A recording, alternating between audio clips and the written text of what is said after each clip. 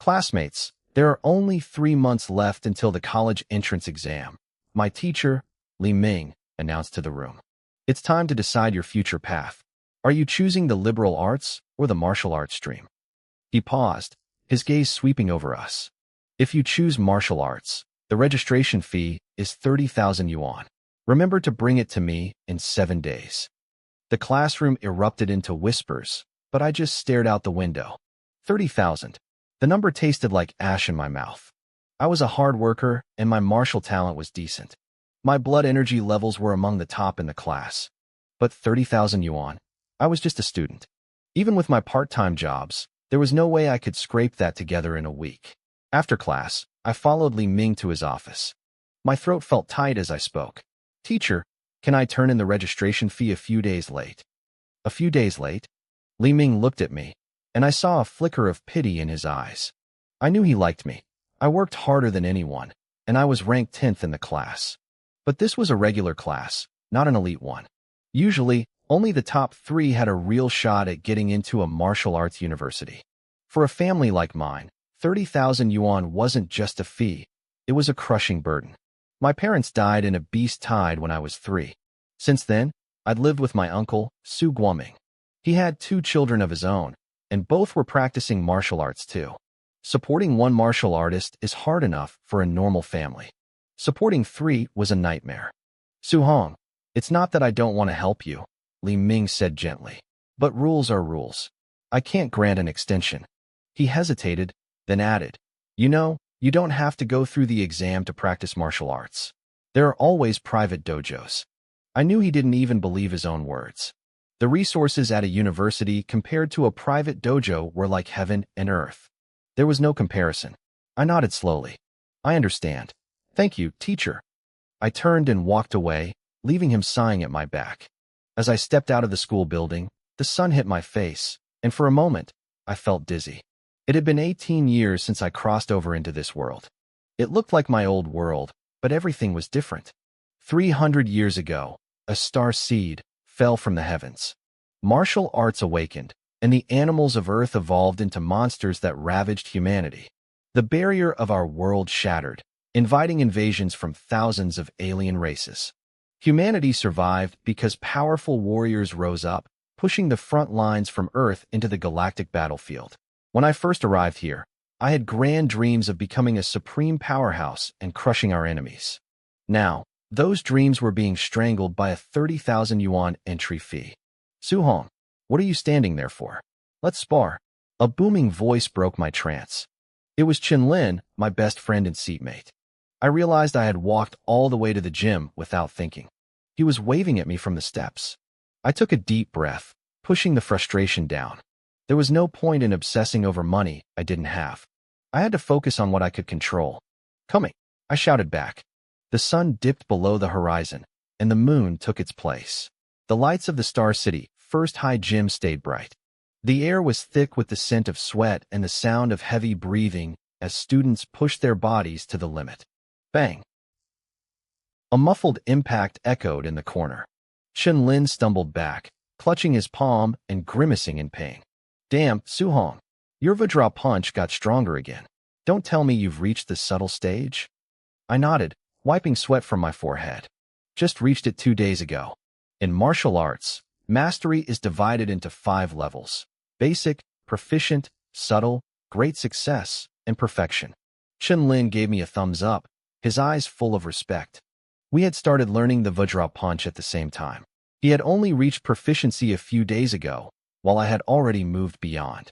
At this level of mastery, he said, I bet hardly anyone in class can match you. I didn't let the praise get to my head. Are you done resting? Let's go again. Are you kidding? Chen Lin groaned, looking at the clock. It's 8 p.m. You're made of iron, but I'm not. I need to eat. He'd been trying to sneak out since 5, but I'd kept him pinned here. Fine, go eat, I said. Come back when you're done. No way. Spare me, man. I'm finished for the day. He started to pack his bag, then leaned in close, lowering his voice. Hey, have you heard of the underground boxing matches? I froze. Underground boxing? It was a gray industry, warriors fighting in pits for prize money and gambling stakes. It was bloody and dangerous. You're not thinking of fighting, are you? I frowned. The thought had crossed my mind because of the fee, but the people who fought there were grizzled veterans or mercenaries who killed monsters for a living. They were ruthless. People died in those pits all the time. I'm not crazy, Chenlin laughed. I just meant we should go watch. See what real combat looks like. You want to go? Maybe, I muttered. He left shortly after, leaving me alone in the gym. I stayed for hours, practicing the Vajra punch until my muscles screamed. By the time I showered and walked out of the school, it was midnight. The streets were empty, the moon hanging high and lonely in the sky. I felt just as adrift as the clouds above. I reached my apartment complex, a cluster of old, decaying buildings, and headed to my door. I was about to reach for the handle when I heard voices from inside. My uncle and aunt were talking. The rent is due in a month, right? My aunt asked. How much are we short? We have to pay a full year at once, my uncle sighed. We're still short 8,000. There was a long silence. I'll find a way. Don't tell the kids. Especially not Xiaohong. She's at a critical point with the exams coming up. I don't want her worried. I froze, my hand hovering inches from the door. I leaned my back against the cold hallway wall, listening. I know, my aunt said, her voice trembling. But the neighbors said the registration fee for the martial arts stream is expensive. How much is it? A few tens of thousands, my uncle replied. I heard the click of a lighter. My uncle must have walked to the window to smoke. Maybe I should stop my medication, my aunt whispered. It's not curing me anyway. It would save so much. And Xiaohai and Xiaoming are in middle school now. They're growing. They're practicing martial arts. They need to eat well. I can go back to work. Doing needlework at home isn't enough. Your health is too poor for that. My uncle snapped, his voice thick with emotion. Don't even think about it. You keep up with your treatment. The kids will have what they need to eat. And Xiaohong's fee, she's the most talented one in this family. She has to take that exam. But, no buts, he grunted. I stood in the dark hallway, my heart feeling like it was being squeezed by a giant hand. I couldn't just walk in there. I couldn't look them in the eye. Not yet. As long as I'm here, this family won't fall, Su Guoming said softly. I'll find a way. Just don't tell the 3 kids. We don't want to wake Xiao Hai or Xiao Ming, and Xiao Hong should be home any minute. I'll help you with the medicated patch first, Shinshin whispered.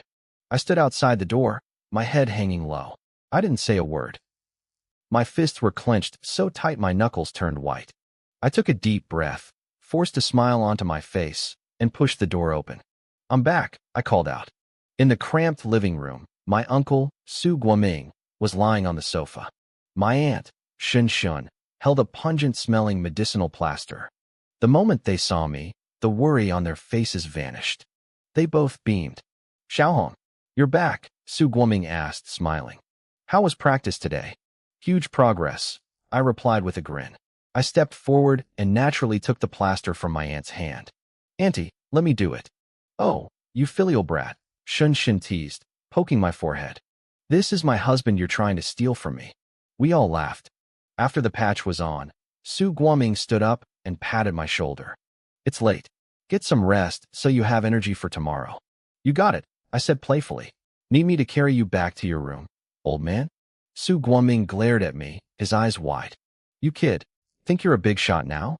Daring to tease your uncle? He raised a hand as if to swat me, but I laughed and ducked away, running into my room. That kid. Su Guoming shook his head, smiling. But as soon as he took a step, his face twisted in pain.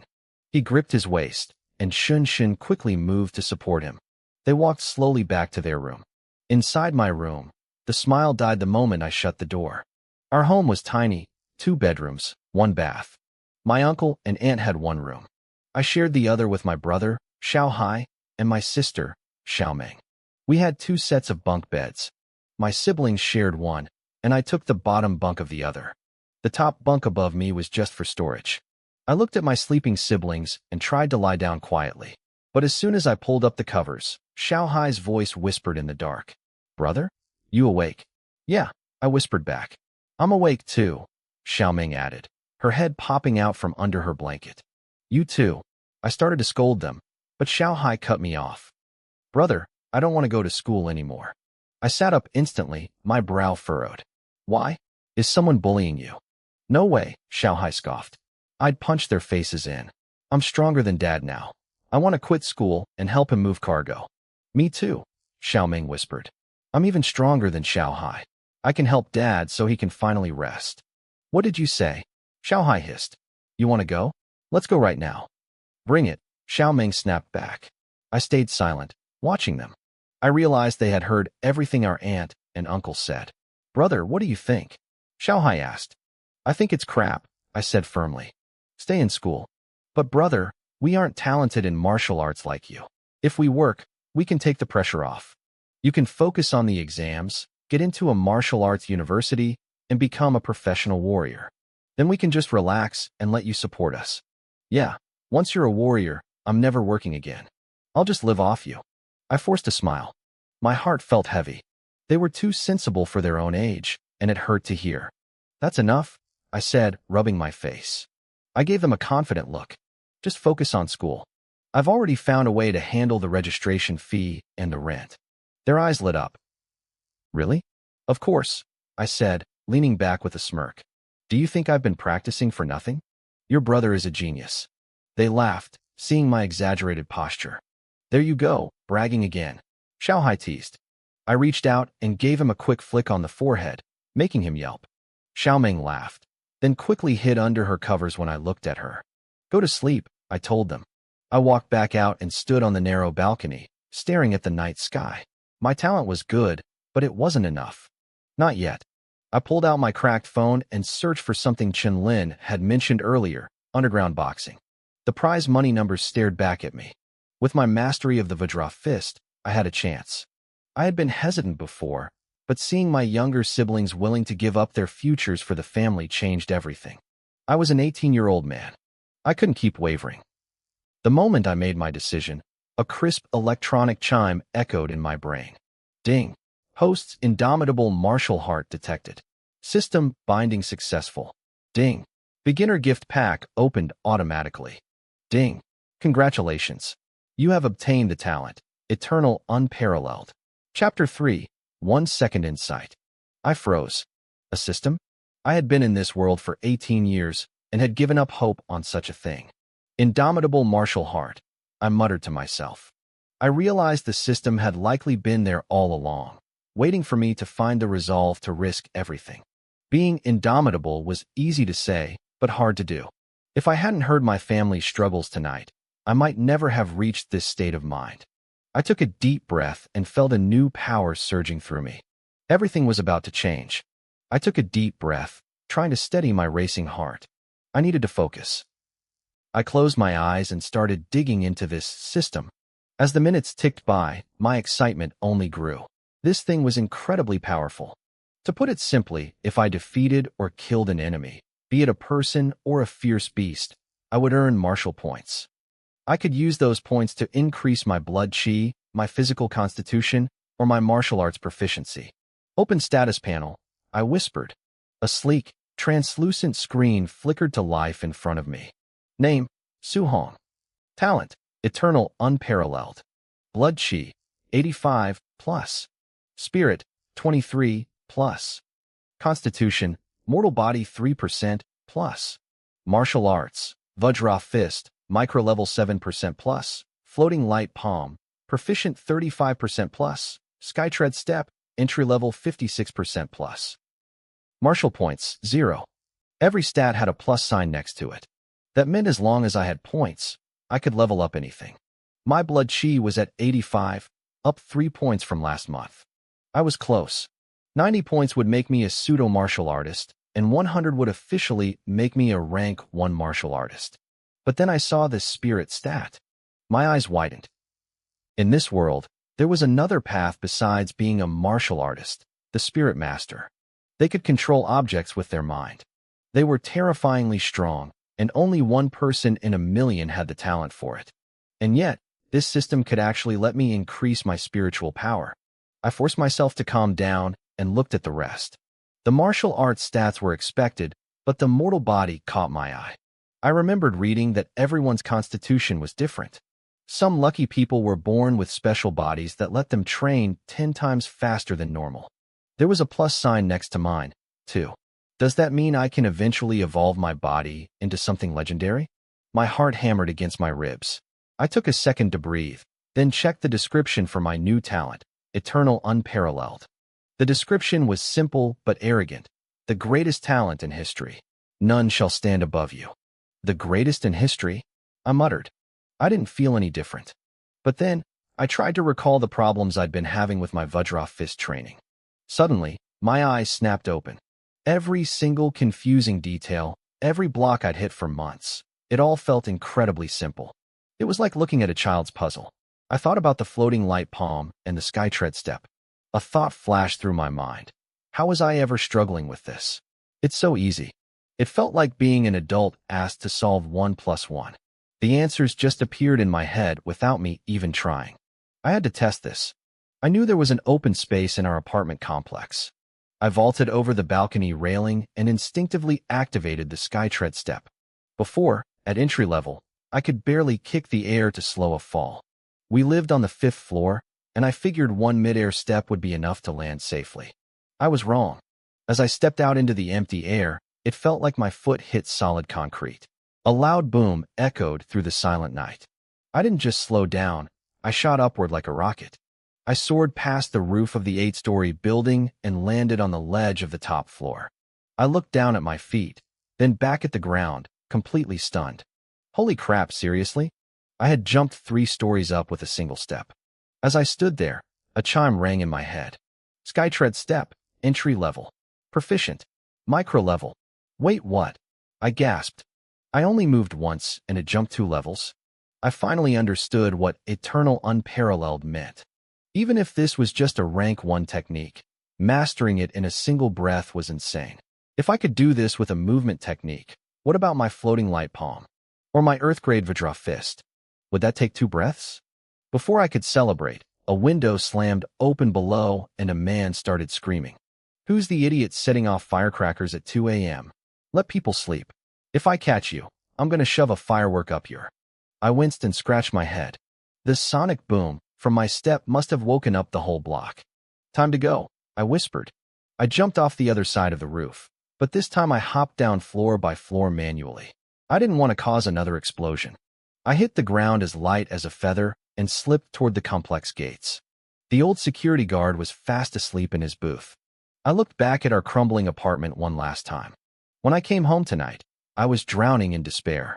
Now, I felt like I could take on the world. Just a little more time, and I could solve everything. My uncle wouldn't have to work himself to death. My aunt could get her treatment. My siblings' tuition wouldn't be a problem anymore.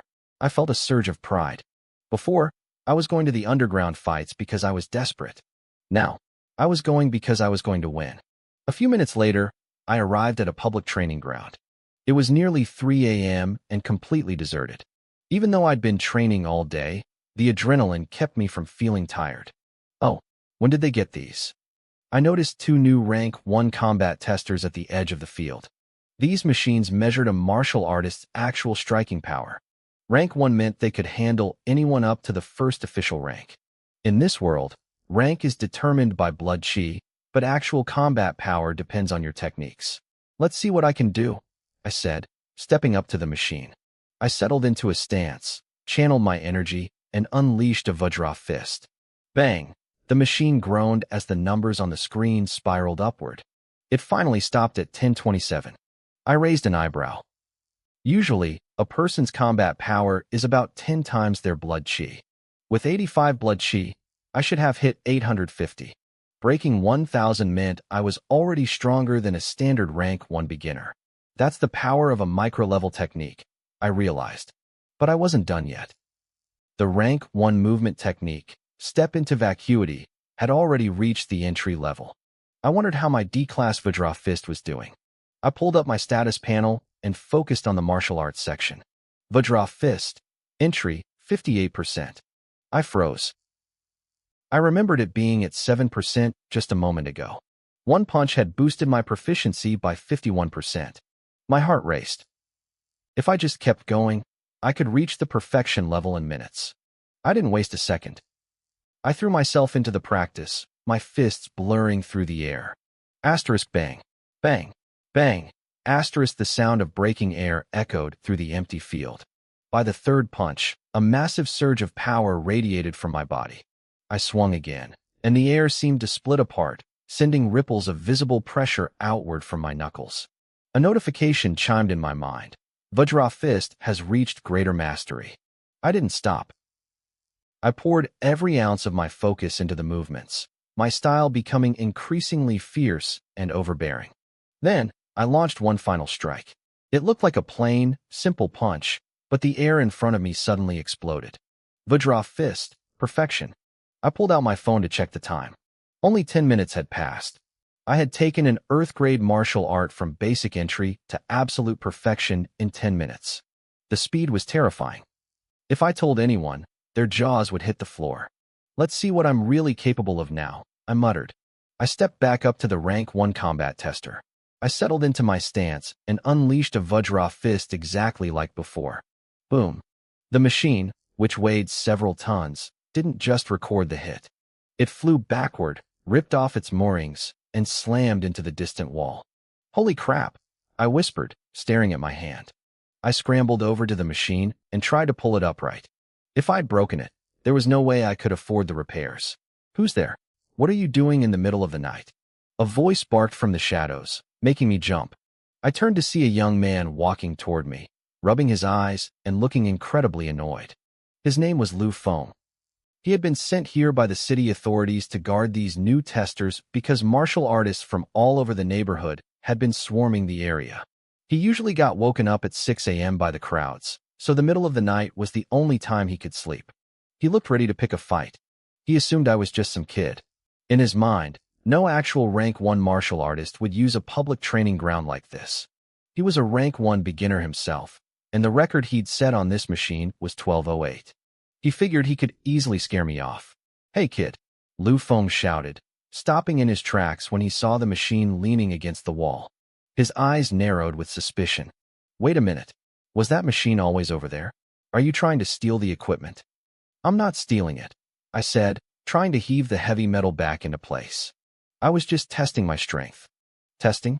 You expect me to believe you moved a multi-ton machine to the wall just by testing it?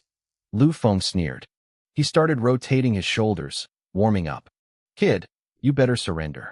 I'm the one who set the record on that machine. Don't make me get violent. I'm telling you, I didn't move it, I said, my voice turning cold. I was getting tired of the accusations. I hit it, and it flew back there by accident. Lu Feng almost laughed. Even he couldn't send the machine flying, and I looked like a high school student. He stepped forward to grab me, but as he passed the tester, his eyes caught the glowing screen. The numbers were still there, 1850. His pupils dilated. He looked at the screen, then at my face, then back at the screen. You want to fight me? I asked, my tone dropping an octave. Lu Feng felt a sudden chill run down his spine. His knees went weak. No. No, brother. I was just joking. Pretend I was never here. Keep practicing. But he turned on his heel and bolted. I stood there, completely confused. What's wrong with that guy? I shook my head, figuring I'd just run into a crazy person, and turned back to the display. A combat power of 1850. The perfection level of Vajra Fist was even stronger than I'd imagined.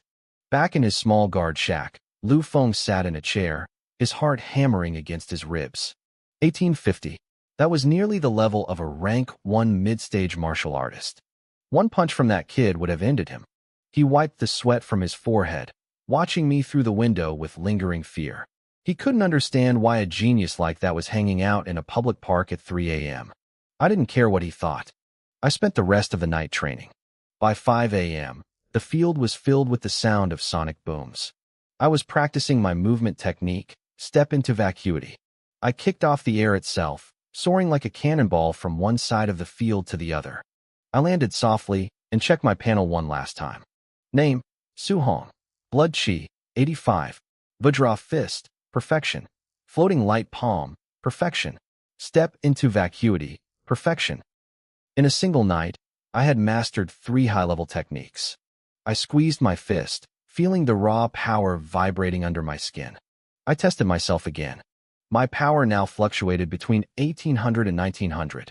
In this world, 100 blood chi was the baseline for a rank 1 beginner. 200 was mid-stage. 300 was high stage. Even though my blood chi was only 85, my combat power was now equal to a mid-stage rank 1 martial artist. I was still technically just a student, a martial apprentice, but I was ready. The underground boxing matches were divided by rank, and I knew exactly where I belonged. The underground boxing matches followed a strict hierarchy. Apprentices fought apprentices, practitioners fought practitioners, and rank 1 martial artists faced their own kind. With my current strength, taking on an apprentice or even a quasi-practitioner would be like taking candy from a baby. These matches happened every night. I decided I'd go tonight to see for myself. But first, I had to go home. Su-hong, training hard is good, but you shouldn't stay out all night, my aunt said during breakfast. She hesitated before adding, you need to learn how to balance work and rest. My uncle nodded in agreement, his face serious. Don't be so impatient. Success comes from gradual accumulation. You have to take care of your body. They both acted like everything was normal, showing no trace of the soul-crushing worry I'd seen on their faces the night before. Don't worry, Uncle Andy. I feel great, I said, smiling as I stuffed a steamed bun into my mouth. My younger sister, Su Ming, giggled. Mom, Dad, stop worrying. Big brother is as strong as a bull now. He didn't even break a sweat after training. My younger brother, Su Hai, looked like he wanted to make a joke too, but then he remembered the lesson I gave him last night. He wisely kept his mouth shut. It turned out to be the right choice. Before I could even react to Su Ming's teasing, my aunt reached out and pinched her ear. Is that how you talk to your brother? She scolded. Ow! Help! Brother, save me!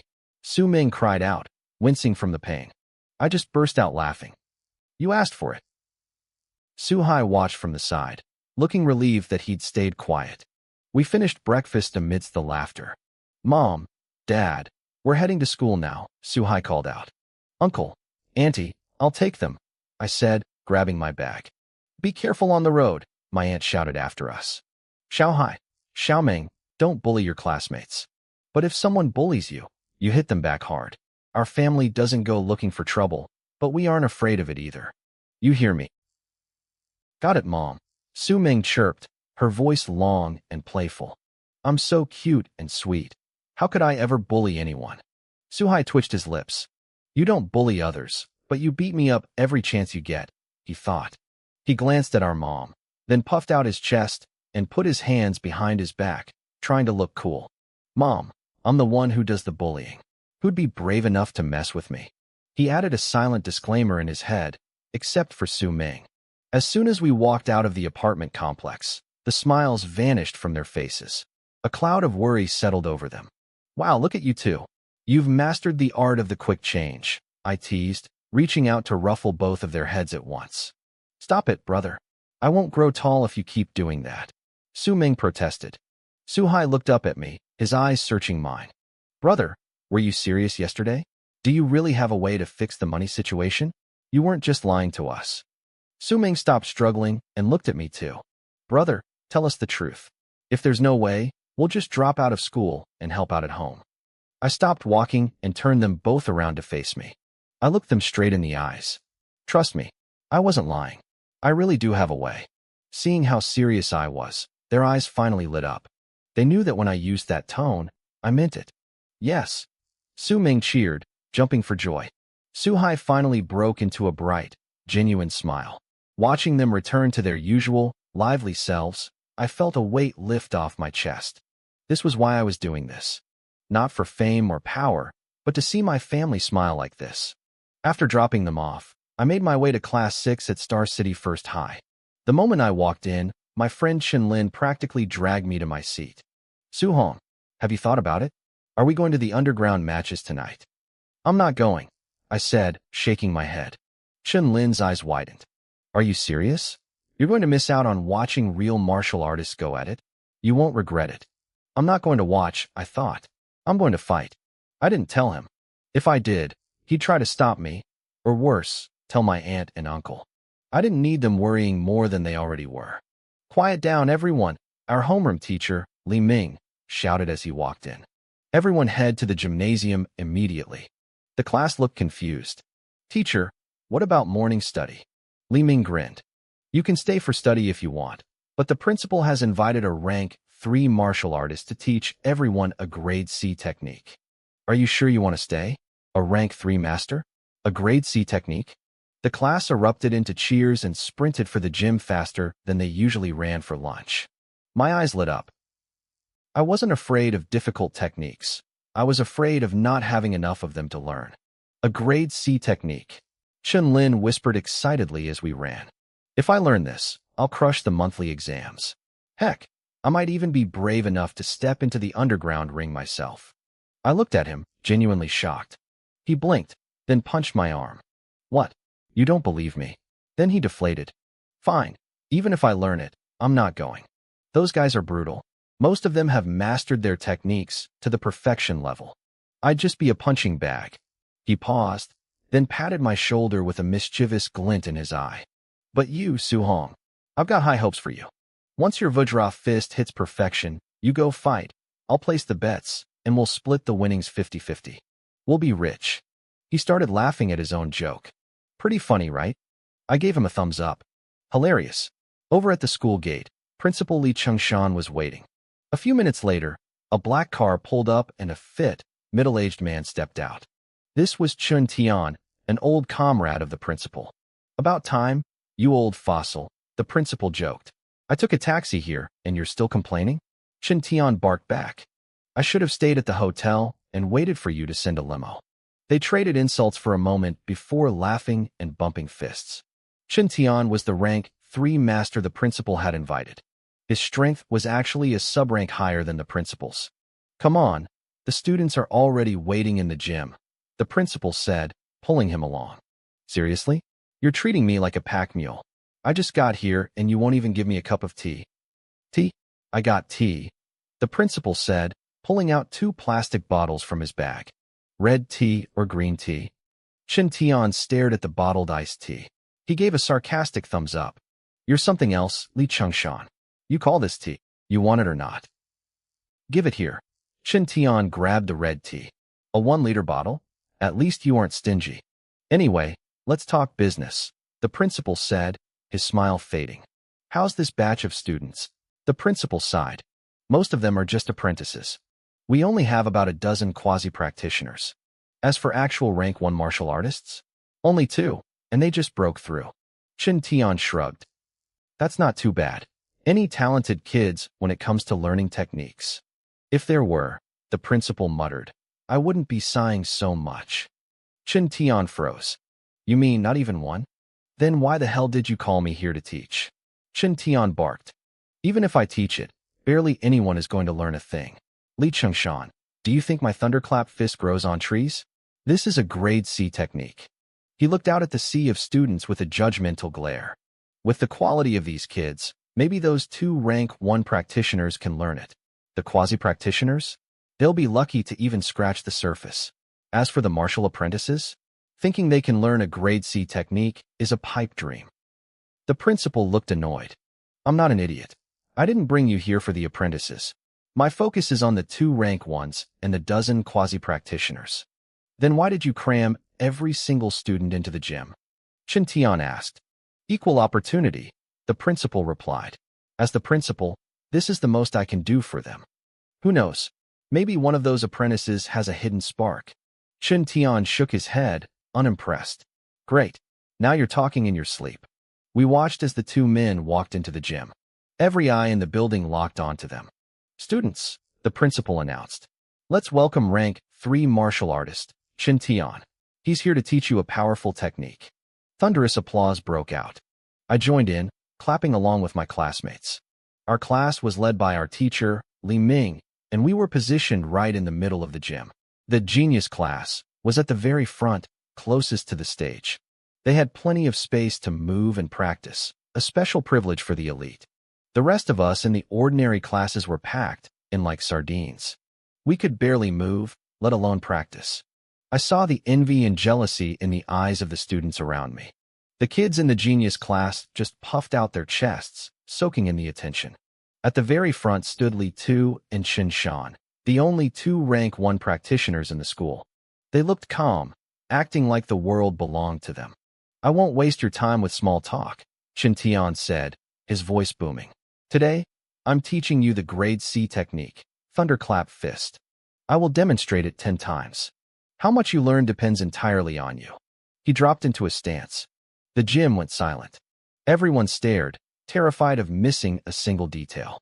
The genius class students immediately started mimicking his movements. Watch closely, Li Ming whispered to us.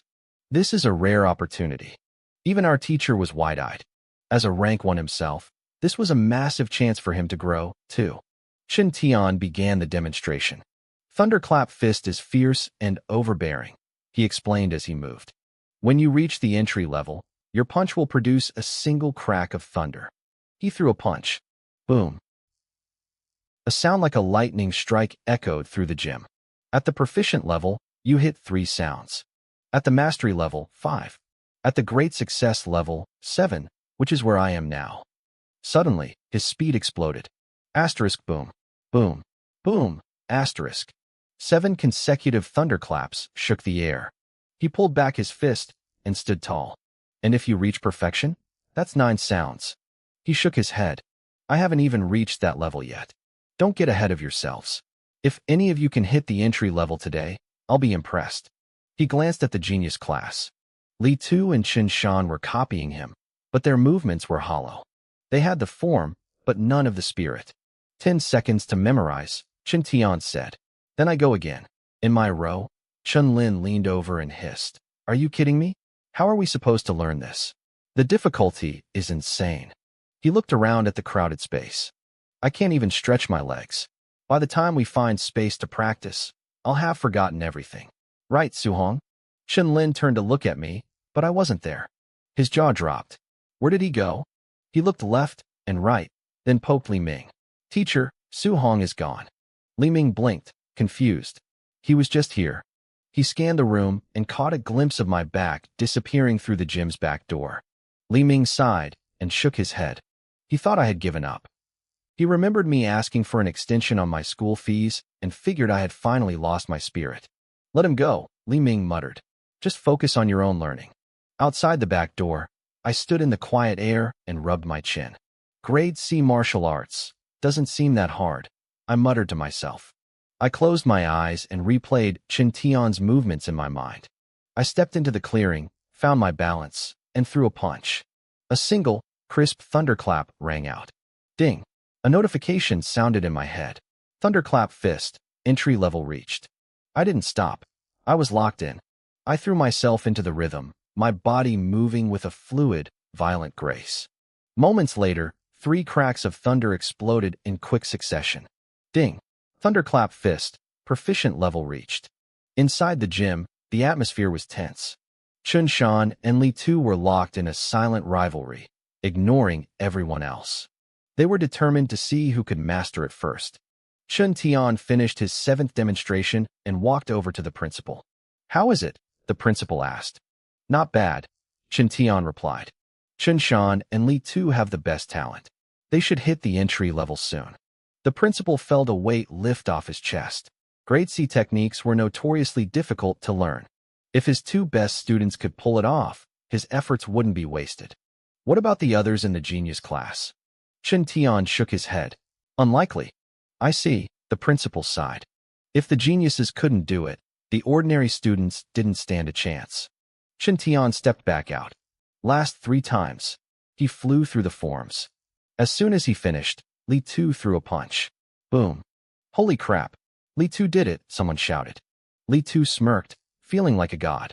He turned to gloat at Qin Shan, but at that exact moment, another boom echoed. Qin Shan had hit the entry level too. I hit it first, Li Tu said coldly. Only by a few seconds, Qin Shan countered. We'll settle this at the monthly exam. The other students in the genius class felt a wave of despair. Even though they were talented, the gap between them and those 2 felt like an ocean. Meanwhile, outside the gym, the air was screaming. Asterisk boom, boom, boom, boom, boom, asterisk. 5 thunderclaps in a row. Asterisk ding. Thunderclap fist, mastery level reached. Asterisk. I lowered my arms and checked my phone. It took me over 10 minutes to reach mastery. I muttered, wiping sweat from my forehead. I guess grade C really is on a different level compared to the D and E ranks. I didn't stop. I focused every ounce of my energy back into the thunderclap fist, repeating the forms over and over. Inside the gym, the atmosphere had shifted. Chen Tian finished his 10 demonstrations, and Principal Li Chengshan's face fell. His eyes went from hopeful to deeply disappointed. Aside from Chun Shan and Li Tu, not a single other student had managed to learn the technique. He tried to comfort himself. At least 2 people got it, he thought. That wasn't a total loss. But it wasn't just the students. Even the teachers from the ordinary classes were shifting uncomfortably. They hadn't learned it either. It was a bitter pill to swallow, being outclassed by 2 teenagers from the genius class. They looked at Qin Shan and Li Tu like they were monsters. What kind of brains did those 2 have? My friend Chen Lin had completely given up. He was leaning against a wall, staring longingly at the back door. Man, Qin Shan and Li Tu are on another level, he muttered under his breath. I should have just left with Su Hong. This is a total waste of time. Our class teacher, Li Ming, overheard him. His brow twitched, and he opened his mouth to say something inspiring, but the words died in his throat. The reality was too harsh. He looked around the gym and sighed. Most of these kids were just background noise. In this school, only Qin Shan and Li Tu truly mattered. Everyone else was just living in their shadow. Maybe I was right to walk out early. At least I didn't have to stay here and feel inferior. Chen Tian, the rank 3 martial artist, was actually sweating. Teaching 10 full-power demonstrations was draining. He walked over to the principal. Not bad, Chen Tian said. Those 2, Qin Shan and Li Tu, they've got it. The trip wasn't a waste. I'm glad to hear it, the principal smiled. How about a few words for the students? Then I'll take you out for a big dinner. I'll take the dinner, but skip the speech. Chen Tian waved him off, heading for the back door. I need some fresh air. As Chen Tian stepped outside, he heard the principal's voice booming behind him, trying to give the rest of the students a pep talk about not losing hope. Chen Tian just shook his head and laughed. He knew the truth. The path of martial arts was cruel. The gap in talent only got wider over time. Without a massive stroke of luck, hard work alone couldn't bridge it. He looked up at the sky, breathing in the cool air. Then, out of the corner of his eye, he saw something. In a clearing in the distance, a lone student in a school uniform was practicing. It was the thunderclap fist. Chen Tian was surprised. He didn't expect a student from the ordinary classes to start practicing so soon after the lecture. He admired the kid's work ethic, but he felt a sting of pity. Even Qin Shan and Li Tu had to watch him 7 times up close while mimicking his movements to reach the entry level. Trying to learn it from memory alone, without guidance? That was impossible. He turned to leave, but then it happened. Boom, boom, boom, boom, boom, boom, boom. 7 thunderclaps exploded across the clearing in rapid succession. Chen Tian froze. His eyes nearly popped out of his head. He spun around, staring at the boy in the distance. He didn't move. He didn't even breathe. Asterisk boom, boom, boom, boom, boom, boom, boom, asterisk. Another 7. It was flawless. A student. Chen Tian's voice trembled. His lips were literally shaking. I just finished teaching it, and he's already reached the great success stage? Is this a joke? He couldn't look away. He watched my movements, his expression shifting from shock to confusion, and finally, to total fascination. He was mesmerized. He stayed there, hidden, watching me for God knows how long. Then, the air cracked with a sound like a mountain splitting open. Asterisk boom, boom, boom, boom, boom, asterisk, boom, boom, boom, boom.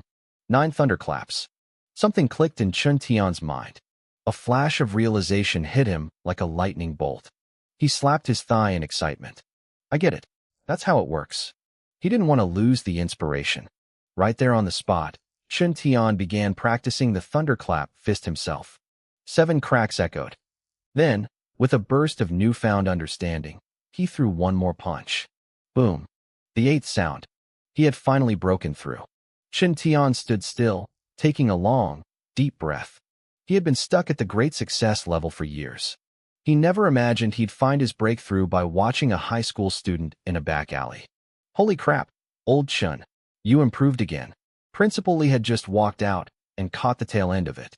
Then his face soured. Wait a minute. You old fox, were you holding out on me? You told me you could only hit 7. What are you talking about? Chen Tian was still dazed. You hit 8? I bought you that expensive tea and you didn't even show my students the full version? Chen Tian snapped out of it and started cursing. You have the nerve to bring up that cheap tea?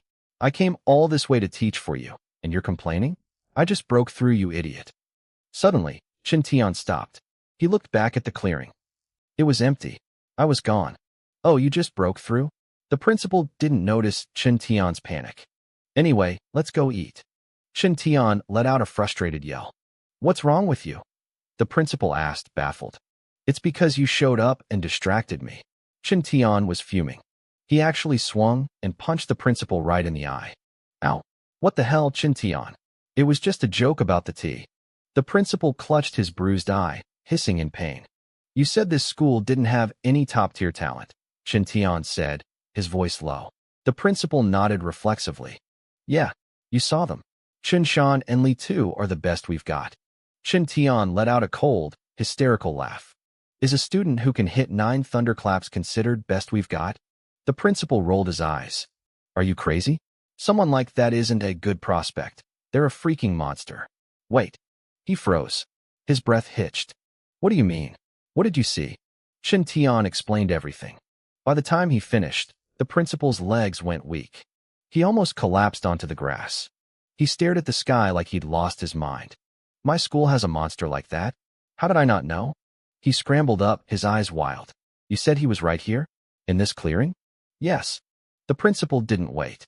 He moved like a blur, leaving afterimages behind as he sprinted toward the clearing. He looked everywhere until he spotted a student in a uniform walking toward the cafeteria. His eyes lit up. Hey, you. Stop right there. He ran over, panting. I wasn't there anymore, but the student turned around. What's your name? The principal demanded. I'm Chen Lin, the boy stammered, looking terrified. Quick, show me the thunderclap fist. Right now. Here? Right now. Chen Lin scratched his head, looking completely lost. Hurry up. Okay. Chen Lin took a stance. He tried his best to remember what he'd seen in the gym, throwing a series of awkward, wobbly punches that looked nothing like the technique. When he finished, Chen Lin looked at the principal with a sudden spark of hope. Why would the principal pick him out of everyone? Maybe he was a secret genius? A hidden dragon? So, principal, Chen Lin asked, his voice full of excitement. How was it? Am I a natural? Principal Li stood there in dead silence. He looked at Chen Lin's expectant face, opened his mouth to speak, and then just shut it. He looked like he wanted to cry. The principal stared at Chen Lin's pathetic display.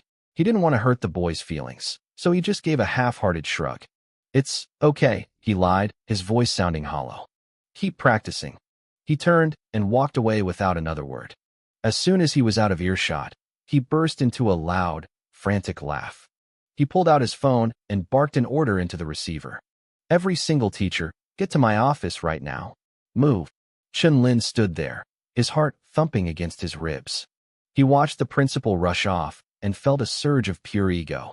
The principal saw my thunderclap fist and immediately called a staff meeting. He whispered to himself, his eyes shining. It's obvious. I really am a hidden genius. A suppressed talent. Nearby, Chen Tian, the rank 3 martial artist, overheard him.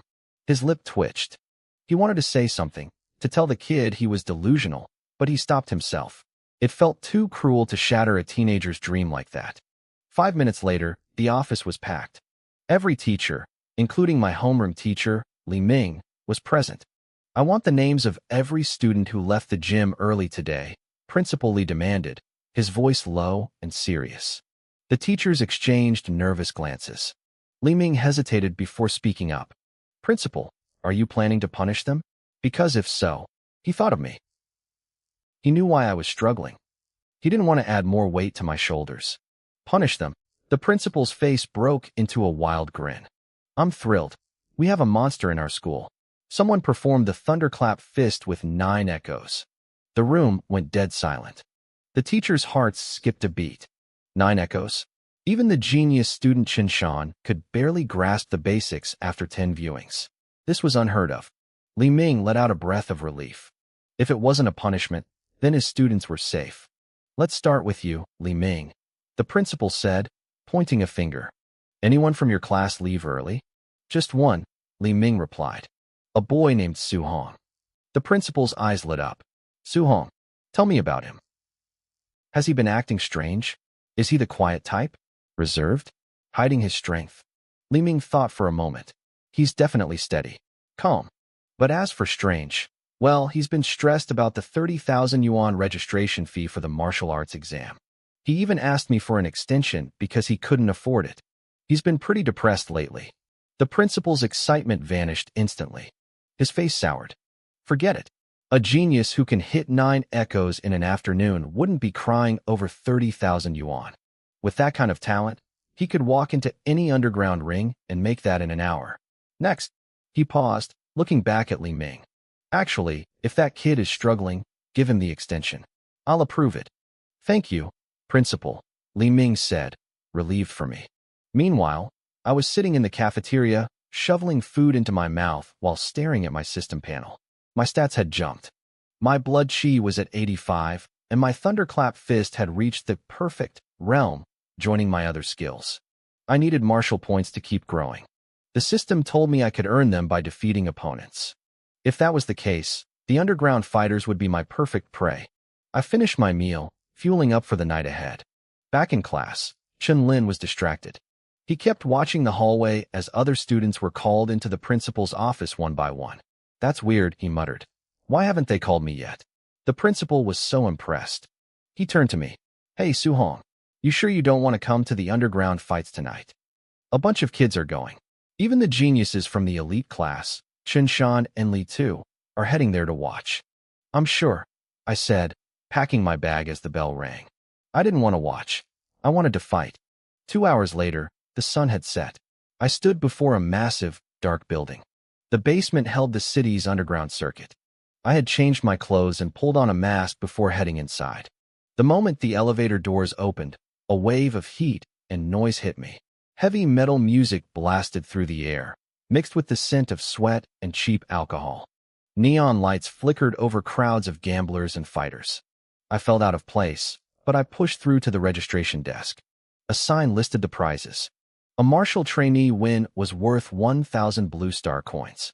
A professional win was 5,000. A rank 1 martial artist win was 10,000. If you won the trainee tournament, there was a 30,000 yuan bonus. I crunched the numbers in my head. 30,000 for the exam, 8,000 for rent, plus school fees for my siblings and medical bills for my aunt. It wasn't enough.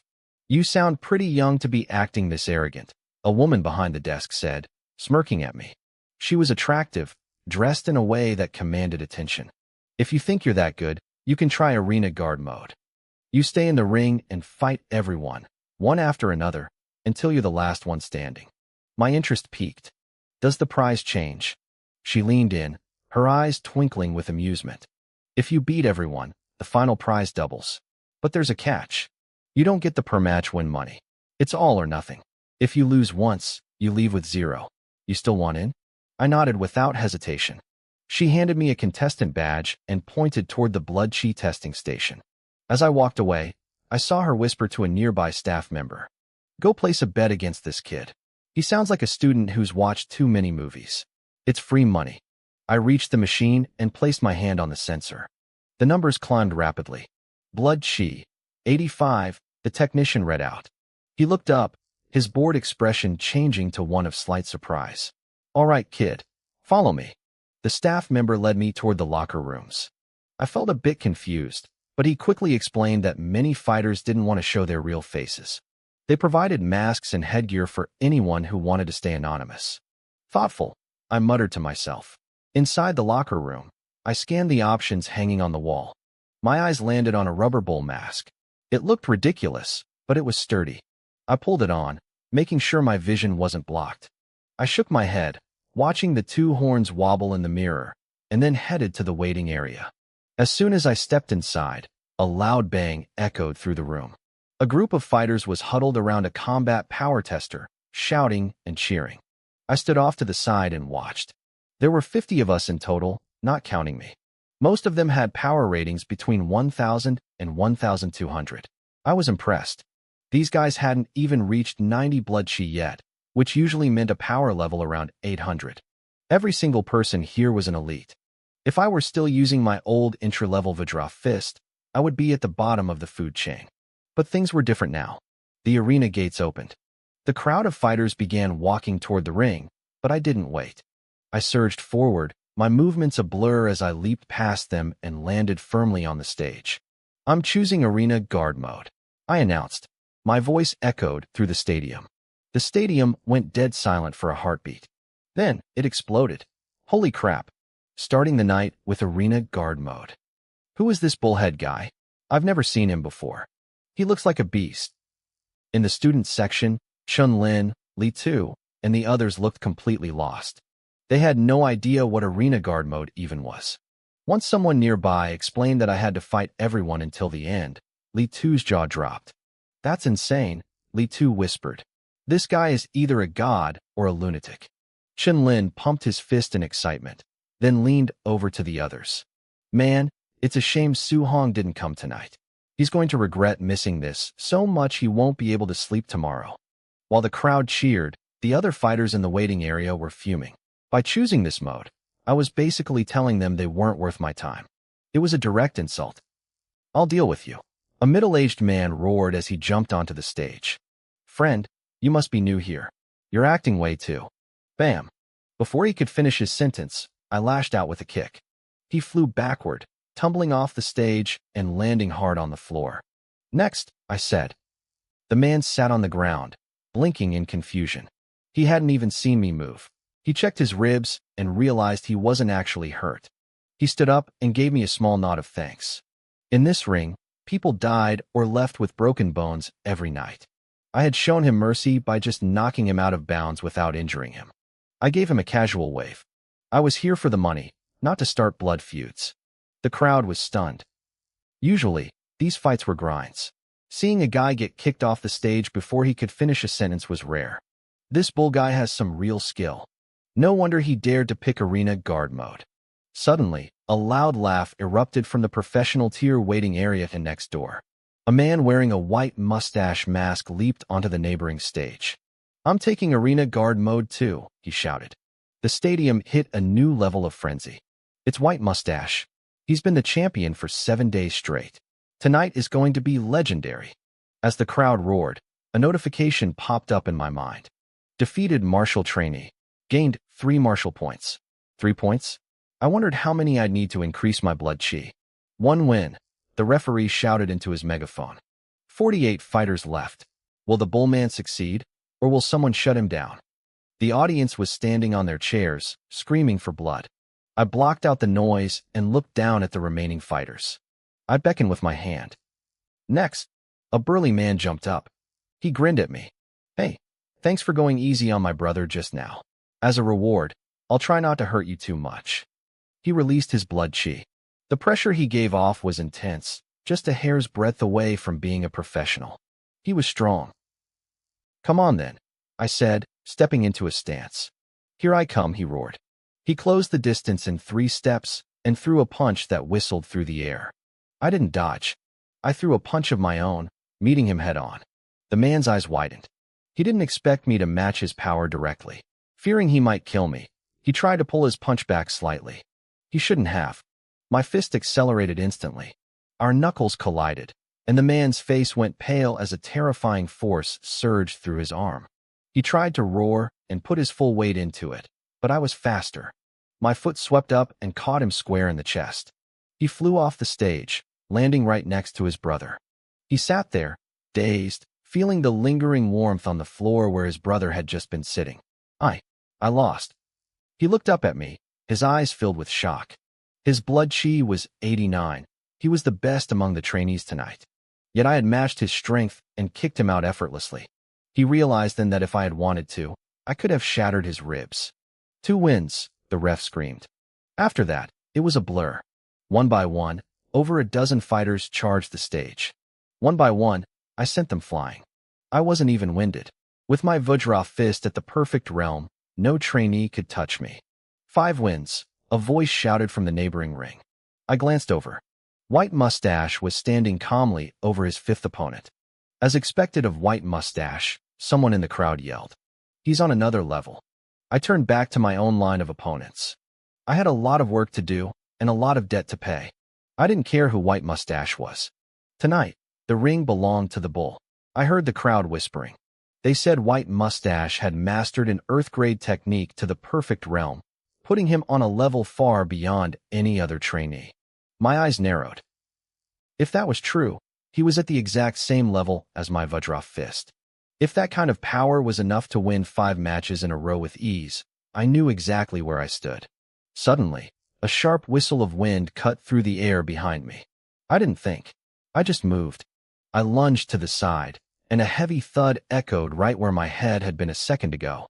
I looked up and saw a young man grinning at me. He didn't look embarrassed about the sneak attack at all. My blood turned to ice. That punch had been aimed at the back of my skull. If I hadn't dodged, I'd be a corpse on the floor right now. "Look, it's that shameless Lin Ping again," someone in the crowd yelled. They started shouting about how he had won yesterday's championship by blindsiding his opponents and intentionally crippling them. The referee didn't move. This was an underground ring. The fight started the moment you stepped onto the stage, and the rules were written in blood. Lin Ping didn't care about the insults. He just waved at the crowd with a smug smile. He thought he was untouchable. I moved faster than he could blink. 1 second I was standing still, and the next, I was a blur in his peripheral vision. My fist grew larger in his pupils as it roared toward his face. Lin Ping's expression shattered. He tried to tilt his head and throw a counterpunch, but he was too slow. When our fists collided, his hand didn't just break, it deformed. His knuckles crushed into powder. The sheer force of my strike sent his arm bones sliding out of alignment, driving his forearm bone straight through his skin. A jagged shard of white bone poked out into the open air. He hit the floor on his knees, screaming in pure agony. I didn't stop. I walked toward him with heavy, deliberate steps. Lin Ping looked up, his face twisted with terror. He tried to open his mouth to surrender, but I reached out and snatched his chin. With a sharp jerk, I dislocated his jaw. His plea for mercy turned into a muffled, garbled mess. He tried to crawl away, his legs shaking as he scrambled toward the edge of the ring. He wanted out. "Go on, wave again," I said, my voice cold and hollow. "Wasn't that what you liked?" I didn't hesitate. I drove my foot into his chest. I felt his ribcage collapse under my boot. His body went limp instantly, his heart silenced by the impact. I pulled my leg back and stood in the center of the ring. If someone showed me respect, I gave it back tenfold. But this man had tried to kill me from behind. I felt no guilt. The arena went silent. The crowd was frozen, staring at Lin Ping's sunken chest. Then, the silence broke. The audience exploded into a roar of approval. They were screaming for the bull. In the stands, my classmates were a different story. Chen Lin and the others were pale, some of them clutching their stomachs and gagging. This wasn't a school tournament. This was life and death. Even Li Tu, who always bragged about his lightning fist, was dead silent. This was the first time I had ever taken a life. I stood there, feeling my body tremble. I couldn't tell if it was from the adrenaline, the fear, or the sudden realization of what I was capable of. I took a deep breath, forced the nausea down, and looked toward the waiting area. Next, I called out. The referee glanced at me, a new level of respect in his eyes, and announced my 3rd consecutive win. But seconds turned into a minute, and no one stepped up. In the trainee waiting room, the other fighters were paralyzed. They had seen me show mercy to the first 2 challengers, but seeing Lin Ping dragged away like a dead dog changed everything. They realized that if they stepped onto that stage, they might never leave it. "I'm out," one fighter muttered, turning toward the exit. "He's too strong. It's not worth it." One by one, the other trainees followed him. They didn't want the money anymore. They just wanted to live. Within minutes, the waiting room was empty. The referee looked at his notes, then at me, completely stunned. I had won the inner guard challenge by default because I had literally cleared the room. I jumped down from the stage as the crowd cheered. As I walked into the back hallway, the woman from the registration desk approached me. She was holding a thick stack of cash, 60,000 Blue Star coins. "I didn't think I'd be wrong about you," she said, her voice sounding a bit more playful. "Here's your prize money. Keep it for now," I told her without stopping. I'll collect it all at once when I'm done. She froze, looking confused. What do you mean? I didn't answer. I kept walking until I reached the heavy iron door on the far side of the hall. I looked up at the sign above it, pre-martial artist waiting room. She had joked earlier that a trainee could move up to the higher-ranked fights if they weren't afraid of dying. I guess she didn't realize I wasn't joking back. I had taken a casual joke and turned it into a death wish. At least, that's what the woman at the desk thought as she watched me walk away. Most people didn't understand the gap between a trainee and a pre-martial artist. A trainee usually has around 80 points of blood chi. A pre-martial artist starts at 90. On paper, it's only a 10-point difference. But in reality, once you hit 90, your physical body undergoes a massive transformation. A pre-martial artist can crush a trainee with zero effort. To everyone else, I wasn't being brave, I was committing suicide. I pushed open the heavy door and stepped into the pre-martial artist waiting room. Heads turned immediately. The fighters in there recognized me as the winner of the trainee ring. They looked surprised, but then they smirked. They probably thought I was just there to get a front row seat to a real fight. They went back to ignoring me. I ignored them, too. My eyes were on the stage. A fighter named White Fox was currently dominating. He sent his opponent flying out of the ring with a single strike, sending the crowd into a frenzy. White Fox, 13 consecutive wins, the referee shouted. The men in the waiting room sighed. White Fox was a legend here, a 7-time champion. He was so strong that most of the other pre-martial artists were already deciding not to challenge him. They didn't want to be his next victim. What a bunch of losers. A cold sneer cut through the room. I looked over and saw a young man leaning against the wall, his arms crossed. He looked arrogant, his eyes full of disdain. I thought the fighters in Star City's underground would be tough, he continued, mocking the room. I didn't realize a weakling like that could get 13 wins here. The room flared with anger. You've got a big mouth for a stranger, one fighter snapped. If you think White Fox is weak, why don't you get up there and prove it? The referee's voice boomed again. Is there another challenger for the pre-martial artist ring? The arrogant youth, Li Ming, let out a sharp laugh and started walking toward the exit. Watch closely, he tossed back over his shoulder. I'll show you the difference between a frog in a well and a real warrior. On stage, White Fox stood with his hands behind his back, waiting for his victory to be declared. Suddenly, Li Ming leaped onto the platform. The crowd, thinking the show was over, roared with new excitement. White Fox offered a polite martial arts salute. Li Ming didn't bother. He lunged forward, throwing a punch that whistled through the air. White Fox's eyes went cold. He raised his fist to counter, but the moment their knuckles met, a loud bang echoed. White Fox's face turned pale. The impact sent him stumbling back several steps before he could steady himself. Oh, Li Ming sounded genuinely surprised. You actually blocked one? I underestimated you. He closed the distance instantly. Try blocking this. Asterisk boom. Boom. Boom. Asterisk. 3 thunderous cracks erupted in quick succession. It sounded like actual lightning hitting the stage. White Fox didn't stand a chance. He was blown backward like a rag doll, coughing up blood as he crashed onto the floor outside the ring. The arena went dead silent. The thunderclap punch. Chen Lin gasped from the stands. We had just learned the basics of this technique in school this morning, but seeing it in a real fight was terrifying. 3 cracks meant he had reached the mastery level. Even the school geniuses, Li Tu and Chen Shan, had only barely scratched the surface of the entry level. The crowd eventually broke into applause, but it was hesitant. This kid was a monster. He had dismantled a champion like he was nothing. Li Ming stood in the center of the ring, looking around with a sneer. Is this it? Star City's fighters are pathetic. Compared to my home in Yang City, you're all garbage. The atmosphere shifted instantly. He wasn't just here for the money. He was here to humiliate our entire city. The local fans started screaming insults, but Li Ming just laughed. Save your breath, he shouted. If you're so mad, send a pre-martial artist up here to beat me. He even looked over at the rank 1 martial artist ring and challenged the veteran fighter standing there. The crowd was livid. If a rank 1 fighter stepped down to fight him, it would be seen as bullying. But if no one stepped up, Star City would never live this down. Back in the waiting room, the pre-martial artists were fuming, but they were terrified. They knew they couldn't beat White Fox, so they definitely couldn't beat this guy. Move aside, I said quietly. The group of fighters turned around, looking confused. They saw me, the kid in the bull mask, gesturing for them to clear the path. Hey kid, aren't you the trainee champ? One of them asked.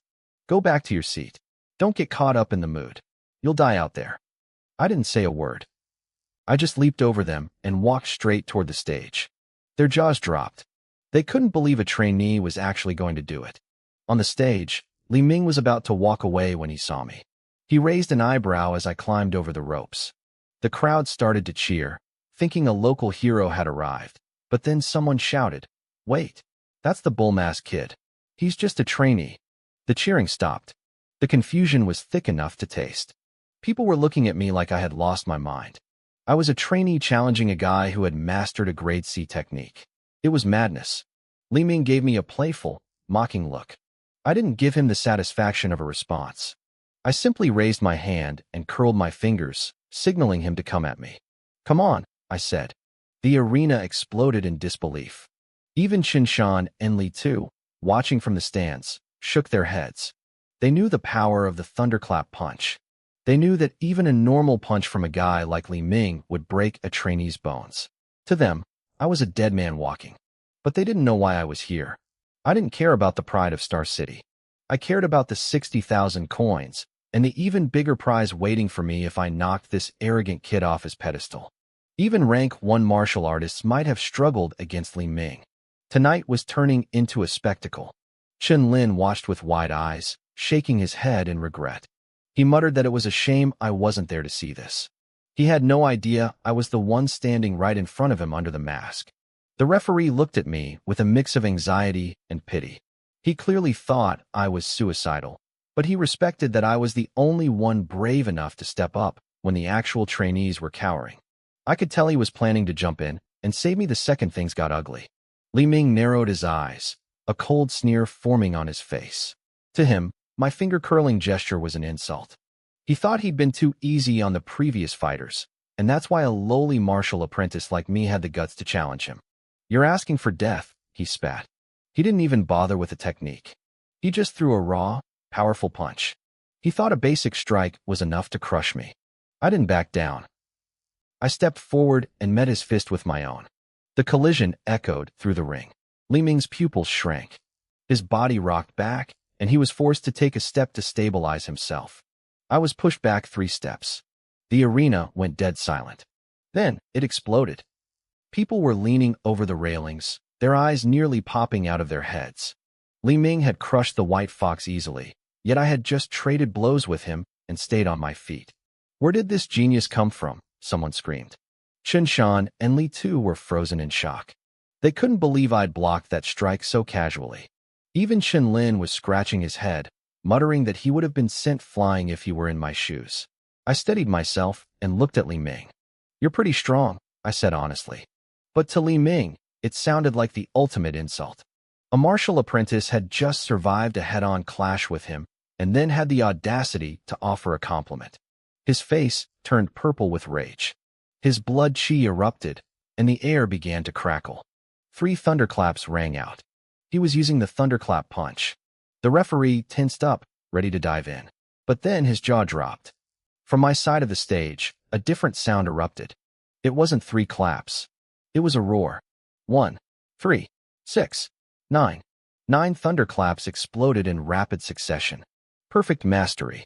Li Ming started to shake. He looked like he'd seen a ghost. He didn't even have time to react before my fist connected. He sprayed blood into the air and collapsed, out cold before he hit the canvas. The silence that followed was heavy. The referee stood there like he'd been struck by lightning himself. Then, the crowd turned into a riot. People were screaming. A martial apprentice beat a trainee. This is insane. Chen Lin looked like he'd lost his mind. Li Tu and Qinshan were trembling. 9 claps meant the perfect realm of the thunderclap punch.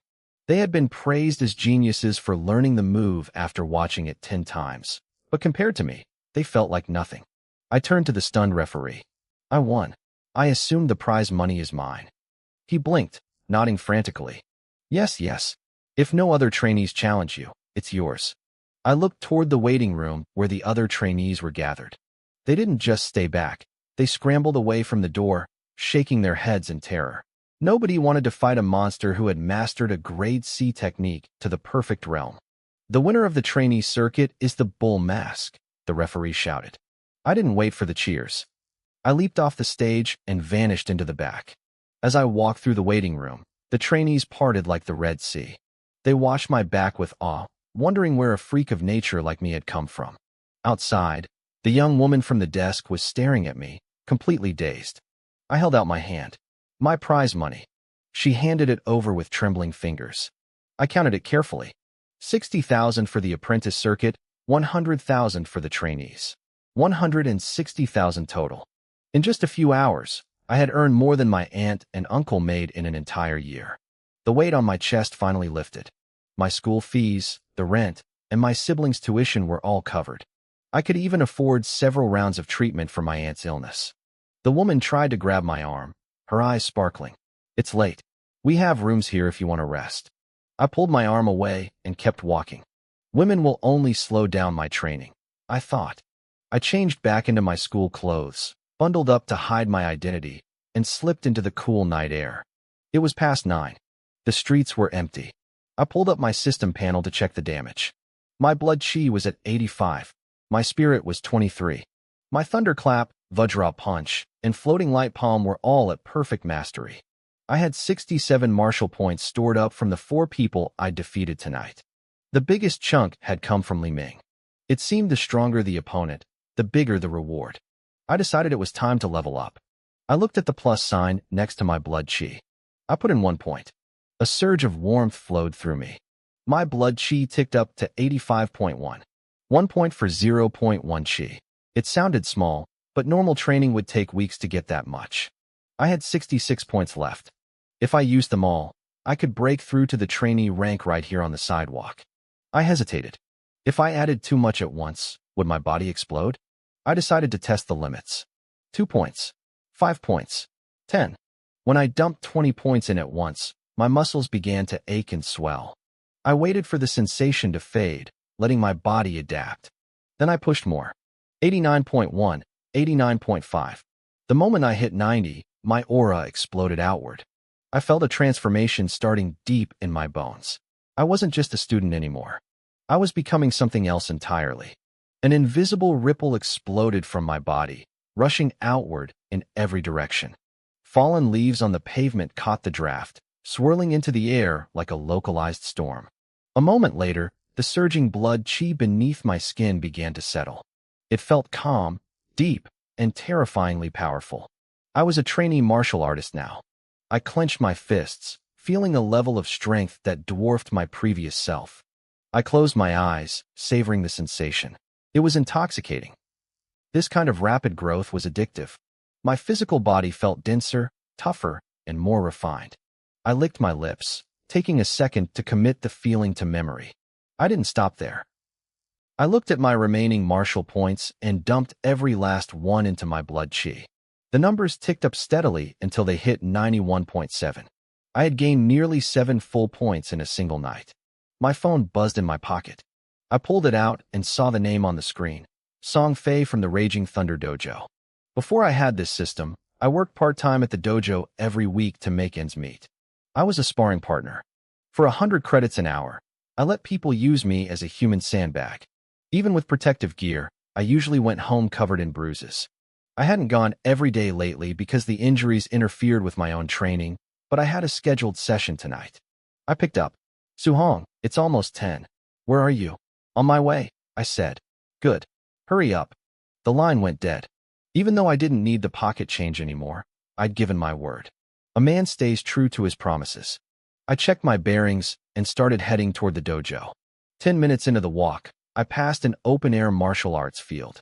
My eyes lit up. I remembered this place from yesterday. It had a grade 1 combat power tester. I wanted to see exactly how much stronger I'd become after the breakthrough. I slipped inside.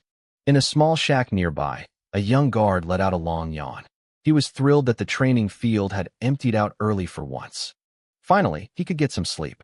He lay down, thinking about a genius who had shown up in the middle of the night a few days ago to test his strength. He pushed the thought aside. Lightning wouldn't strike twice. He drifted off, his snoring filling the room. Then it happened. Boom. 9 consecutive thunderclaps erupted, sounding like they were right next to his ear. The guard bolted upright, his head slamming into the ceiling with a loud crack. He crumpled back to the floor, clutching his skull and hissing in pain. Not again, he growled. He shoved the door open, ready to scream at whoever was making the noise. But halfway to the field, he slowed down. What if it was that same genius from before? He hesitated. People like that usually trained at elite schools or private gyms. Finding one here twice was impossible. He calmed himself down and walked toward the testing machine. The screen was glowing bright in the dark, but the field was empty. The person was already gone. Are you kidding me? The guard muttered. Hit the machine and run? What is wrong with people? He walked up to the screen, intending to shut it off. He was cursing under his breath until his eyes caught the numbers on the display. Combat Power, 2023. A strangled yelp escaped his throat. His jaw dropped so far he could have swallowed a light bulb. He spun around, looking left and right like a thief. When he realized no one was there, he let out a shaky breath and wiped cold sweat from his forehead. Thank God, he whispered.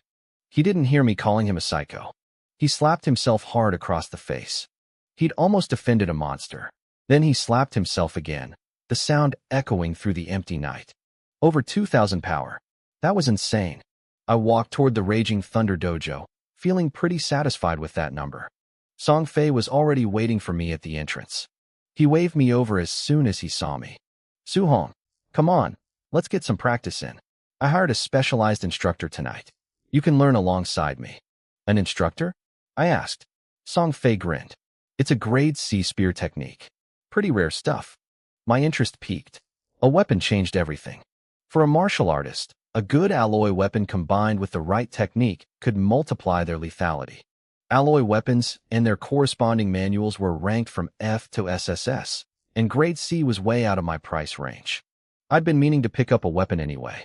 If I ran into an enemy with a blade and I was still using my bare hands, I'd be at a massive disadvantage. I followed Song Fei into the dojo. We headed to a massive training hall, over 200 square meters of polished floors and mirrored walls. About a dozen other martial artists were already there, stretching and chatting. Song Fei, you're late, one of them shouted. Did I miss it? Song Fei asked, his eyes wide. No, but you missed the last few days. Today is the final day for the grade C spear training. Song Fei groaned, clutching his head. I shouldn't have gone out partying. I could have mastered the basics by now. The room went quiet. The other martial artists looked at each other with bitter smiles. What's wrong? Song Fei asked. Don't worry about it, one man sighed. The instructor is Jiang Ming, a rank 3 martial artist. He's only here because he owes the owner a favor. He doesn't actually care about teaching us. He just performs the forms a few times and leaves. No tips, no corrections, nothing. We've been here for 6 days and none of us have even reached the entry level. The man looked at me. Who's this? My buddy, Song Fei said. I figured he could tag along. That okay? Sure, plenty of room. Don't be shy, brother. We're all in the same boat. I nodded. Thanks. I appreciate it. No problem. We might not be experts, but we've been watching him for a week. If you have questions, just ask us. Even a little bit of a grade C technique is better than nothing. Before he could finish, the heavy doors swung open. A young man stumbled in, his clothes torn and stained with fresh blood. The young man limped into the room, leaning heavily against the wall for support. He looked like he'd been dragged through a gravel pit. His clothes were shredded and soaked with fresh blood. Despite his pathetic state, he carried himself with an insufferable arrogance. If my teacher is bad at explaining things, it's because you guys are too stupid to understand. He spat, his voice rasping. Stop making excuses for your own lack of talent. The room turned cold. The martial artists around me bristled, their brows furrowing in collective anger. I stayed quiet, but I was surprised. Who was this kid? And why was he acting like he owned the place? Who is that? Song Fei whispered to the guy next to him. He's got a big mouth for someone who looks like a used rag. That's Li Ming. The man whispered back, his voice tight. He's the instructor's disciple. He's always like this. Thinks he's better than everyone in Star City, just because he's from the capital. Li Ming's eyes snapped toward us. What are you losers whispering about? None of your damn business, someone barked back. Li Ming let out a sharp, mocking laugh. Typical. No talent, and no spine either. That was the breaking point. One of the older martial artists stood up, a sneer on his face. You're talking big for someone who just got his ass kicked. Look at you. You look like a dying dog. Where's all that talent now? Li Ming's face went from pale to a deep, angry purple. He stared at the man, his fists trembling as if he wanted to strike, but his injuries held him back. He let out a bitter huff and turned away, limping toward the stairs leading to the second floor. Upstairs, in a private room, Jiang Ming stood by the window. He was a rank 3 martial artist, his hands tucked behind his back as he stared out at the city. Teacher, I think Li Ming went out again, a burly young man named Li Yin said, bowing respectfully. Jiang Ming frowned. That boy. I brought you both from Yang City to challenge the geniuses of Star City's high schools. Spending time in these low-level places is a waste of effort. Jiang Ming was annoyed. Li Ming was already a peak martial trainee. He knew the spear techniques and had even mastered the grade C thunderous punch to the proficient level. To Jiang Ming, Li Ming going to underground fights was like a professional athlete bullying kids in a playground. It was beneath him. Li Yin, go find him and bring him back, Jiang Ming ordered. He needs a lesson in discipline. Just then, the door pushed open. Li Ming stumbled in, looking like a wreck. Jiang Ming and Li Yin both froze, their eyes widening in shock. What happened? Jiang Ming demanded, his voice dropping an octave. Did you pick a fight with a rank 1 martial artist? No. Li Ming looked at the floor, his face burning with shame. He didn't want to admit it, but under his teacher's piercing gaze, he had no choice. He told them everything. When he finished, Li Yin looked like he'd seen a ghost. A martial trainee? He hit 9 consecutive thunderous punches. Jiang Ming's brow furrowed deep. A genius like that wouldn't be wasting time in an underground ring. Are you lying to me? I swear, teacher, I'm telling the truth. Li Ming cried out. Jiang Ming went silent. He had hired a master who had studied the thunderous punch for decades to teach his disciples. It took Li Ming 3 months to reach the proficient stage. Li Yin, being a rank 1, reached the micro stage faster. The master had called them both prodigies. But now, a mere trainee had used the perfect stage of the punch to dismantle his student. It was hard to swallow. Seeing Li Ming's confidence shattered, Jiang Ming sighed and softened his tone. Don't compare yourself to a freak of nature like that, he said, trying to comfort him. Focus on healing. Once you're better, you and Li Yin will challenge the students at Star City High. It doesn't matter how many geniuses are out there. You only need to be strong enough to crush them. Use them as stepping stones for your future. Li Ming looked up, a spark of ambition returning to his eyes. Yes, teacher. He clenched his teeth, silently vowing to find that mysterious trainee one day and wash away this humiliation. When do we start the challenge? Li Yin asked. Jiang Ming thought for a moment.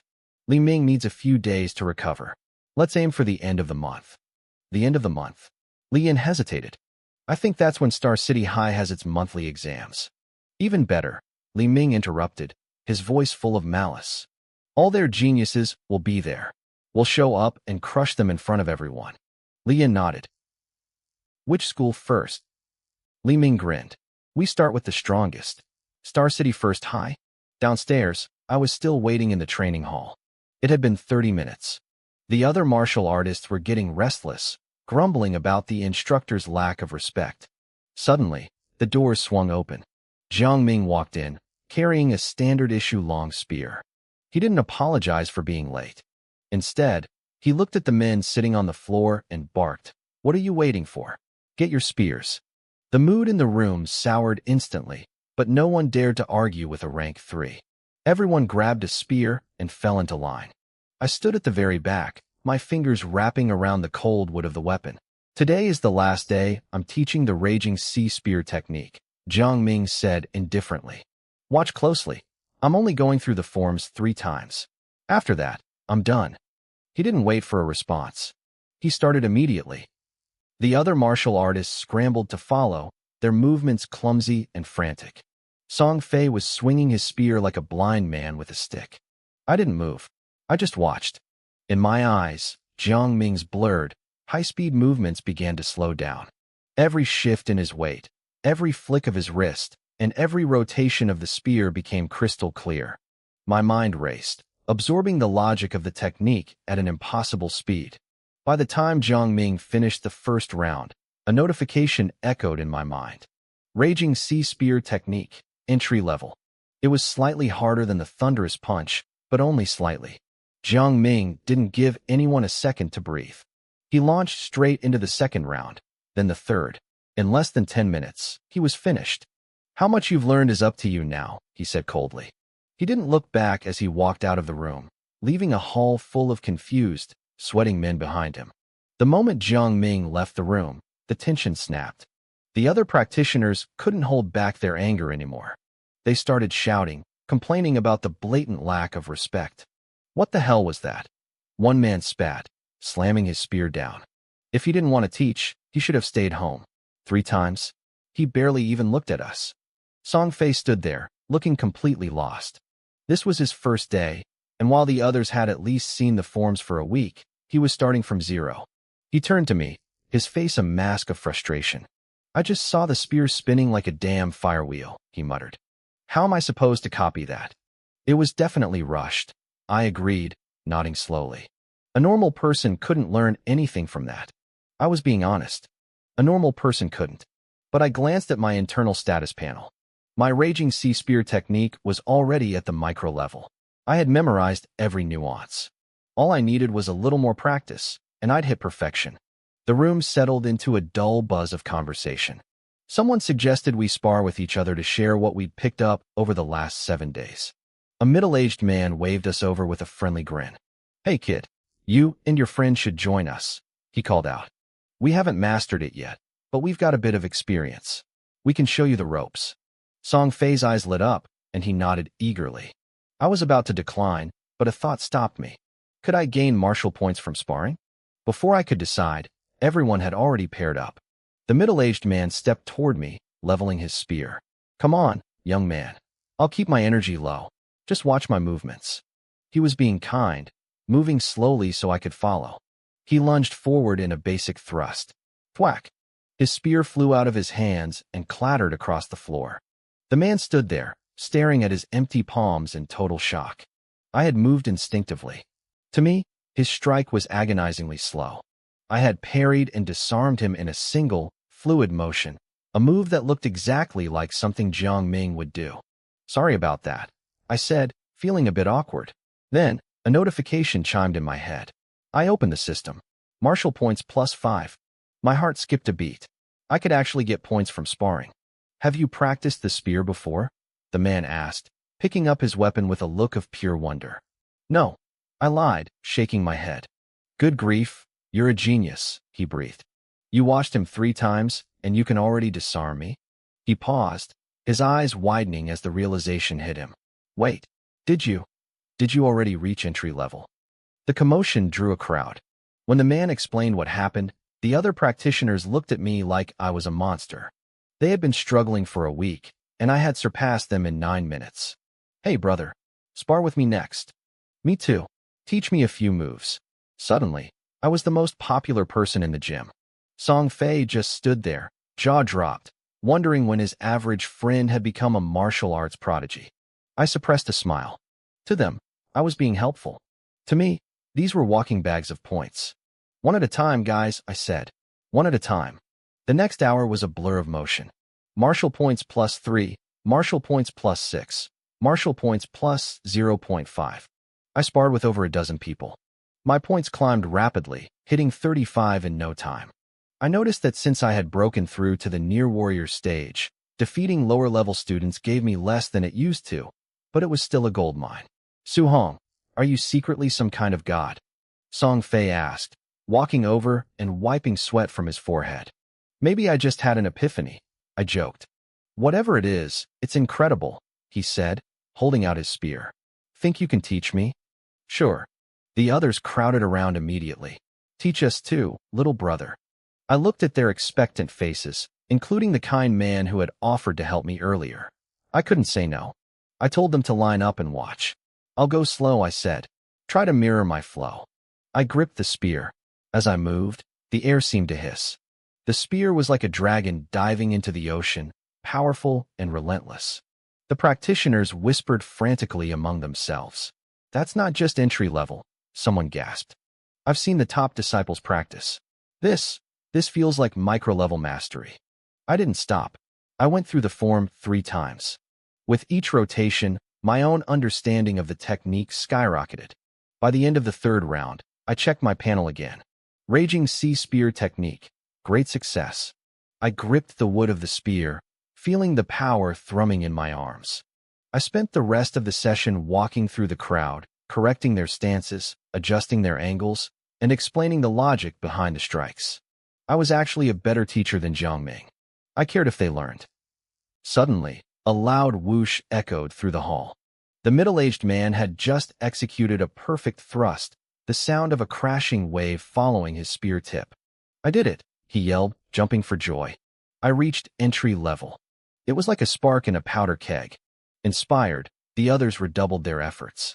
One by one, they started finding the rhythm. I got it too, Song Fei shouted, his face red with excitement.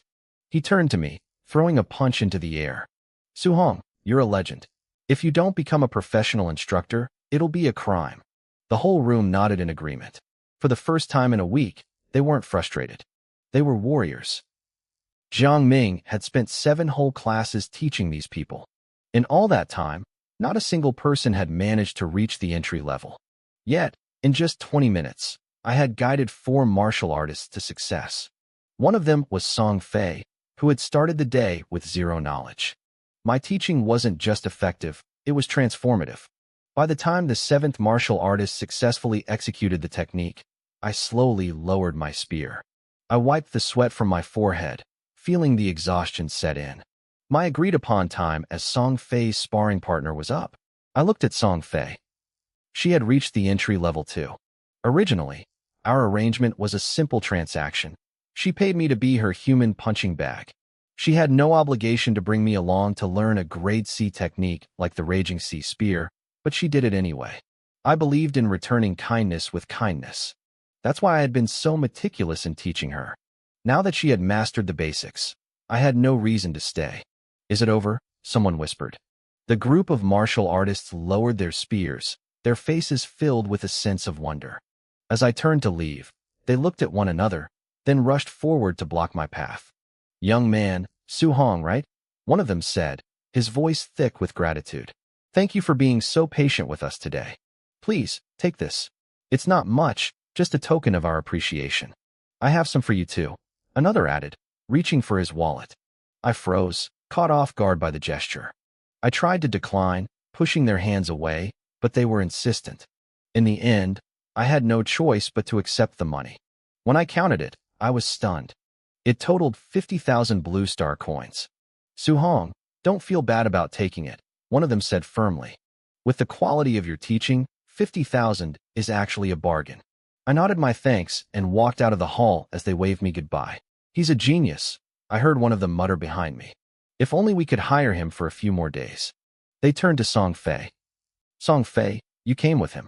You must be close, right? We're willing to pool our money to hire him. Song Fei looked at the closed door and shook her head with a bitter smile. She was the youngest among them, but because of her wealthy background, she had seen more of the world. She knew that the word genius didn't even begin to describe what I had done today. She also realized that I had been the most attentive to her as a way of settling the favor she owed me. Once the debt was paid, I was gone. Forget it, everyone, Song Fei said softly. A genius who can master a grade C technique to the micro level in less than an hour. Having him teach us even once was a stroke of incredible luck. The other martial artists went silent. They knew she was right.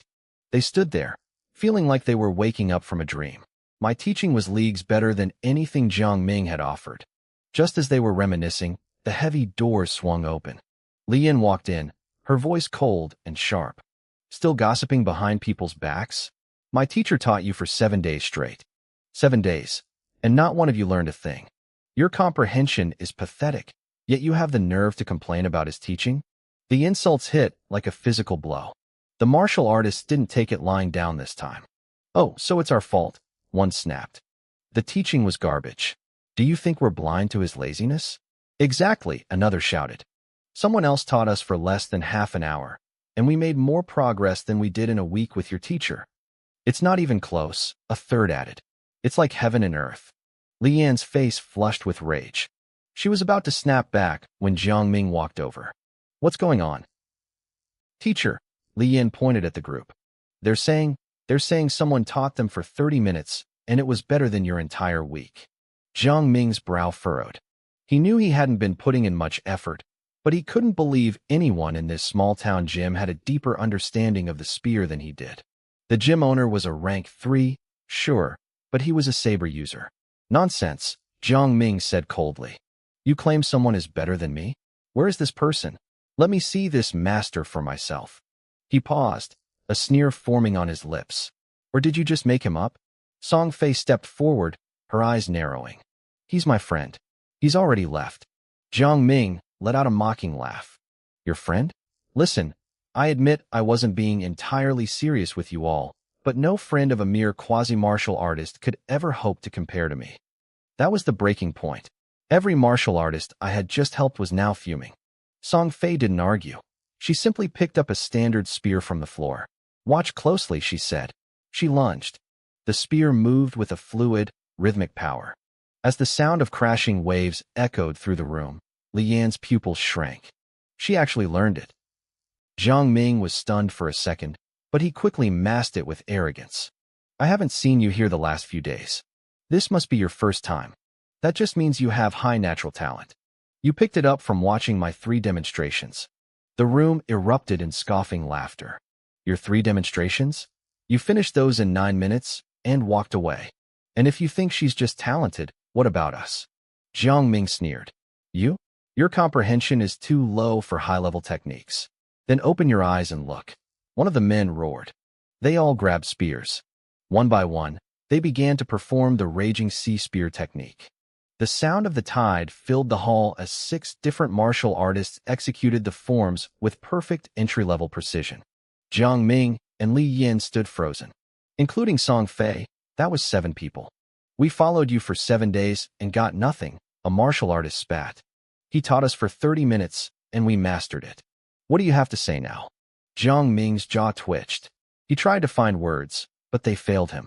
And since you look down on my friend so much, Song Fei added with a cold smile, you should know he's just a high school student. A quasi-martial artist who had never even touched a spear before tonight. He watched your lazy demonstration 3 times, mastered it to the micro level instantly, and then spent 30 minutes fixing your mess. Jiang Ming's face went pale. Impossible. That's absolutely impossible. Song Fei didn't say another word. She ran through the form again, the sound of the ocean roaring louder than before. Jiang Ming's mouth hung open. The ironclad proof was right in front of him. The group of martial artists didn't wait for an apology. They turned their backs on him and walked out of the training hall in a silent protest. Jiang Ming stood in the empty room for a long time. A quasi-martial artist, never touched a spear, micro-level in 1 night. He muttered to himself, what kind of monster is he? Li Yin was equally shaken. Teacher, they have to be lying. She had taken 2 days to reach the entry level, and she had been called a genius for it. To hear that someone had reached the micro-level and taught 7 others in under an hour was insulting to her entire reality. Then, she remembered something. Teacher, Song Fei said he was a student. Jiang Ming's mind raced through every famous young genius in Star City. He went through the names of the top high school prospects, the sons of powerful families, the rising stars. But no matter how hard he searched his memory, there wasn't a single name that fit the description of the boy who had just outclassed him. Jiang Ming couldn't find a single name in his memory that matched the description. He shook his head, trying to clear his mind. Forget it, he muttered. If he's really a student from this city, we'll cross paths eventually. When Li Ming recovers, and you all go to challenge the geniuses at Star City High, he's bound to show up. He patted Li Yin on the shoulder, trying to reassure her. Don't worry too much. Song Fei was probably exaggerating. Reaching the micro-level in less than 30 minutes? Even the monsters at the capital's top academies aren't that fast. He likely practiced the spear for a long time in secret. Just focus on your training. With your mastery of the Raging Sea style and your high vitality, there aren't many peers in this city who can stand against you. I walked down the dim street. the yellow glow of the street lamps casting long shadows behind me. My backpack felt heavy, but in a good way. I had just earned another 50,000. Combined with my previous savings, I had 210,000 credits. I adjusted the straps, feeling a sense of relief wash over me. Rent, school fees, everything that had been crushing my family was suddenly taken care of in a single night. In this world of martial arts, strength truly was everything. If you had power, you had wealth. I looked at the bulging bag and felt a cold determination settle in my chest. I never wanted to feel that helpless again. I pulled up my system panel as I walked. My vitality sat at 91.7, and my spirit was at 23. My Raging Sea Spear technique was at great success, while my other skills like Thunderbolt and Diamond Fist were at perfection. I had 35 martial points left to spend. Back at the martial arts hall, I had focused on teaching others, so my spear technique hadn't progressed. Plus, I didn't even own a spear. I realized I needed to buy a proper alloy weapon soon. The spear felt right in my hands. It felt like it was meant to be my primary weapon. I looked at my stats. The most urgent task was increasing my vitality. Without a guidance technique, relying on normal exercise was painfully slow. In this world, quasi-martial artists are stuck in a bottleneck. You can't absorb the energy of heaven and earth because it's too violent for a weak body. If you try to take it in before your vitality hits 100, you'll literally explode. It was a lesson learned through centuries of bloody history. I needed to reach rank 1. I didn't hesitate and dumped all 35 points into my vitality. Immediately, a warm current flooded my limbs. My blood began to churn, racing through my veins like a mountain stream. It wasn't painful, just intense.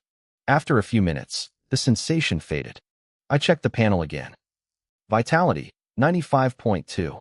I was only 4.8 points away from becoming a rank 1 martial artist. I was so close. But my points were gone again.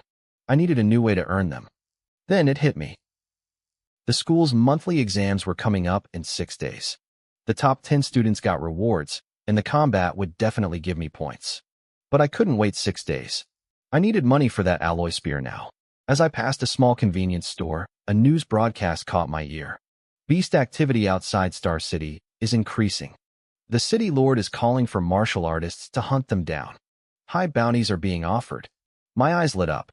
Killing beasts would give me points and money. Plus, I thought back to the moment I killed Lin Ping in the ring. It was my first time taking a life, and honestly, it had left me feeling a bit unsettled.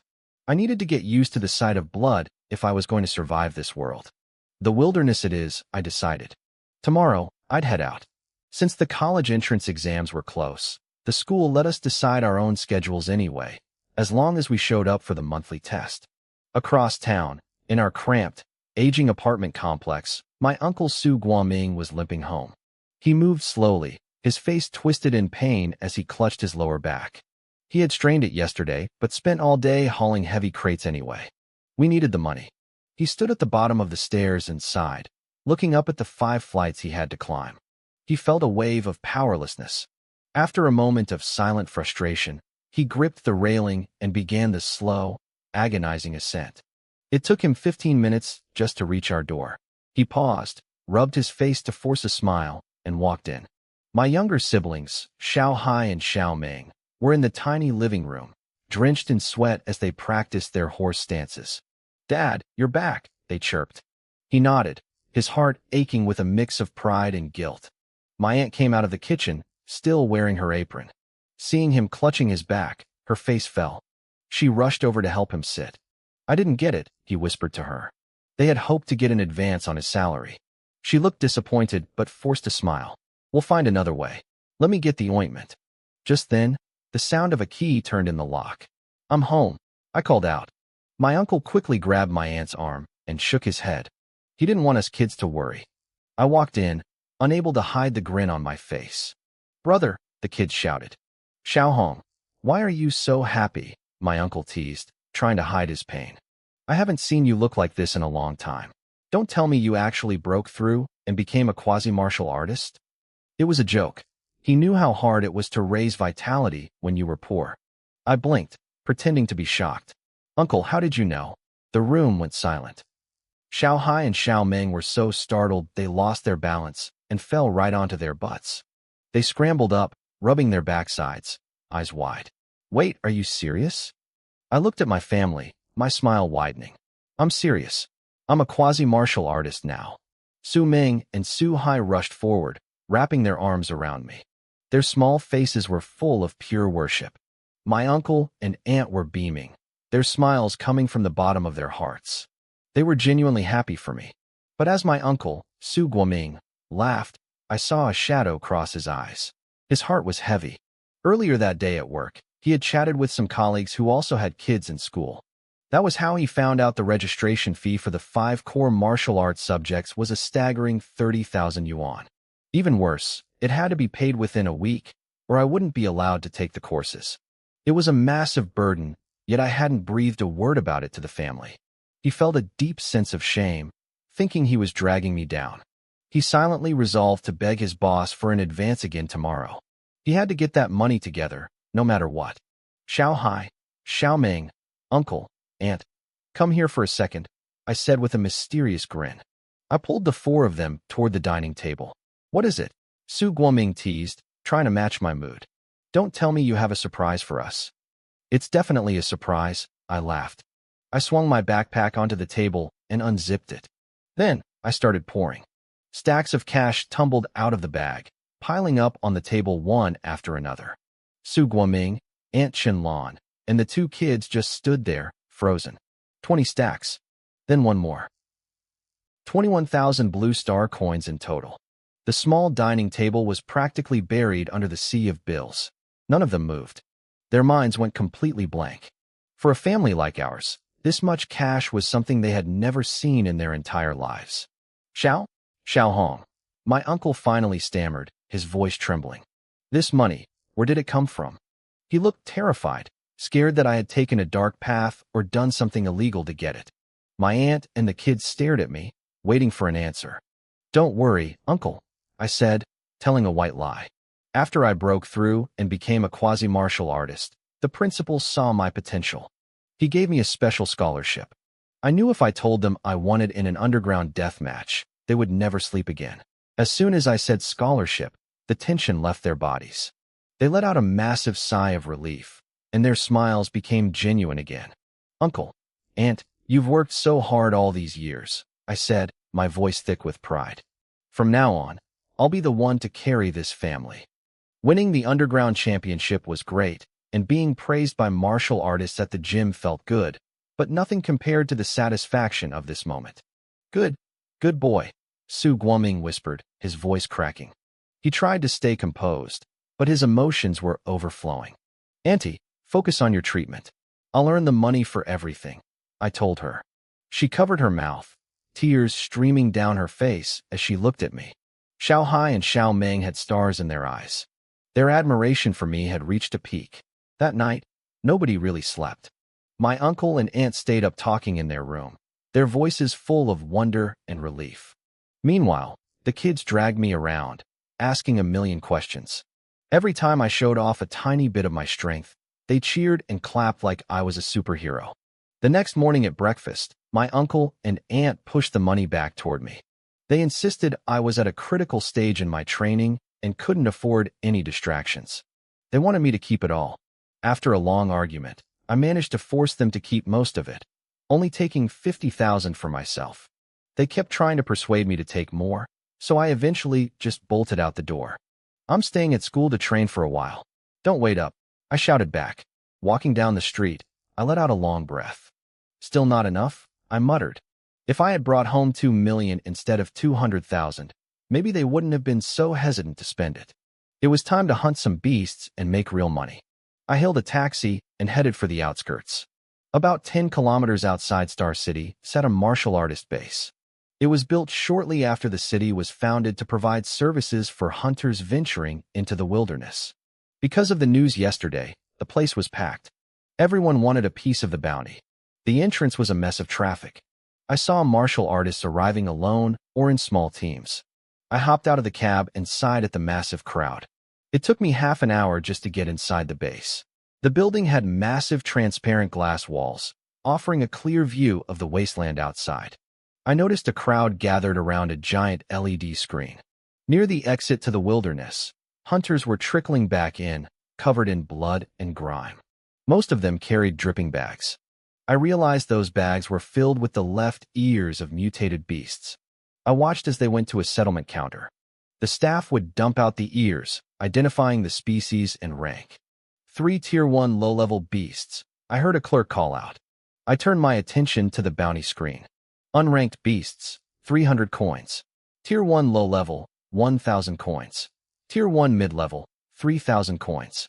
Tier 1 high-level, 5,000 coins. The note at the bottom was clear. No left ear, no pay. It was straightforward. With my current strength, Tier 1 low levels would be easy pickings. 10 of them meant 10,000 coins. Plus, the pelts and meat were worth money too, though most hunters ignored them because they took up too much space. I headed for the exit to the wilderness, but the line was long. I hope they haven't killed everything nearby already, I thought. Suddenly, a loud, gruff voice cut through the chatter. Move it. Out of the way. I looked over. A team of 5 Tier 1 martial artists was walking past everyone, led by a cocky-looking young man. They were blatantly cutting the line. There were stronger teams waiting, even some Tier 2 martial artists, but surprisingly, everyone stepped aside without a word. The arrogant guy smirked and led his team through the gates. Once he was gone, the whispers started. Damned brat. Thinks he's special just because of his uncle. If it wasn't for Yi Chi, I would have slapped the teeth out of his mouth. I listened in and pieced it together. The guy was Yi Feng, a Tier 1 mid-level fighter. His uncle, Yi Chi, was a Tier 3 martial artist and the head of this entire base. He spoiled his nephew rotten. I shook my head. There's always someone like that. Finally, it was my turn at the gate. The guard looked at me, surprised. Huh, you're pretty young to be heading out alone. The guard gave me a surprised look, but he didn't say anything. He waved me through, and I stepped into the tunnel. After walking a dozen meters, my boots hit the soil of the wilderness. The air out here was sweet and fragrant, a sharp contrast to the city. I took a few deep breaths, picked a random direction, and started walking. I moved through a dense forest filled with massive, ancient trees. My eyes scanned the shadows. I stayed alert, my body ready for anything. Suddenly, the grass ahead rustled. I dropped into a low crouch, muscles tensed. A second later, a person stepped out from the brush. I felt a bit speechless. I had been walking for a while now and hadn't seen a single beast. Instead, I kept running into other martial artists. The outskirts were picked clean. If I wanted to find anything, I had to go deeper. I shook my head and decided to pick up the pace. I leaped into the air, my body nearly parallel to the ground. I kicked off the air itself with a sudden burst of power. A loud sonic boom echoed through the trees. For a moment, I felt like a superhero, flying forward dozens of meters in a single bound. I kicked again mid-air, my speed increasing until I vanished into the deep forest. 10 minutes later, I finally found my first target. It was a wolf, 2 meters long with tusks curved like crescent moons. I recognized it immediately from my school textbooks, a Tier 1 mid-level beast, the ghost moon wolf. The wolf's mouth dripped with saliva. Its oily green eyes were locked onto me, sensing my blood energy. After a moment, a look of predatory joy flashed in its eyes. To this beast, I was the weakest human it had encountered all day. It let out a chilling howl and lunged. Its jaws snapped toward my throat. My breathing quickened, and my body tightened instinctively. That feeling of life and death being decided in a split second made me feel strangely alive. My hands were actually trembling with excitement. As the wolf flew through the air, my mind became incredibly clear. I didn't hesitate. I ducked low, sliding right under its belly. My eyes turned cold. I threw a punch. 9 thunderous cracks rang out as my fist connected. The wolf's abdomen caved in. It slammed into the ground and stopped moving within seconds. I let out a long breath, my heart racing with adrenaline. Then, my face twisted in disgust. The smell of the wolf's saliva hit me. It was beyond foul. I held my breath, reached down, and ripped the left ear off the carcass. I tossed it into my backpack and kept moving. As I walked, I replayed the fight in my head. That duck, I hadn't even thought about it. It was like a reflex. Before I gained my new abilities, my reaction time was never that fast. It felt like my body knew exactly what to do before my brain even processed the threat. It seemed my peerless talent wasn't just about learning techniques. It had maxed out my combat instincts too. I hadn't noticed this during the underground fights because those opponents were too weak, but against a beast, the difference was obvious. I needed to test this again. I pushed further into the forest where the beasts were more common. It didn't take long to find a massive black bear. A Tier 1 mid-level furious black bear. "Come on," I said, beckoning with my finger. The bear lived up to its name. Seeing my provocation, it let out a roar that shook the trees and charged. Its mountain-like body made the ground tremble with every step. It swung a massive paw at me. I stepped aside easily. The bear attacked again and again, but it couldn't even touch a thread of my clothes. After 10 minutes, the bear was huffing and puffing, exhausted. I stood a few feet away, my breathing steady, not a single hair out of place. My combat instincts were definitely maxed out. A mid-level beast couldn't even graze me. This talent was terrifying. Test over. Time to finish this. The bear roared one last time and tried to lift its paw. Before it could, a loud boom echoed. A wave of pain hit the bear. It looked down, confused, only to realize its front paw was gone. It looked up just in time to see my fist expanding in its vision. Its head exploded. I jumped back quickly to avoid the mess. The bear's massive body slumped to the ground, shaking the earth. I stepped forward, took the left ear, and turned to leave. Suddenly, I heard a sharp whistle of air behind me. My instincts kicked in, and I blurred to the side.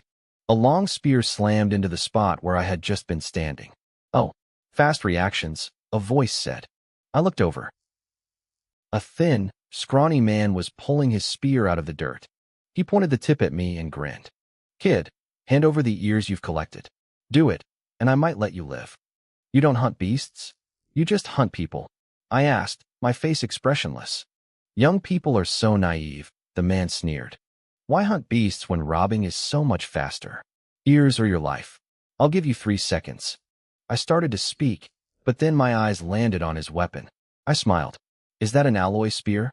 The man blinked, caught off guard. "Duh. What else would it be?" "What grade?" "First grade alloy." "Wait, why am I answering you?" He realized I was stalling and turned red with rage. "You had your chance. Die." He lunged, the spear tip aimed straight for my throat.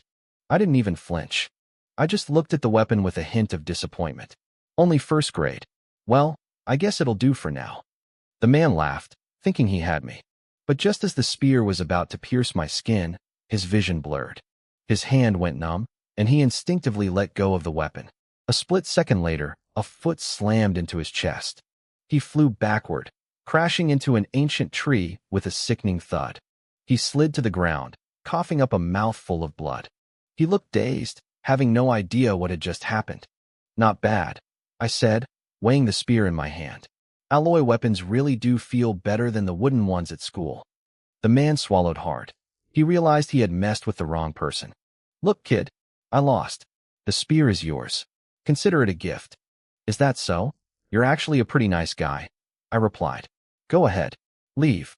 The man forced a smile and turned around. As he walked away, his eyes filled with malice. Suddenly, he heard a sound like a crashing tidal wave behind him. He started to turn, but before he could see anything, the spear whipped through the air. It struck him with such force that his chest collapsed instantly. He was sent flying, tumbling across the dirt. He looked up at me as I walked toward him, spear in hand. "You," he wheezed, blood leaking from his lips. "You said you'd let me go." The skinny man looked up at me, his eyes wide with disbelief. He struggled to lift his head, gasping for air. I looked down at him and gave him a bright, cheerful smile. "I lied," I said softly. His eyes bulged. I could see the pure hatred burning in them as he tried to force out one last word. I didn't give him the chance. I lunged forward, and the spear tip tore through his heart. The light in his eyes faded instantly. His head hit the dirt with a heavy thud. I stood over the body, waiting for the rush of adrenaline or the wave of nausea. It never came. When I killed for the first time, I felt a tremor in my soul, a physical sickness that made my stomach churn. Now, nothing. I had changed. I noticed the backpack the man was wearing and pulled it off his corpse. When I zipped it open, my breath caught. Inside were at least 20 left ears from various ferocious beasts. He wasn't lying about one thing. Killing and robbing really was the fastest way to get rich. I packed the ears away. A part of me realized how much I could gain by doing this, but I shook the thought away. I wouldn't kill someone without a reason or a grudge. I wasn't that desperate. Not yet. I started to walk away, then slapped my forehead. I turned back and quickly searched the rest of his body. Almost forgot to loot the corpse. I muttered. I found nothing else of value. I'd have to remember for next time. I was still a bit of a rookie at this. As I trekked deeper into the woods, I pulled up my system panel. My martial points had reached 38. Without a second of hesitation, I dumped all 38 points into my blood chi. A violent shudder ran through my body. That familiar, surging heat flooded my veins. My blood chi climbed from 95.2 to 99. I was only 1 point away from breaking through to a rank 1, 5-fold martial artist. I couldn't wait. Not only would my strength skyrocket, but I'd finally be able to practice advanced guidance techniques. I looked at the D-grade alloy spear in my hand. I really had to thank that guy for the ambush. With a real weapon, I could finally push my great success level Raging Sea Spear technique toward the perfect realm. But first, I needed a target to test the blade. That night, I found a secluded cave. I hauled a massive boulder over to block the entrance and lit a small campfire. I checked the panel again. My martial points were back up to 32 after a few more kills. It was time. I licked my lips and funneled the points into my blood chi. The moment the number hit 102.2, my body exploded with power. My blood felt like a crashing tidal wave, roaring through my arteries. My skin turned scalding hot, and my limbs felt like they were being forged in a furnace. Crack. My muscles swelled so rapidly that my sleeves tore open, exposing arms corded with thick, bulging veins. It took several minutes for the intensity to fade and for my muscles to settle back into a lean, powerful frame. Rank 1, 5-fold. I clenched my fists, feeling a level of strength that made my previous self look like a child. This feeling, this constant evolution, was becoming an addiction. Over the next 4 days, I became a ghost in the forest. I hunted relentlessly. By the end of it, my Raging Sea Spear technique finally hit the perfect realm. Every time I thrust the spear, the air itself seemed to roar like a tsunami. I could shatter the spine of a mid-stage rank 1 beast with a single strike. I was no longer the soft high school student who had entered these woods. My eyes were cold, my movements sharp and predatory. I looked like a veteran hunter who had spent years in the wild. On the 4th day, I stopped in my tracks. Slithering in front of me was a black jade giant python, nearly 20 meters long. It flicked its tongue, its golden eyes locked onto me. This thing was at the absolute top of the food chain for rank 1 beasts. It moved faster than something that size should. Its tail whipped toward me like a thunderbolt, shattering a boulder in its path. I didn't try to block it. That would be suicide. I leaped into the air, using my skystep movement. Mid-air, I lunged. The alloy spear became a blur, piercing straight through the python's left eye. Blood sprayed everywhere. The beast roared in agony, lashing out blindly with its tail. I smirked, yanked the spear out, and retreated. The python's own tail slammed into its head where I had just been standing. It dazed itself, and I didn't waste the opening. I surged forward again, blinding its other eye. I spent the next 10 minutes playing a deadly game of cat and mouse. Every time it slowed down, I'd dart in and leave another wound. Eventually, the massive creature collapsed, unable to even lift its tail. I stepped in and finished it. My heart was hammering against my ribs. It looked easy, but one mistake would have left me a smear on the ground. My eternal peerless talent was the only reason my combat instincts were this sharp. I looked at the mountain of meat and realized pythons don't have ears to collect for the bounty. Then, I saw it, a single scale on its forehead that glowed brighter than the rest. I dug it out. My alloy spear couldn't even scratch it.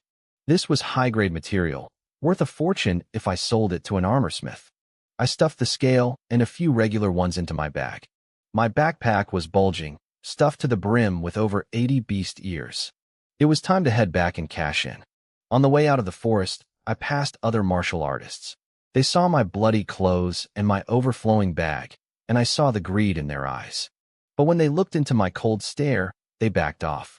They knew a hard character when they saw one. But then, A group of 5 blocked my path. I recognized the leader immediately, Yifeng. I didn't want trouble, so I tried to pivot and take another route. Stop right there, Yifeng barked. I didn't stop. I kept walking. Yifeng's face darkened. He gestured to the men with him. A large, middle-aged man stepped forward, eager to please his boss. He had been riding Yifeng's coattails all week, robbing weaker students. He looked at me, seeing only a lone teenager, and grinned. Young Master Yi, he's just a kid. Let me handle this. Most people in this forest were weak. They didn't want to fight, so they just handed over a portion of their beast ears to buy a moment of peace. The middle-aged man stepping toward me had been following Yifeng like a loyal dog. He hadn't killed a single beast himself all week, yet his backpack was overflowing with stolen loot. He was desperate to stay in Yifeng's good graces, and seeing me defy his boss gave him the perfect chance to show off. Yifeng nodded, a cruel smirk playing on his lips.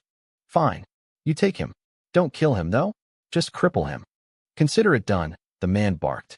He lunged forward, his heavy boots thumping against the forest floor. He closed the gap in seconds, throwing a massive punch aimed straight for my spine. He thought I was an easy target. He was wrong. I had sensed him the moment he moved. I spun on my heel, the alloy spear in my hand becoming a blur of cold steel. Before he could even register the movement, my spearhead tore through his chest, piercing his heart with surgical precision. The man froze. He looked down at the shaft growing out of his chest, his eyes wide and vacant. His throat worked, trying to squeeze out a final word, but blood flooded his lungs. He could only make a wet, gurgling sound. I ripped the spear out. He collapsed like a sack of wet flour, silent and still. I started to walk away, then stopped. I looked at the man's backpack, the one stuffed with stolen beast ears. I didn't hesitate. I grabbed it, slung it over my shoulder, and vanished into the shadows of the deep forest. It happened so fast that Yifeng and his 3 remaining lackeys just stood there, stunned. 1 second their friend was gloating, the next, he was a corpse. That guy was a mid-level rank 1 martial artist. One of the men stammered, his voice trembling. And he just died? Shock turned into pure, cold dread. They looked at the spot where I had disappeared, their faces pale. Damn it, you dare kill my man. Yifeng finally snapped out of it, his face flushing deep red with rage. And he took the bag. You're dead meat. He turned to the remaining 3, his teeth bared. Follow me. We're going to find him and kill him. The 3 martial artists hesitated. They were roughly the same strength as the man I had just gutted. Sure, their friend had been careless, but it took real power to kill someone that quickly. More importantly, a kid this strong at this age had to be a genius from Star City High. Robbing students was one thing, but murdering a top-tier talent? If the school found out, they were finished. Young Master Yi, one of them whispered, that kid is probably a genius. If we kill him. Yifeng whirled around, his eyes burning with a terrifying intensity. The man instantly shut his mouth. So what if he's a genius? Yifeng hissed. This is the wilderness.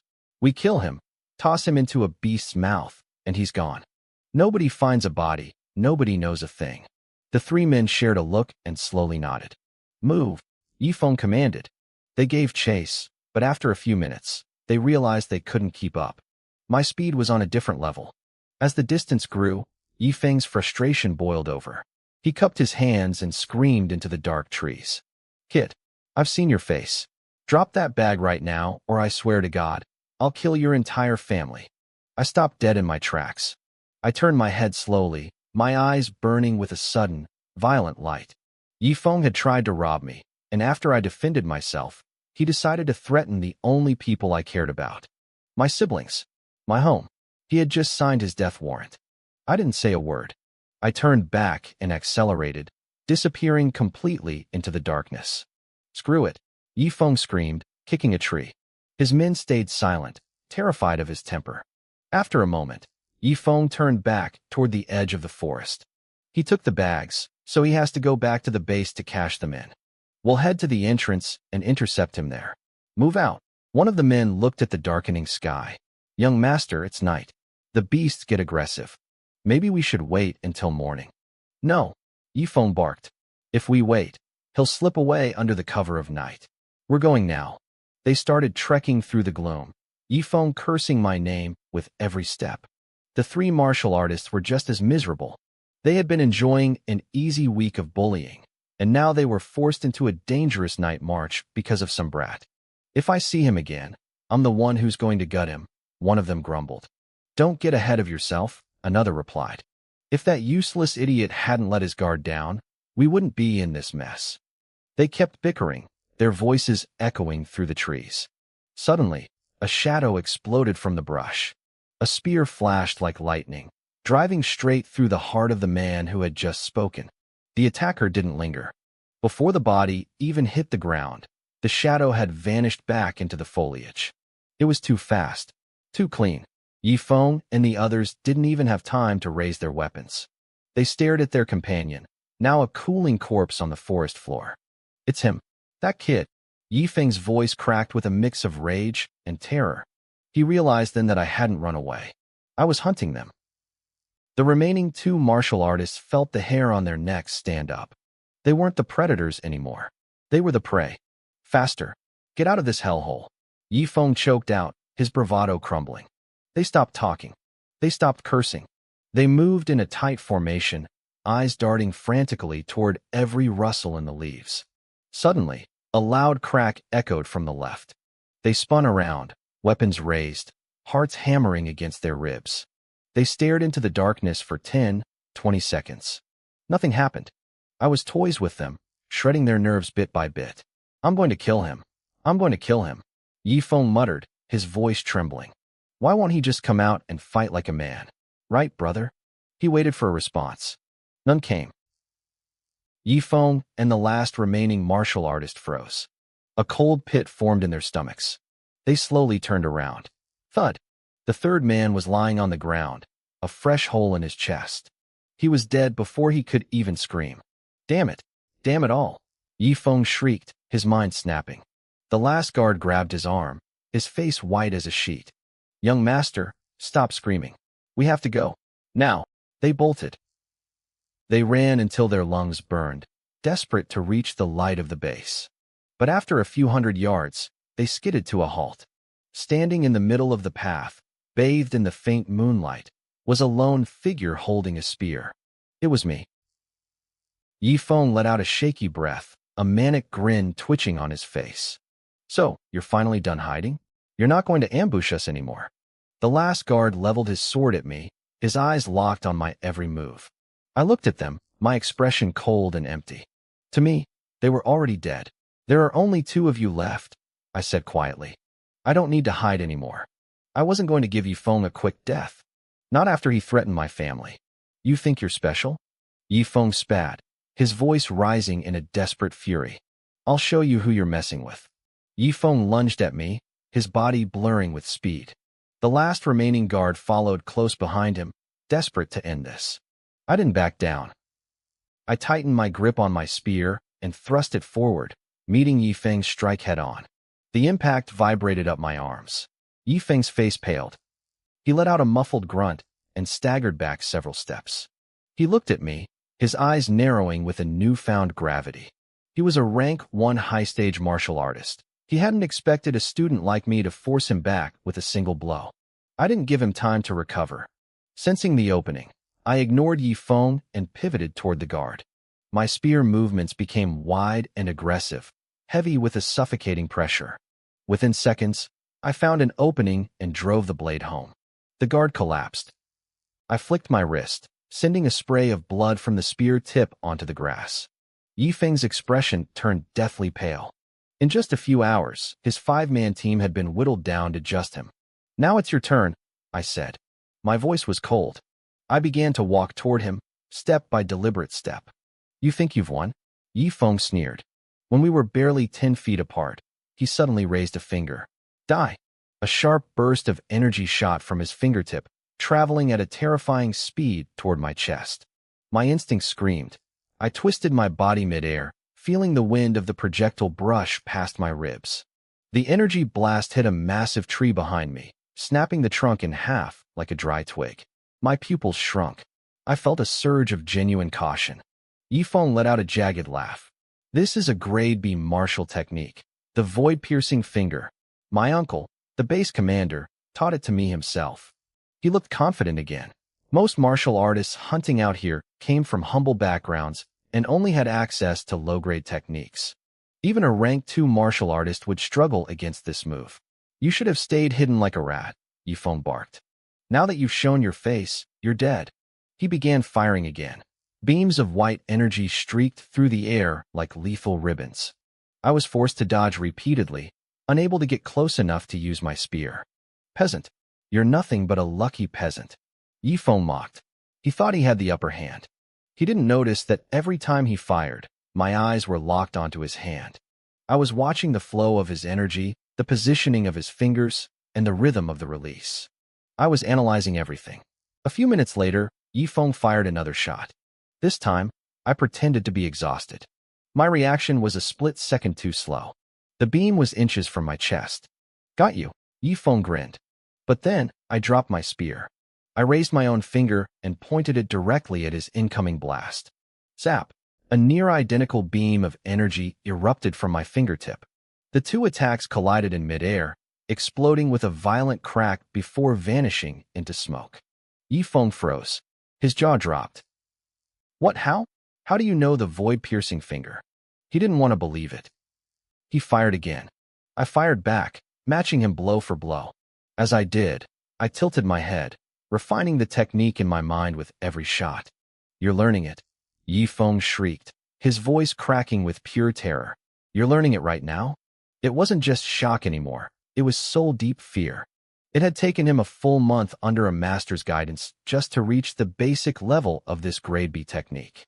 His uncle had called him a genius for it. Yet here I was, mastering it in the middle of a life-and-death struggle. He looked at my indifferent face and felt a chill run down his spine. He realized he hadn't just ambushed a student. He had provoked a monster. He started to back away, firing desperate shots to keep me at bay while he tried to flee toward the forest edge. But my energy was changing. I pointed my finger again. This time, the beam was twice as thick and twice as fast.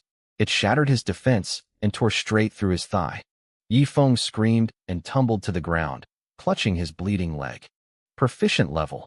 He gasped, looking at me like I was a ghost. You reached the proficient level in minutes? You're not human. I kept walking. He saw the killing intent in my eyes and began to shake. Don't kill me. My uncle will hunt you down, he sobbed, sweat pouring down his face. Wait, I'll give you the manual. It's right here in my pocket. Just let me go. I'll never bother you again. If I kill you, I said softly, it's mine anyway. I didn't let him speak again. I fired several beams in quick succession, piercing his heart and his forehead. He slumped over dead. I didn't feel any remorse. The moment he threatened my family, his life was forfeit. I knelt down and searched his body. My hands didn't shake anymore. I was becoming an expert at this. I pulled a small book from his jacket.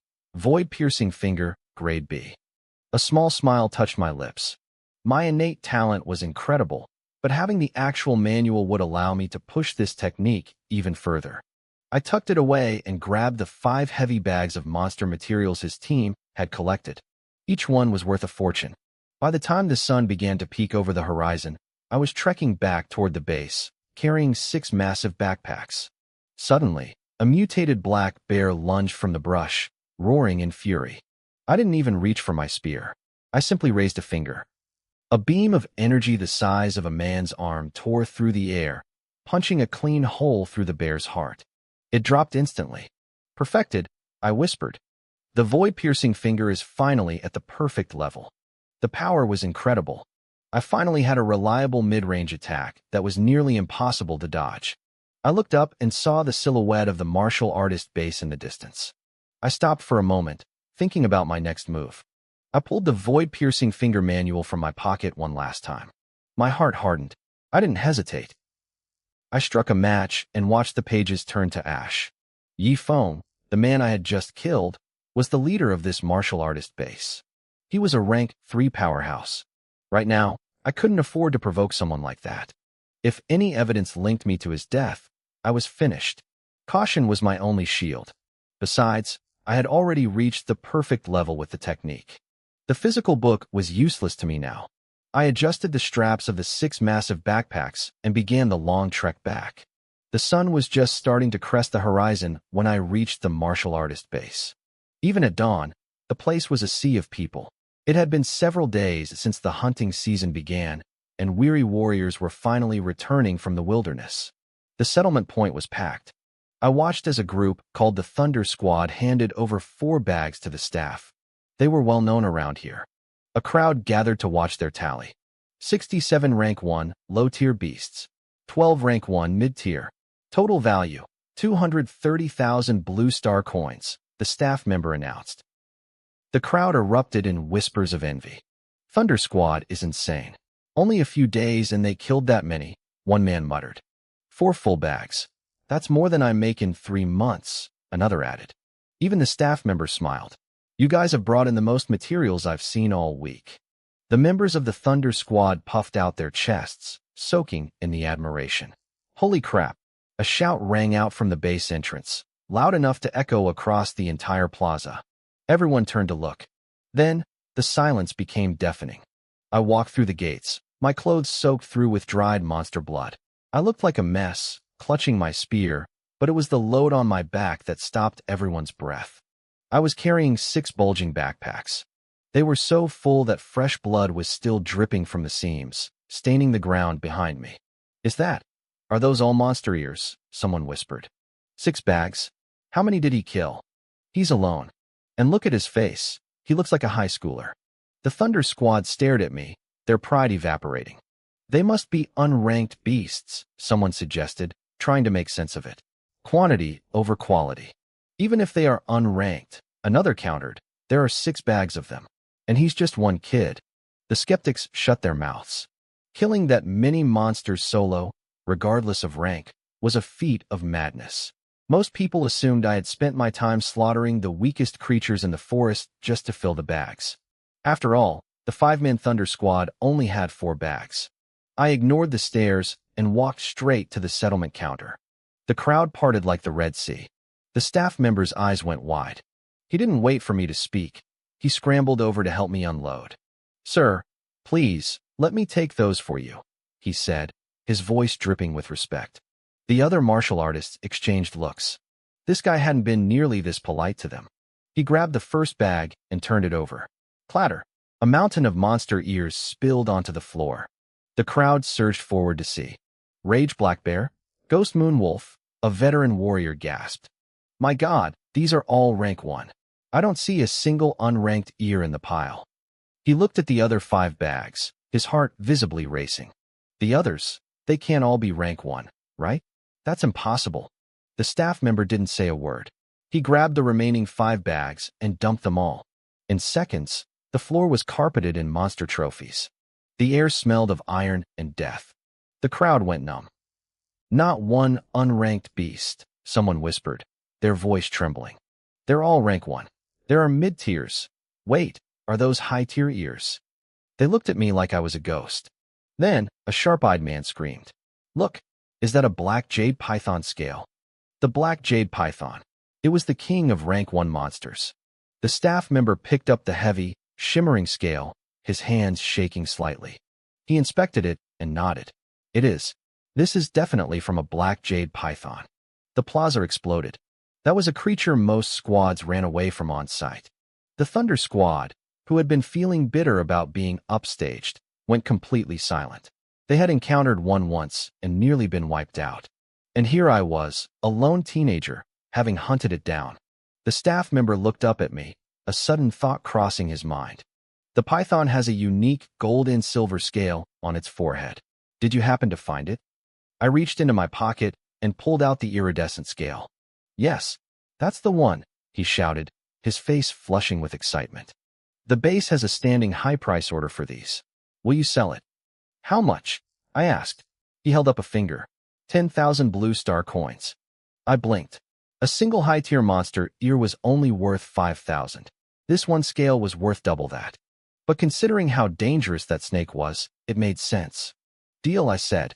All right, give me a moment to finalize the count. He worked quickly, but his hands were still trembling.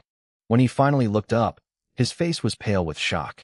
Final tally, he announced, his voice carrying across the silent plaza. 72 rank 1 low-tier beasts. 83 rank 1 mid-tier beasts.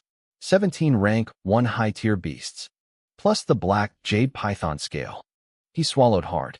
Total value, 416,000 blue star coins. The crowd went ballistic. 400,000? I haven't made that much in 6 months. I'm only a low-tier rank 1. It would take me 2 years to kill that many. Is this what a genius looks like? I give up.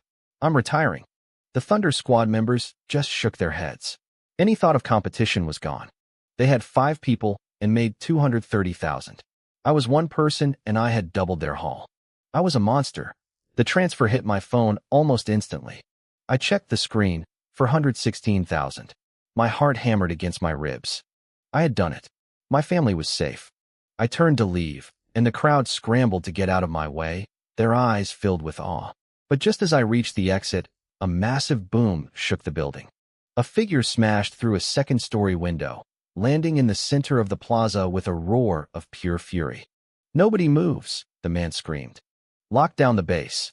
No one leaves until I say so. Not a single fly gets out of here." The shout echoed through the plaza, plunging the entire crowd into a dead silence. I looked up and saw the man who had just crashed down. It was Yi Chi, the head of the entire base. The other martial artists looked around, confused and nervous, as staff members scrambled to block every exit. One man finally found his voice and asked cautiously, "Chief Yi, what happened?" Yi Chi stood in the center of the floor, his eyes scanning the crowd with a freezing glare. "My nephew, Yi Feng, has been murdered," he growled. The room erupted in a collective gasp. Yi Feng was dead? It was no wonder Yi Chi was in such a murderous rage. But as I looked around, I saw something else in the eyes of the other martial artists. They were desperately suppressing smiles. Everyone knew Yi Feng. He had spent the last few weeks robbing almost everyone in the wilderness. If it weren't for his uncle's position, someone would have killed him a long time ago. To them, this was justice. "Starting now, everyone gets searched," Yi Chi announced, his voice cold. "Once you're cleared, you can leave." The mood shifted instantly from secret joy to outrage. "Searched? On what grounds?" someone muttered. "Just because your nephew died, we all have to be searched? That's not right," another man shouted, emboldened by the crowd. "Chief Yi, this search." Yi Chi didn't let him finish. He let out a cold snort, his eyes flashing with killing intent. Yi Feng was carrying a grade B weapon. Whoever killed him definitely took it. Until you're searched and cleared, nobody leaves. A grade B weapon? The crowd went quiet. Yi Chi was truly wealthy to give his nephew something that valuable. But even so, the thought of being frisked like criminals left a bitter taste in their mouths. Still, looking at the fury on Yi Chi's face, nobody dared to speak up again. They knew if they refused now, they wouldn't live to see tomorrow. The staff began moving through the ranks, searching the martial artists one by one. Yi Chi stood to the side like a hawk, his eyes boring into every face. Suddenly, his gaze drifted toward the exchange counter. He saw the mountain of beast ears I had just turned in. "Who killed all these?" Yi Chi asked sharply. Every head in the plaza turned toward me. The staff pointed me out, and Yi Chi's heavy, oppressive gaze landed squarely on my face. When he saw how young I was, a flicker of surprise crossed his eyes. He walked over, frowning. "You're a low-tier rank 1, he said, his voice dropping an octave. "You killed all these beasts yourself?" He paused, his tone turning icy. "I think you killed my nephew and robbed his bag.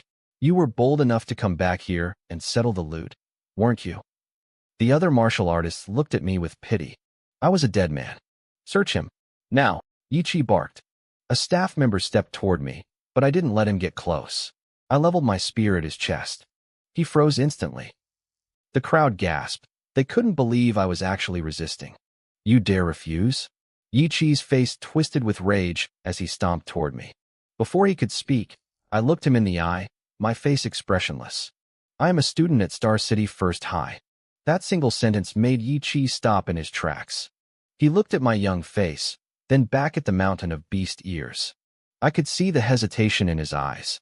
A student from First High who could kill that many beasts was a certified genius. He didn't care about offending the average martial artist. But offending a future powerhouse was a different story. His expression softened slightly, though his voice remained firm. My nephew is dead. I have to conduct this search. But I won't make you do it for nothing. Cooperate with me, give me some face, and I'll give you 10,000 blue star coins as compensation. How about it? I furrowed my brow, acting as if I were offended and debating whether to accept. Yi Chi's eyes narrowed. He held up 3 fingers. 30,000. I waited a beat, then gave a reluctant nod. Fine. The search was quick. The staff member checked me thoroughly and shook his head at Yi Chi. Fine. You're clear. Get out, Yi Chi said, waving his hand dismissively. He signaled someone to transfer the 30,000 coins to my account. I didn't rush. I stayed calm, took a slow shower, and changed into clean clothes before finally walking toward the exit. Seeing how composed I was, Yi Chi finally looked away, his suspicion of me completely gone. Keep searching. I heard him roar behind me. Nobody leaves until I'm satisfied. The moment I stepped out of the base, my heart started hammering against my ribs. My face was a mask of stone, but inside, I was reeling. Thank God I was careful. If I hadn't burned that grade B skill book before coming back, I'd be a corpse right now. Yi Chi was smart, but he would never imagine that someone could master a grade B technique to the perfect realm in just a few hours on the walk back. I hailed a taxi and watched the base disappear in the rearview mirror. I was officially a rank 1 martial artist now. My next stop was the Martial Arts Association to pass the official exam and get my hands on a breathing technique. I pulled up my status panel. Name, Su Hong. Talent, Eternal Unparalleled, Blood Chi. 103. Mental Power, 23. Constitution, Mortal Body, 6%. Skills, Raging Sea Spear, Great Success.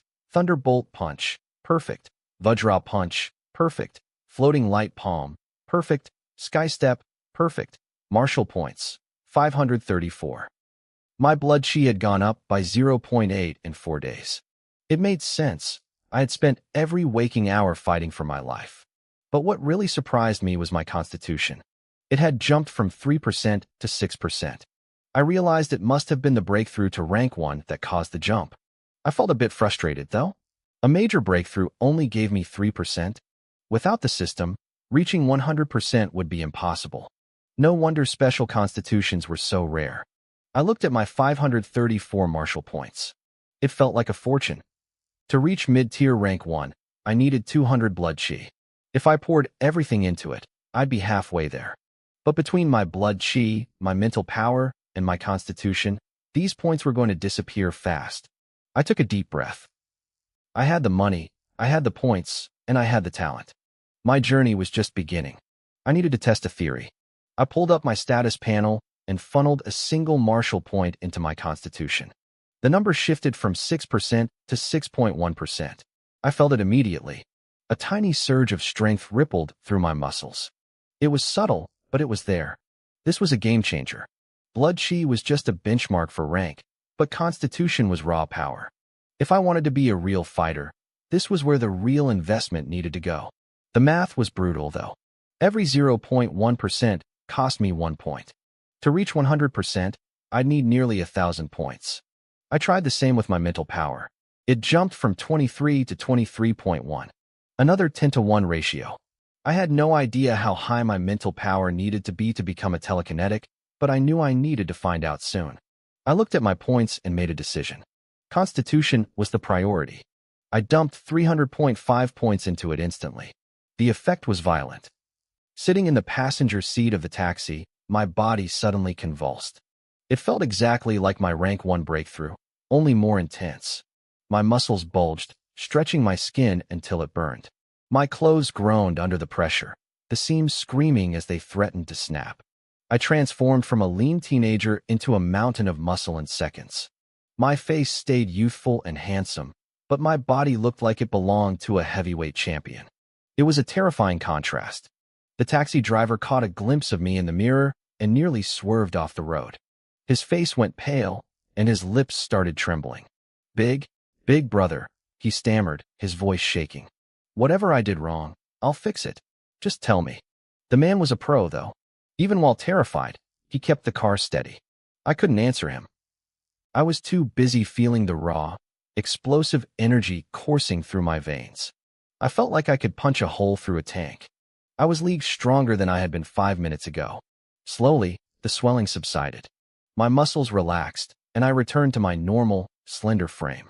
I looked down at my clothes. They were stretched out and loose now.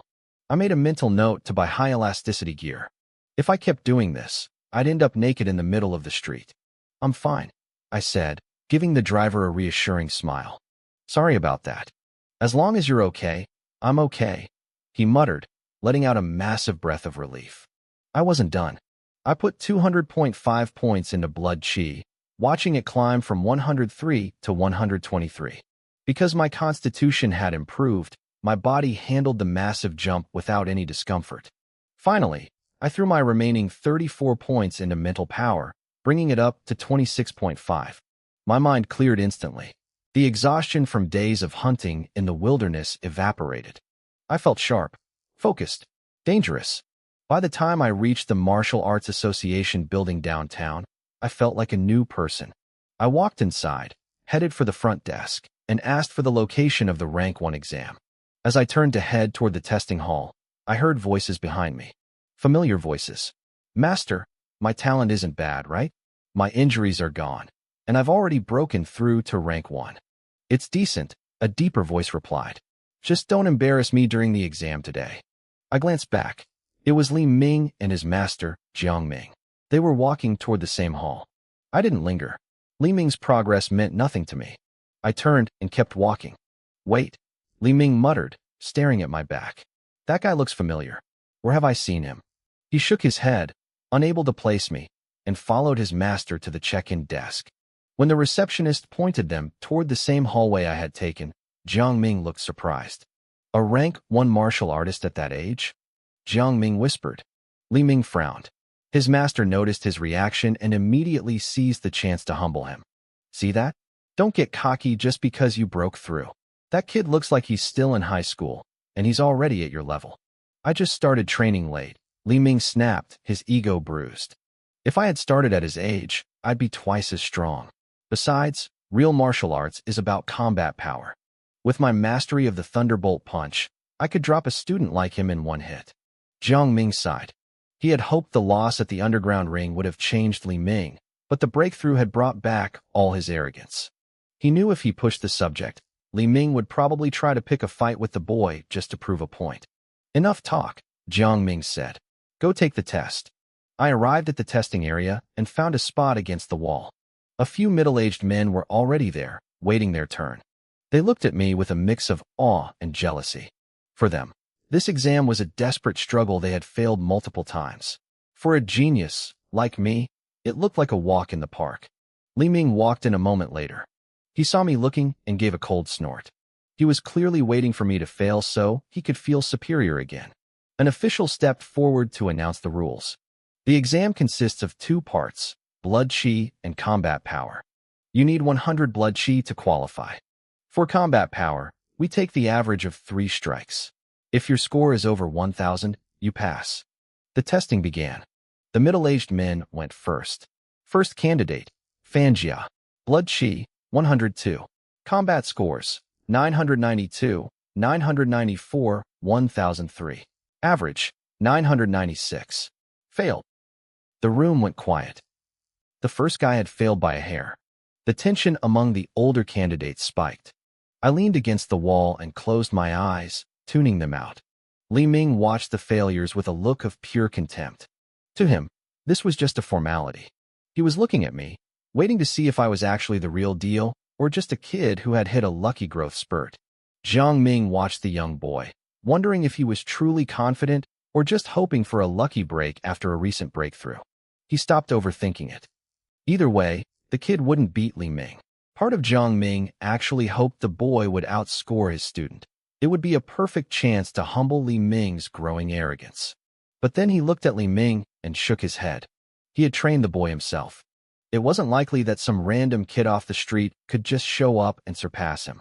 The group of middle-aged martial artists finished their session. Out of a dozen men, only 3 passed. The others didn't look devastated. They were used to it. They hung around the edges of the room, whispering and placing bets on whether the two younger guys would make the cut.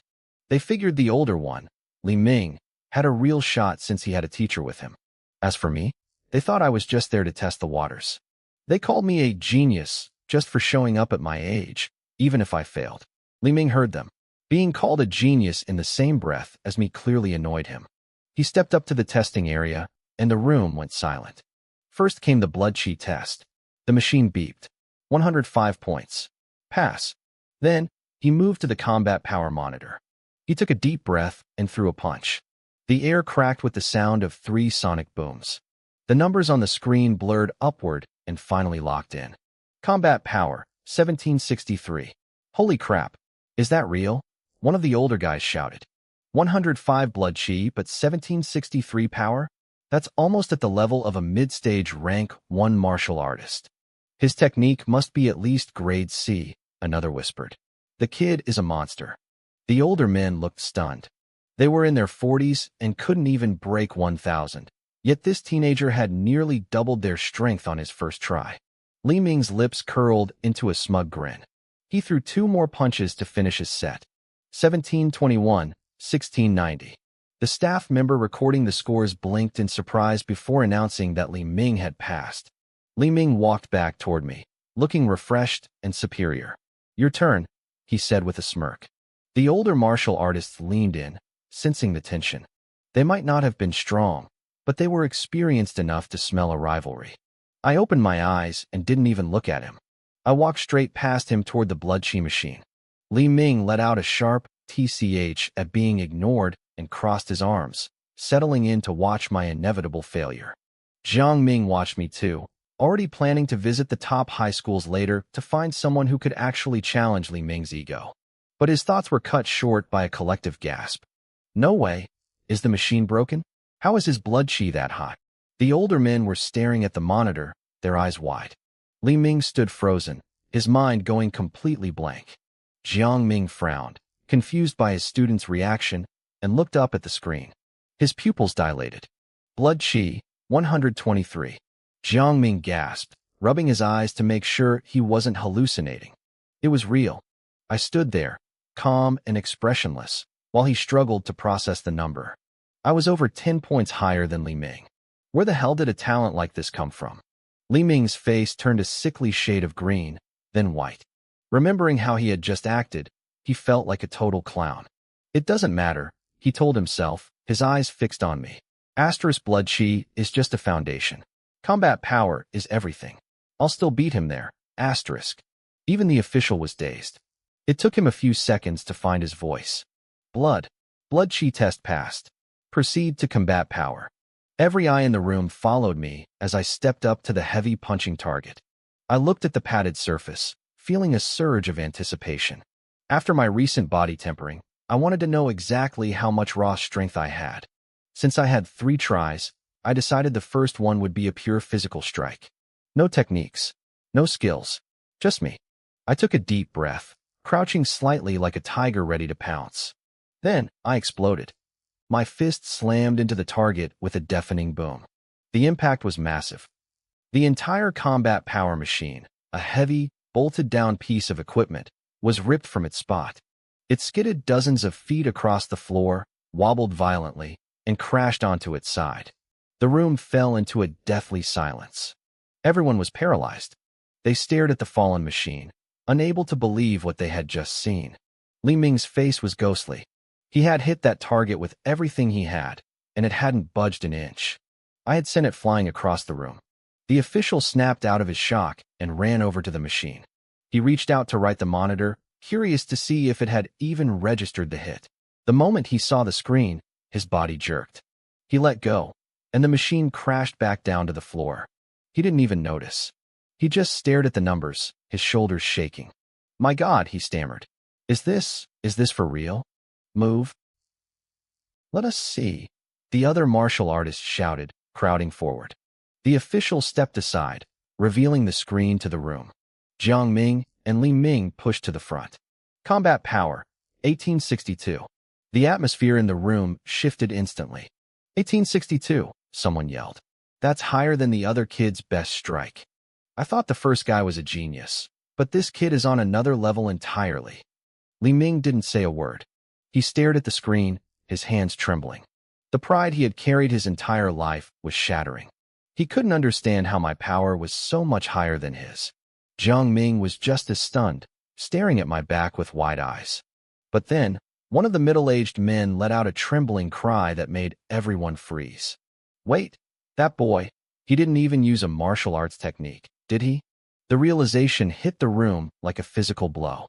Everyone went still again, their eyes fixed on me in pure terror. I watched the crowd. The silence was heavy, thick with a shock that seemed to paralyze the room. They were picturing the same thing I was, the moment I struck that target. I hadn't used a single technique. No special breathing, no channeled energy, just raw, unrefined strength. The realization rippled through the martial artists. I heard the sharp, collective intake of breath. They looked at my back like I was some kind of monster. I could hear the whispers starting, frantic and low. I'd hit 1862 on pure power alone. That was higher than Li Ming's best strike, and he'd used everything he had. Jiang Ming, who had been merely stunned a moment ago, now looked completely lost. A visible shiver ran up his spine, and his face went pale. Beside him, Li Ming's legs finally gave out. His eyes went dark, and he collapsed onto the floor with a dull thud. First test complete, the official stammered. He swallowed hard, his voice filled with a new, deep respect. Please begin the second test. Every head in the room snapped up. They were all thinking the same thing. If I could do that with just my muscles, what would happen when I actually used a technique? How high could that number possibly go? I took a deep breath, feeling the power humming under my skin. I was satisfied. My body refining progress had given me more strength than I'd even realized. Most martial artists couldn't control the fundamental strength of their physique like I could. In time, if I kept this up, my physical body alone would be a weapon beyond imagining. Now, I thought, let's see what my actual limit is. I squared my shoulders and adjusted my breathing. I locked my eyes on the target. Then I lunged. Void-shattering finger. A terrifying surge of energy exploded from my hand. The air hummed with a violent vibration. The target let out a high-pitched, metallic groan, unable to withstand the pressure. A split second later, the entire thing shattered. Metal and padding sprayed across the room in a jagged explosion. The onlookers stood there with their mouths hanging open. I destroyed the testing equipment. The numbers on the monitor began to climb, blurring past 2,000 in a heartbeat. It didn't stop until it hit a final, staggering digit. 3,004. The room stayed silent for a long time. 3,000 was the benchmark for a rank 1 high-stage martial artist. I was only at the beginning stage, yet my combat power was already on par with someone at the peak of the rank. I can't believe it, someone whispered. This kid is a freak. A total monster. The older martial artists were trembling. Their faces were twisted in a mix of awe and fear. Jiang Ming looked like he'd seen a ghost. His voice went up 3 octaves as he sputtered. 3,004? That's impossible. Is he some kind of special constitution? He swallowed hard. In big cities like the demon capital, there were geniuses born with special physical traits that gave them insane power. They were the kind of people who could end a fight in a single blow. Seeing what I'd just done, Jiang Ming was convinced I was one of them. He looked down at Li Ming, who was still sitting on the floor, staring blankly at the screen. The kid looked like his soul had left his body. Jiang Ming's eyes twitched. He'd wanted to humble the boy, but he hadn't meant to destroy his spirit entirely. He stepped over and gave Li Ming a sharp slap across the face to snap him out of it. Li Ming, listen to me, Jiang Ming hissed. He's a monster with a special constitution. It's normal to be beneath him. Don't lose your mind over this. Your goal is the monthly exam at Star City High, not competing with a freak like this. I ignored them and looked at the smoking remains of the machine. The official was twitching. Do I have to pay for that? I asked. It was a bit awkward. I'd been so focused on testing my limits that I forgot the machine might not be able to take the hit. No, of course not, the official blurted out. The target is broken, I noted. Do you need to fix it for the 3rd round? No need. He shook his head frantically. Why would he fix it just to watch me blow it up again? You've passed. You're done. While I was finishing my test, Wu Linxian, the president of the Star City Martial Arts Association, was sitting in her office. She was scrolling through her phone, her brow furrowed with worry. To the world, she was a powerful leader, but she knew the truth. If Star City didn't produce some incredible talent this year, she was going to lose her position. The college entrance exams were coming up. Presidents from other cities were constantly bragging in their group chats about their genius students and their terrifying power. It made her head ache. Star City was usually ranked near the bottom of the province. We had talent, sure, but nothing that could compete with the top-tier cities. I'm losing this job, she sighed, leaning back in her chair. I'm definitely losing it. There was a frantic knock at the door. Come in, she said lazily.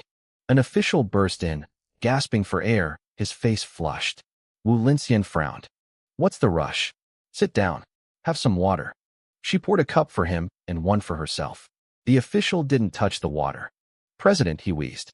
Downstairs, at the Rank 1 assessment, we found a monster. Wu Linxian sprayed her water across the desk. She stood up so fast her chair flipped over. She didn't even bother wiping her chin. A monster? What happened? Tell me everything. The official quickly explained. Rank 1 beginning stage. Pure physical power hit 1800. Then he used a technique and hit 3004. Wu Linxian stood frozen for a second. Then, a wild, manic grin spread across her face. To hell with them. They want me to step down? In their dreams. She let out a loud, booming laugh. Before the official could react, she blurred into motion. There was a thunderous crash as she sprinted straight through the office wall, leaving a human-shaped hole behind her. The official scratched his head, staring at the debris. She was so happy she forgot to use the door. Downstairs, I was being led toward the second floor by an incredibly eager staff member. The other middle-aged martial artists who had passed were following behind. They were being completely ignored, but they didn't seem to mind. They looked at me with the same reverence the staff did. In this world, talent like mine earned you everything. Follow me, the staff member said with a beaming smile. We'll get your official martial artist registration finished right away. I started up the stairs, leaving a shell-shocked Li Ming behind on the floor. I was just about to reach the landing when I felt a massive presence approaching. A thunderous crash echoed through the building. A figure blurred down the stairs from the upper floors, moving at a speed that defied logic. I felt a rush of air, and my vision blurred for a split second. When it cleared, a tall, curvaceous woman in her 30s was standing right in front of me. President, you came down yourself? The staff member stammered, his face pale with shock. He had sent someone to notify the head of the association about my results, but he clearly hadn't expected her to charge down like a hurricane. She couldn't even wait a single minute in her office. The woman, Wu Linxian, ignored the others. Her eyes scanned the group of candidates and locked onto me instantly. She gave me a small, knowing smile. Hello, I'm Wu Linxian, the president of the Xinqing branch of the Martial Arts Association. I'm Su Hong. I replied, trying to keep my voice steady. I was genuinely surprised. I didn't expect the top official in the city to greet me personally. Without wasting any time, Wu Linxian took charge. She led me toward the registration area herself. Behind us, the middle-aged martial artists who had passed their exams just shook their heads in awe. They weren't even jealous. The gap between us was just too wide.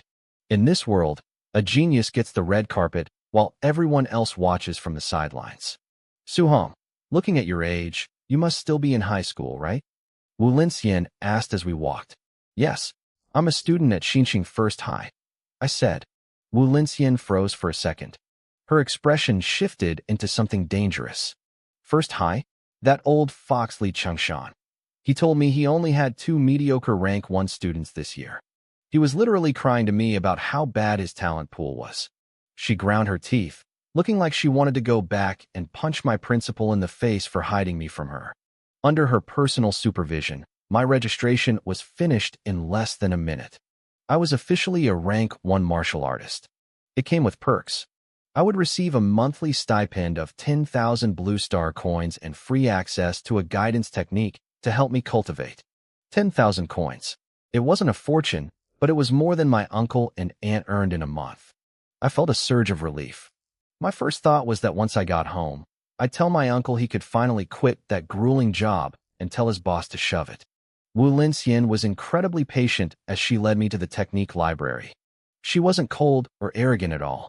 Guidance techniques allow you to absorb the spiritual energy of heaven and earth, she explained softly. Different techniques focus on different attributes. For example, I practice the Sky Eye technique. It focuses on fire attribute energy.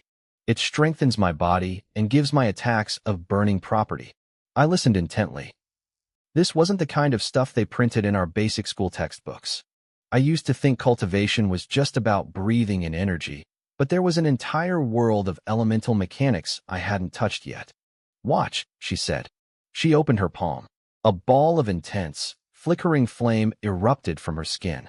The heat was so sudden it scorched the air, leaving behind a faint smell of ozone and burning. She clenched her hand into a fist, and the fire wrapped around her knuckles like a gauntlet. She threw a punch into the empty air. Boom! A flaming fist print shot forward, roaring toward the wall. Just before it impacted, she blew a soft breath, and the fire vanished instantly. My eyes widened. That kind of power was on a completely different level. I wanted that. Don't get too ahead of yourself, she cautioned, seeing my expression. Manifesting attributes externally is hard. Most rank 1 martial artists are lucky if they can get a tiny spark to show up on their fists. I nodded, my heart racing as she led me into a private testing room. There are 7 main attributes, she continued. Gold, wood, water, fire, earth, lightning, and wind. If we're talking pure destructive power, lightning is number 1. Gold is second, and fire is third. Lightning, I whispered. My eyes lit up. If I was going to fight, I wanted the strongest weapon possible. Wu Linxian laughed as if she could read my mind. Everyone wants lightning, Su Hong. But it's not a choice you make. It depends on your affinity. I went quiet, waiting for her to explain. She seemed impressed by my restraint. You can't just pick a technique, she said. If your body isn't compatible with the attribute, your progress will be slow and your power will be weak. But you shouldn't worry too much. You hit a power level of 1863 at the beginning stage without using any skills. That suggests you might have a special physique that hasn't fully awakened yet. Even if your affinity isn't perfect, your future is bright. President Wu, call me Sister Wu, she interrupted. Sister Wu, how strong is a special physique exactly? She went quiet for a moment, her face turning serious. Just know this. Those with special physiques are invincible among their peers. Fighting someone at a higher rank is as easy as drinking water for them. Invincible. Higher rank. My pulse quickened. If I pushed my body tempering progress to 100%, would that trigger a special physique? I needed more martial points, and I needed them fast. Anyway, she said, bringing out 7 colored crystal balls. These represent the attributes. You place your hand on them, and they light up. The more the crystal fills with color, the higher your affinity. Look. She placed her hand on the red fire crystal. It glowed brilliantly, with the red light filling about 4/5 of the sphere. My affinity for fire is 80%, she said with a hint of pride. Average martial artists hover around 20 or 30%. My 80% is why I'm a branch president in my 30s. She turned to me, her eyes full of expectation. Now your turn. I'm guessing you'll be around 90%. That's genius level. I was nervous. I walked up to the fire crystal and reached out. Wu Linxian held her breath. The moment my skin touched the glass, a blinding, violent crimson light exploded outward. In a fraction of a second, the entire crystal was completely saturated. It didn't just fill up, it looked like it was about to burst. The firelight flooded the entire room. It was blinding. Wu Linxian's face went from expectant to completely blank in an instant. She looked like she'd seen a ghost. The fire crystal wasn't just glowing. It was filled to the absolute brim. 100% affinity. Holy crap! Wu Linxian let out a sharp scream. She lunged forward and grabbed my shoulders, shaking me violently. Her eyes were burning with a terrifying intensity. Your fire affinity is 100%. Do you even understand what that means? I shook my head. I'm not sure. Her face was flushed with pure adrenaline. It means when you practice the Heaven's Eye breathing technique, you will absorb fire element energy with 0 waste. Your efficiency will be perfect. Not a single drop of energy will leak out. She was trembling now. Efficiency in cultivation is everything. Wu Linxian was considered a genius because her 80% affinity allowed her to reach rank 5 in her 30s. She only lost 20% of the energy she tried to absorb, but she had never seen a 100% affinity in person. They existed, sure, but only in places like the capital or the great martial hubs. Not here, not in Star City. I have a monster on my hands, she whispered, her voice thick with excitement. I saw her reach for her phone, probably wanting to brag to every other branch president in the province. Then she stopped. She took a deep breath, forcing herself to calm down. If the others found out, they'd try to steal me away. She couldn't let that happen. Su Hong, she said, her voice steadying. Forget the other tests. Stick with the fire technique. With this and your potential special physique, your path to becoming a powerhouse is guaranteed. I scratched my head. To be honest, I was curious. Can I try the others? Just to see. Wu Linxian looked at me like I was insane. If she had 100% affinity, she would have been dancing in the streets. She couldn't comprehend why I was hesitating. But she sighed and stepped back. Fine, try them, but I guarantee you won't find anything higher than that. I just want to be sure, I said. I reached out and touched the lightning crystal. A split second later, the room cracked with the sound of thunder. Blue light exploded, saturating the sphere instantly. Sparks danced across the glass. Wu Linxian's mind went blank. She stood there, frozen. Full again, she muttered, her voice cracking. It's freaking full again. She looked at me like I was a literal monster. I didn't notice her stare. I was staring at the lightning crystal, feeling a strange suspicion. My eternal peerless talent was no joke. Was it possible that I was perfect in everything? I moved my hand toward the wind crystal. Wait, you're still not satisfied. Wu Linxian stammered. That's lightning. The most aggressive element. What more could you? The wind crystal lit up completely. Wu Linxian looked like she'd been struck by a physical blow. Three attributes at 100%. I didn't stop. I touched the gold crystal. It turned a brilliant, solid yellow. The wood crystal glowed a deep, vibrant green. Wu Linxian started gasping for air. The water crystal filled with a deep blue. Her expression was starting to go numb. The earth crystal turned a solid, heavy brown. She had completely checked out. Her scalp was crawling with shock. There are only 7 elements of energy in the world, and I was a perfect match for every single one of them. It felt like a dream, a ridiculous, impossible dream. I pulled my hand back, feeling a bit conflicted. With my talent, I could train in anything. The problem was, which one should I pick? I scratched my head, looking troubled. Seeing my expression, Wu Linxian looked like she wanted to cough up blood. What are you looking so sad for? You have the ultimate choice. You can pick anything. That's the problem, I said, looking at the crystals. They're all perfect. Giving any of them up feels like a waste. She gritted her teeth so hard I thought they might break. You want them all? Don't be greedy, kid. Sister Wu, I asked tentatively. Can you give me the breathing techniques for all 7? Her eyes nearly popped out of her head. You want to cultivate 7 paths at once? No, absolutely not. She paused, her brow furrowing in thought. Wait, there actually isn't a rule against it. Probably because the people who wrote the rules never imagined someone like you existed. She looked at me seriously. Even if it's possible, your progress would be 7 times slower. Are you sure about this? I gave her a small smile. I'm not saying I'll do all 7 forever. I just want to try them out before I decide. If it's too hard, I'll just focus on lightning. Wu Linxian let out a long breath of relief. She was terrified I'd ruin my future by being stubborn. People had tried multi-cultivation before, and they usually ended up wasting decades of their lives for very little gain. She didn't realize that for me, the normal rules of time and effort didn't apply. I knew what she was thinking. In the past, people had tried to master multiple elements. They became invincible among their peers, even holding their own against rank 2 warriors. But it was a trap. They spent decades stuck at rank 1, unable to break through. No matter how strong you are for your level, a rank 1 can never defeat a grandmaster. Wu Linxian believed that with my 100% compatibility, I could become one of the strongest humans alive in 20 or 30 years if I focused on one element.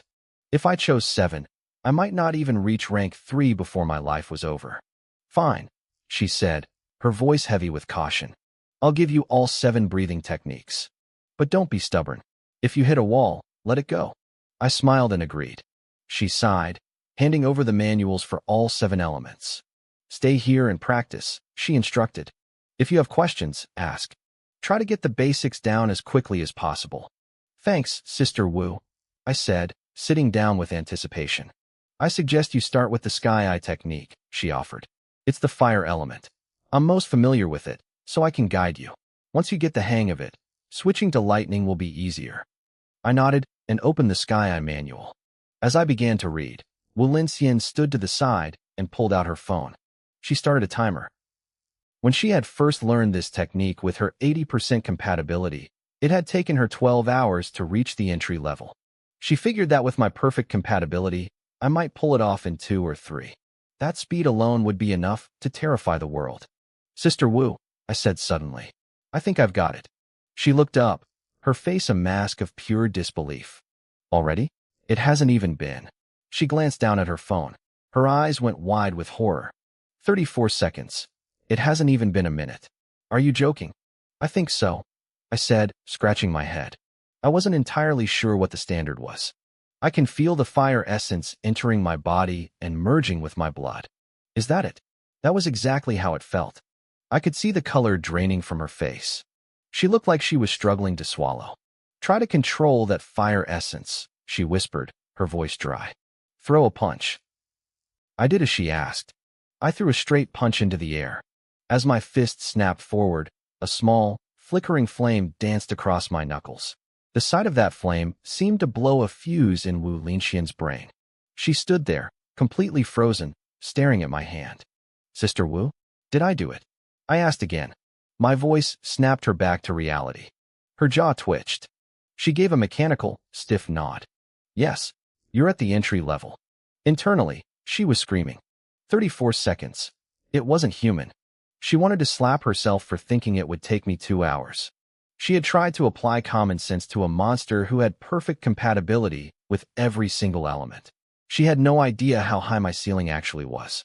In the last 30 minutes, her entire understanding of martial arts had been demolished. Entry level already? I muttered. That was actually pretty simple. Wu Linxian's eye began to twitch. I could tell she had a sudden, violent urge to hit me. Sister Wu, I asked, genuinely curious. How many minutes did it take you the first time? How many minutes? She repeated. She wanted to snap at me. She wanted to tell me that minutes wasn't a normal time frame for learning a breathing technique. But then she stopped herself. She realized that to me, 34 seconds was the new baseline. Asking if it took her a few minutes was probably me being polite, assuming she was a bit slower because of her 80% compatibility. She couldn't tell me the truth. She couldn't tell me it took her 12 hours, and everyone called her a genius. She had a reputation to protect. About 3 or 4 minutes, she lied, her face turning a bit red. Oh, I said, nodding innocently. She let out a massive breath of relief when I didn't push further. Then, a thought occurred to me. Sister Wu, what do you know about spirit readers? She froze. Her eyes nearly popped out of her head again. Don't tell me you're a spirit reader too, she gasped. She was genuinely terrified. If I had perfect elemental compatibility and I was a spirit reader, the other geniuses of my generation might as well give up and go home. No, I said with a dry laugh. I'm just curious. I want to know what it takes to awaken. Good, she exhaled. That's good. She walked away and returned with a device that looked like a high-tech helmet. This measures mental strength, she explained. Put it on. As I strapped it on, she continued. Nobody knows the exact trigger for awakening. Some people have weak mental strength and wake up overnight. Others are right on the edge their whole lives and never cross over. But generally, a spirit reader won't have a mental strength score lower than 100. I nodded. My system panel showed my mental strength at 26.5. I needed a lot more points before I hit that threshold. I had a long way to go. The skin finished. 26.5, she read. That's normal. Average human level. She looked relieved. She couldn't take any more shocks today. But when she looked at me, she noticed I wasn't disappointed at all. I was perfectly calm. She found herself admiring my composure. With talent like mine and a steady heart, there was no doubt I would become a powerhouse. Then, Her expression turned serious. Suhong, your monthly exam is tomorrow, right? Yeah. I'm surprised you know about that, I replied. When you take that exam, give it everything you've got, she said firmly. Don't hide a single thing. No holding back. I blinked. I was already planning to go all out, but her tone was intense. Why the emphasis? Is there something I don't know about? Wu Linxian's gaze wavered. She sighed, looking weary. She told me that the friction between the human race and the various alien races on the myriad world's battlefield was getting worse. A total war could break out at any moment. Because of this, the human powerhouses on Earth had reached a decision. Starting this year, every province would select its top geniuses for an intensive training camp before the college entrance exams. They were pouring massive resources into the younger generation to force them to grow up fast. Star City High was using the monthly exam tomorrow as the primary filter. Only the strongest would make the cut. I froze. I knew there were enemies outside our borders, but I didn't realize the situation was this dire. I always figured that if the sky fell, the giants would hold it up. I thought I had plenty of time. Even after getting my system, my only goal was to make life better for my family. The myriad world's battlefield felt like a distant fairy tale. Now, it was right in front of me. If the human race lost, everyone I loved would be slaughtered. My uncle, my aunt, and my siblings, they would all die. I rubbed my face, feeling a sudden, crushing sense of urgency. I couldn't let that happen. Sister Wu, thank you for telling me, I said firmly. I'll definitely be at that training camp. Wu Linxian watched me closely. She expected me to be panicked or overwhelmed. Instead, I processed the shock in seconds. She told me later that she felt a shift in my aura. One moment, I was a talented kid. The next, I looked like a man with the weight of the world on his shoulders. She smiled and pumped a fist in the air. Good luck, she said. Go hold up the sky for the human race. I left the Martial Arts Association as the sun began to set. I walked past a school where parents were waiting at the gates. I watched them squat down, laughing as they caught their kids in big hugs. I stood there for a long time, just watching, before turning toward home. I looked up at the sky. I remembered seeing my aunt applying medicine to my uncle's bruised back every night, feeling completely useless. My uncle always said that as long as he was there, our home wouldn't collapse. Well, I was strong enough now. I could take that burden from him. I could protect my little home. But if I protected my home, who was protecting the rest of humanity? I clenched my fists. I had to get stronger. I needed to be so powerful that if the human champions ever fell, I could step forward and hold up the sky myself. If anyone asked me to choose between my family and my race, I'd just kill whoever asked the question. I stopped daydreaming and hurried home. My family was waiting. With the money I'd brought home earlier, the atmosphere had changed. My aunt wasn't working late anymore. My siblings, Su Hai and Su Ming, were training like possessed spirits. They had seen the pride on our parents' faces when I brought home that cash, and they wanted to do the same. I'm back, I called out. The door flew open. My aunt looked at me with teary eyes, complaining that I looked thinner and asking if I was eating enough at school. I just laughed. I was actually much more muscular now, but to her, I'd always be the nephew who needed feeding. Uncle, I said seriously, you don't need to go to work anymore. I can support us. My uncle started to shake his head, telling me to save my money for my martial arts training. I cut him off with a grin. I'm a rank 1 martial artist now. I get a monthly stipend of 10,000 credits from the government. Seriously, stop working. The whole room went silent. They stared at me like I'd grown a second head. Before they could recover, I pulled out a card and set it on the table. There's over 400,000 credits in here. Use it. Wu Linxian had told me that the training camp used a contribution point system, not cash. Money was useless there. I decided to leave everything I'd earned from the beast hunt for my family, keeping only 30,000 for myself. 40,000. Suhai's eyes were literally sparkling. My uncle muttered, good, good, good, over and over, his voice thick with emotion. My aunt bit her lip, tears streaming down her face. Seeing them like this made me feel like a kid again. That night, we went out to a restaurant and ate until we could barely walk. Back at the house, the kids begged me to teach them martial arts. With my eternal peerless talent, my understanding of techniques was at the peak level. I tried to teach them the void-piercing finger, but it was too complex for their age. I settled for the thunderclap punch instead. I broke it down simply. Because my mastery was so high, I knew exactly how to explain it. Within 30 minutes, both of them had mastered the basics. Su Ming threw a punch, and a small crack of thunder echoed in the room. "Whoa," she shouted, her face lighting up. "I learned a grade C technique." Su Ming's eyes curved into little crescents as she laughed. She looked adorable, but Su Hai was a different story. He stood there with his hands on his hips, laughing like a tiny supervillain. He told me he was going to be the school bully and show those kids who was boss. I immediately gave him a sharp flick to the forehead, warning him not to pick on his classmates for no reason. He acted obediently enough, but a few minutes later, I caught him on our aunt's phone, loudly picking fights and arranging duels with people. I didn't know whether to laugh or cry. I knew he was all talk and wouldn't actually hurt anyone, and besides, Su Ming was there to keep him in line. I headed back to my room and sat cross-legged on the bed. It was time to focus. When I asked Wu Linxian for those 7 different guidance techniques at the Martial Arts Association, I wasn't joking. I kept thinking about what she said, that someone who mastered all of them would be invincible among their peers, even capable of suppressing rank 2 martial artists while still at rank 1. The difficulty didn't scare me. With my system, I just needed to put in the work. I opened my status panel. My blood chi was at 123, and my talent was still eternal peerless.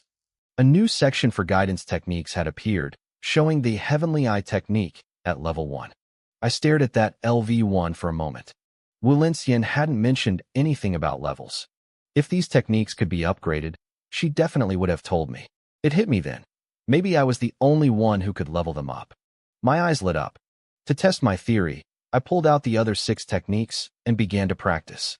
With my god-tier talent, it didn't take long. By the time I opened my eyes again, the sun was starting to peek over the horizon. I checked the panel. Thunder, Heavenly Eye, Water, Earth, Wind. All 7 techniques were now at level 1. I could feel the change immediately. 7 different types of elemental energy were swirling through my veins, trying to merge with my blood chi. But there was a problem. The energies were repelling each other.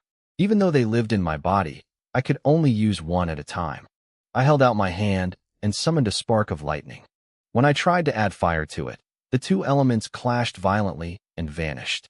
I frowned. Now I understood why that martial artist Wu Linxian mentioned stayed at rank 1 for decades. The elemental rejection was a massive wall. I decided to start with lightning and fire, the 2 most aggressive elements. I failed over and over, the energy snapping back at me every time. But just as the sky turned fully bright, I tried one more time. Lightning flickered in my palm, then fire bloomed beside it. They fought, they hissed, but under my absolute control, they finally fused into a single, shimmering force. I let out a long breath, wiping sweat from my forehead. That was brutal. Even with my talent, it took hours just to fuse 2. I needed to see what this could actually do. I hurried out of the house and found a local martial arts gym. I wasn't going to use the public outdoor equipment this time. I'd already broken a rank 1 tester, and I didn't want to pay for damages. I found a rank 3 testing machine, which should have been more than enough for a rank 1 student like me. First, I tested just the lightning. I took a deep breath, balled my fist, and let the sparks fly. I slammed my fist into the pad. The numbers blurred. 2,343. My eyes widened. I hadn't even used a combat technique. That was just raw physical strength boosted by 1 element. During my official exam, I hit 1,863. This was a 500-point jump, putting me on par with a mid-stage rank 1 martial artist. Now for the real test, the lightning fire fusion. I focused every ounce of my will, merging the 2 powers in my fist. I threw the punch. There was a dull, heavy boom as I hit the machine. The numbers spiraled up and stopped at 3,041. I stood there stunned. 3,000 was the benchmark for a high-stage rank 1 martial artist, someone with at least 300 blood chi. I only had 123. This fusion was terrifying. I walked out of the gym with my heart racing. If I could do this with just 2 elements, what would happen when I fused all 7? I was going to be an absolute monster on the battlefield.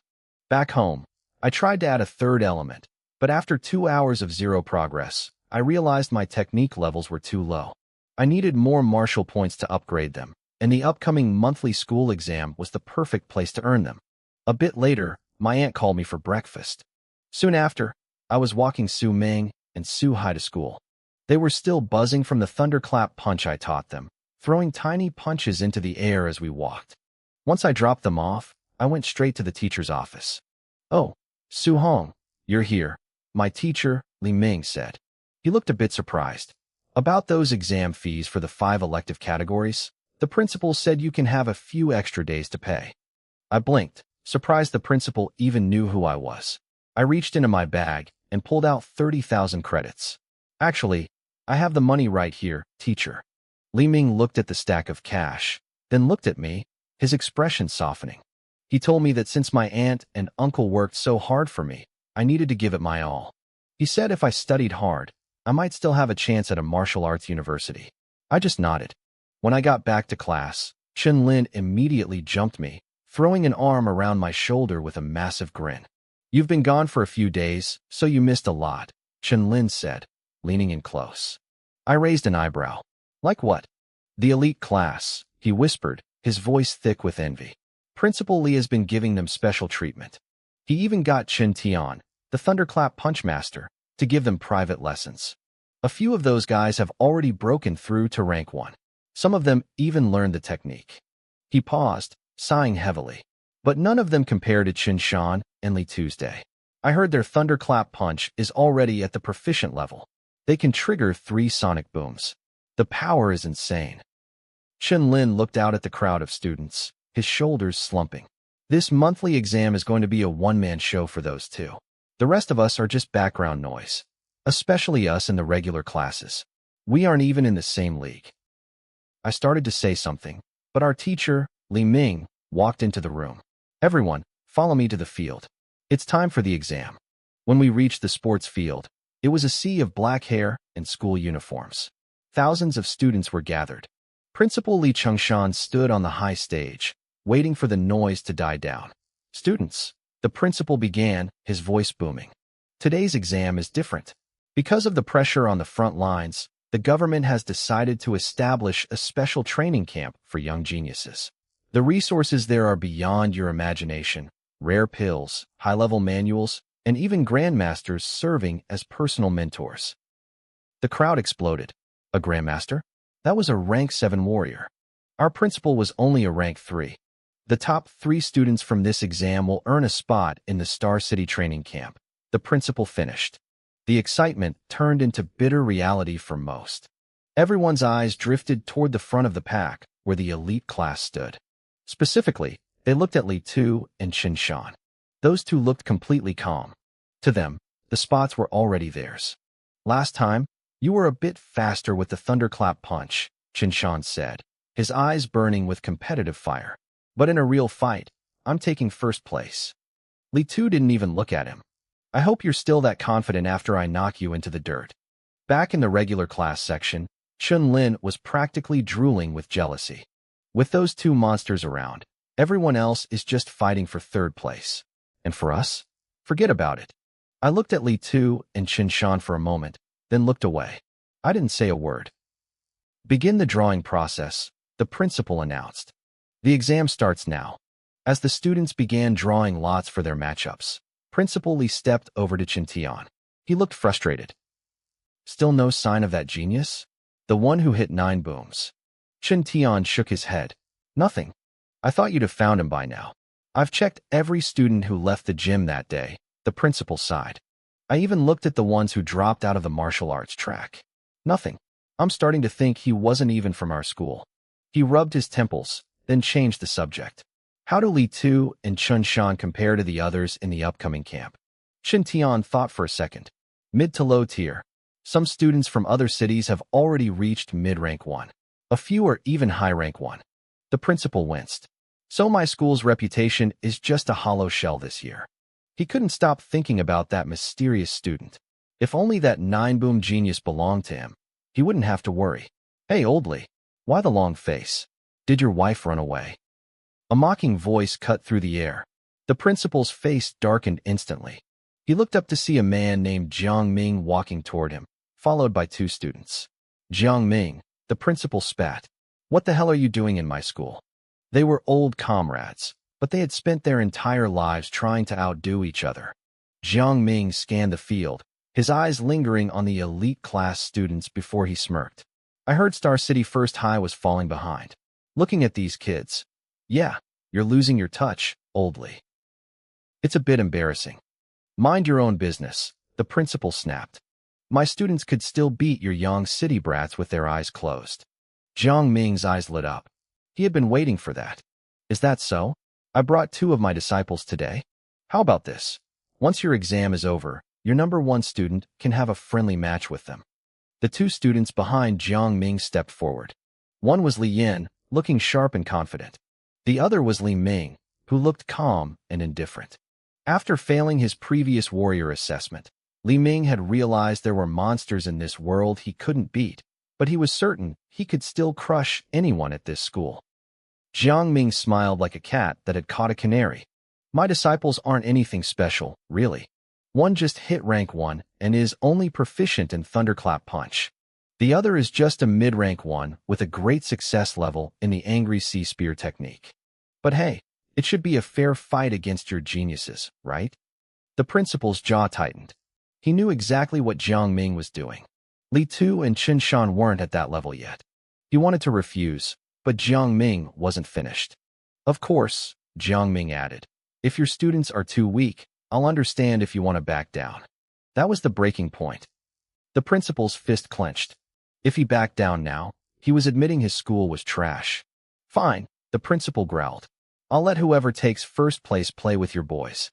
My students have strong minds. Principal Li Qingshan barked, his voice stiff with pride. It won't be my kids crying when they lose. Jiang Ming just laughed. He didn't waste another second. He turned and led his 2 disciples toward the lounge, not even bothering to look at the students on the field. I knew why. He had already done his homework on Star City First High. He knew exactly who the talents were here, and he was certain none of them could touch Li Ming or Li Yin. The principal watched them walk away, his face turning a dark shade of bruised purple. He cursed under his breath, looking out at the students in the genius class with a heavy sigh. I could tell what he was thinking. He was praying that the mysterious genius who had triggered the 9 thunderclaps was actually one of his own. If that person stepped forward, he could shove Jiang Ming's arrogance right back down his throat. But he had already searched the school top to bottom. He knew deep down that the genius wasn't here. Little did he know, I was standing right in front of him. Down on the field, the drawing for the monthly exam matches had finished. Holy crap, Su Hong! Chun Lin shouted, staring at my bracket. Your first opponent is a quasi-martial artist. The whole class turned to look at me, their eyes filled with pity. A regular student like me going up against a quasi-martial artist in the first round? It was a death sentence for my rank. It's okay, buddy, Chun Lin said, patting my shoulder. I'll be joining you in the loser's bracket soon. Even our teacher, Li Ming, looked at me with concern. Give it a shot, Su Hong, but don't push too hard. If you get hurt, it'll ruin your training for the rest of the month. It's not worth it. A voice boomed over the speakers, cutting through the chatter. Match 665, Chen Peng, versus Match 666, Su Hong. Get to the ring immediately. I stepped onto the stage. Chen Peng was already there, a cocky smirk plastered on his face. You want to walk off on your own, he asked, or should I help you down with my fists? I didn't answer. Before the words had even fully left his mouth, I moved. The world became a blur to him. By the time he realized I wasn't standing where I started, he was already sitting on the hard ground outside the ring. Chen Peng stared up at the stage, his mind a total blank. What happened? Wasn't my opponent just a basic student? Referee, how the hell is that a normal student? Back in my class section, my classmates were frozen.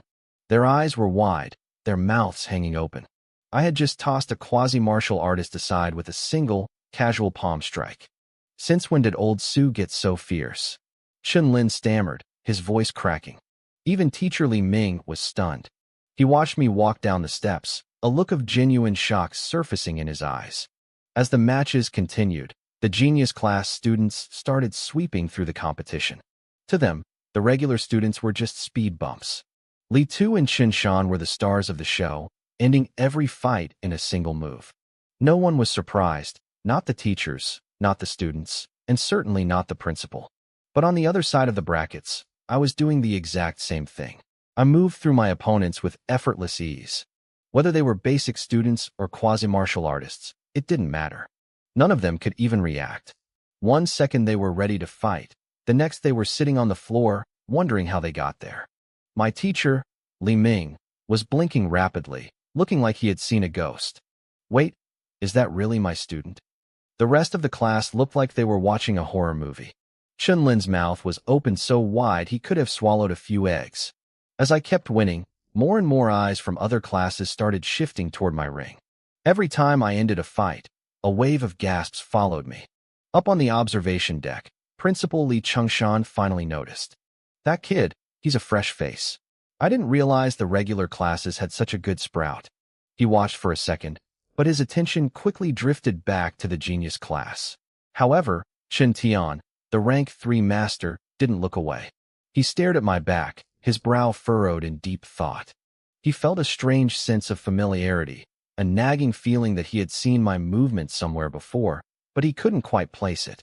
As the sun began to dip, the exam reached its final stages. Most of the regular students had been eliminated, while the genius class remained untouched. It was exactly what everyone expected. The genius class was the elite. Even their weakest members were monsters compared to us. Match 666, Su Hong, versus Match 28, Li Kaishan. To the stage. The crowd buzzed. Oh, Su Hong's run is over. Li Kaishan is from the genius class. Getting this far was impressive for a regular kid, but this is the end of the line. I heard Li Kaishan's blood chi is at 99. He's one step away from being a rank 1 martial artist. Su Hong doesn't stand a chance. I heard the whispers. They looked at me with pity, as if I was already a loser. To them, if I were actually strong, I would have been in the genius class from the start. Ignore those idiots, Su Hong. Kick his ass and make them shut up. Then, he leaned in closer, his voice dropping. But seriously, don't overdo it. He's genius class. There's no shame in losing to him. Teacher Li Ming patted my shoulder. With the strength you've shown today, you'll have no problem getting into a second-tier martial arts university. Just don't get hurt. He looked proud, even if he didn't understand how I'd gotten this strong. I understand, teacher, I said. I stepped onto the ring. Li Kaishan was already there, arms crossed, chin tilted high. He looked at me with a relaxed, confident grin. I saw your matches. Not bad for a commoner. He paused, his smile widening. Too bad you ran into me. Tell you what, I'll let you have 3 free moves. Below the stage, Chen Lin exploded. Look at this guy, acting like he's number 1 in the school. You're at the bottom of the genius class, you arrogant prick. Li Kaishan just shrugged. Even the bottom of the genius class is a level you regular students can't comprehend. He beckoned me with a lazy wave of his hand. Come on then, do your worst. I nodded. In an instant, I closed the distance. Li Kaishan's face paled. His eyes widened as he realized my speed was beyond anything he had anticipated. He tried to raise his arms to block, but it was too late. My leg cut through the air like a whip. One kick. He flew off the stage and slammed face first into the dirt. I lost, Li Kaishan muttered, his face pressed against the cold ground. He looked lost, his brain unable to process that a nobody from the regular class had just one-shot him. The entire playground went silent. The fight hadn't even lasted 3 seconds. Whether they were cheering for me or cursing him, every student looked like they had seen a ghost. They hated his arrogance, but they never actually thought I could win, let alone win like that. Is it over? Someone whispered. Was Li Kaishan really in the genius class? I feel like I could have kicked him off if he's that weak. Don't be stupid, another replied. Su Hong is the first regular student to take down a genius class member. This is huge. My class was in a state of total shock. Chen Lin was vibrating with excitement. But Teacher Li Ming was the one who finally spoke, his voice trembling with realization. Su Hong, he's already a rank 1 martial artist. The words hit the class like a thunderclap. I wasn't just a good sprout anymore. I was a rank 1 martial artist, standing in the middle of a regular high school exam. Wasn't she just a martial apprentice a few days ago? The question hung in the air, thick with disbelief. My friend Chen Lin stood there with his jaw hitting the floor. He looked at me up on that stage like I was a complete stranger. A rank 1 martial artist had just emerged from the regular class. It was unheard of. On the spectator platform, Principal Li Qingshan's eyes nearly popped out of his head. He looked stunned. Then suddenly, his expression shifted to one of pure agony. He started slapping his thigh in regret. To him, I was a buried genius. If he had realized my potential sooner, he could have had Chun Tian personally teach me the Benlei punch.